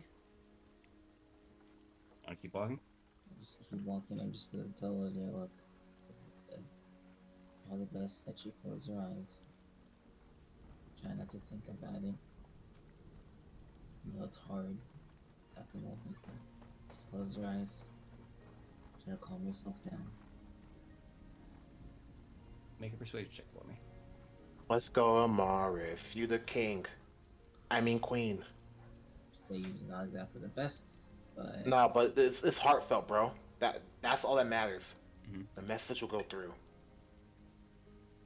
I believe in you. Sometimes they dictate the DC not just by the person, but the word said too. I know. Hey. See, 13, and she likes you. You got this. You see her kind of keep her mouth covered by her hand. As she keeps her other hand kind of covered up, you can still see she's wincing a little bit in pain for her missing fingers currently as you're walking her down this main kind of road that goes through the center of this place. She's still very distraught in pain and all this, but she will now not roll with disadvantage as you guys walk along through the streets. I'm just keeping an eye out for any guards like possibly approaching us. Yeah, as you're going there, she is muffling her cries, but they are still there. They're still within kind of vicinity. And if you're keeping an eye out, you can do perception. Okay. 18. There are black cloaks all over the place, but none that are really perceiving you right now as you guys are kind of just walking through. Lydia herself still has some bruises on her face, but she's kind of keeping her head down and even kind of staying closer to you guys. And with winter wraps, although that technically does draw a little bit of attention in the sense of like that's different clothing style than other Barovians. Here, it at least does cover up a lot of her both injuries and can kind of hide herself. And let's see. Surprisingly enough, no attention is drawn to any of you guys as you make your way over to the church. What about Victor? If you're stopping by over at Victor as well, Victor's not in the cart.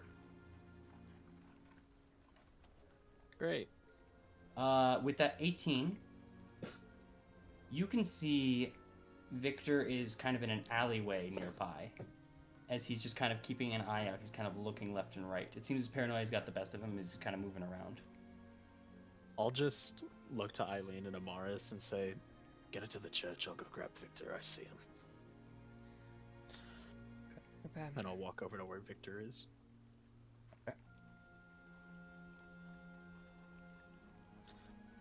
As you do so, you just kind of get close by. He kind of turns around and goes, and he vanishes and turns invisible. Calm down. Oh. Wherever you went. Oh, it's just you. I know you're on edge. Listen, there's an emergency. We're getting your mother to the church. She's been hurt. We need you to come with us. It's not safe for you out here. What? Lady Fiona isn't exactly what we expected when we put her into power. We fucked up. And your mother paid the price for it. Her brother can help her, but it's not safe for you out here.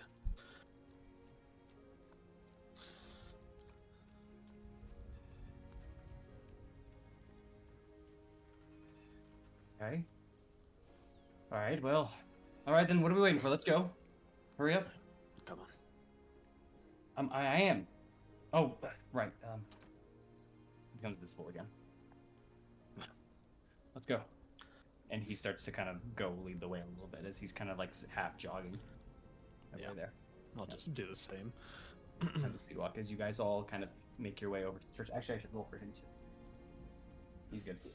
As you all kind of make your way to the church, you all roughly arrive at the same time, with just Thorn and Victor being a little bit back. But you guys kind of hit over at the doors of the church. You see the cemetery once again. You see the doors. Are you guys going into the church, talking to Milivoj, or are you just Into the church. into the church? Got it. I'm gonna go talk to Milivoj really quick. All right, you go over to talk to Milivoj. You guys bring in Lydia into the church, into the St. Angel's Church, where Lucian is still over, kind of at not over now at the main altar, but over at the pews at the moment, where he seems to be conversing with another individual. And his head kind of turns over to the side as he sees you two kind of walking in. And then Lydia, who's still kind of covering her mouth, looks up, and as a brother immediately recognizing his sister, he just goes, Lydia?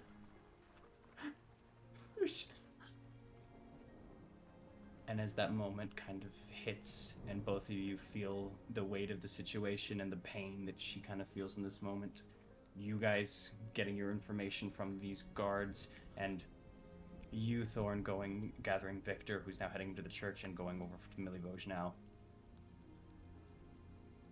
We're going to have to stop tonight and end right there, as we are past our time limit. Ooh. I'm gonna fireball her house. Dude, I feel like sneaking into her house and killing her in her fucking bed.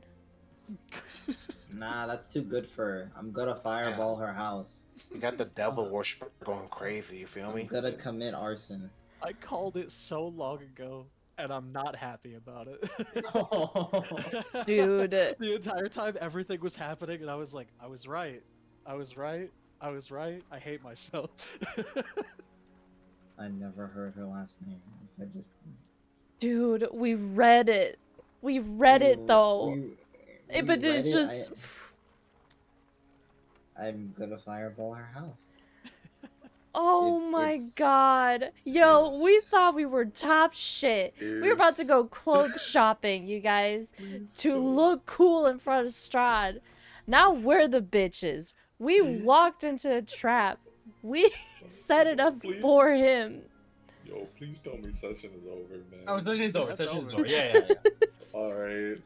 Tell me when we out of stream, too. Y'all, we need to go scream at Blurt real quick.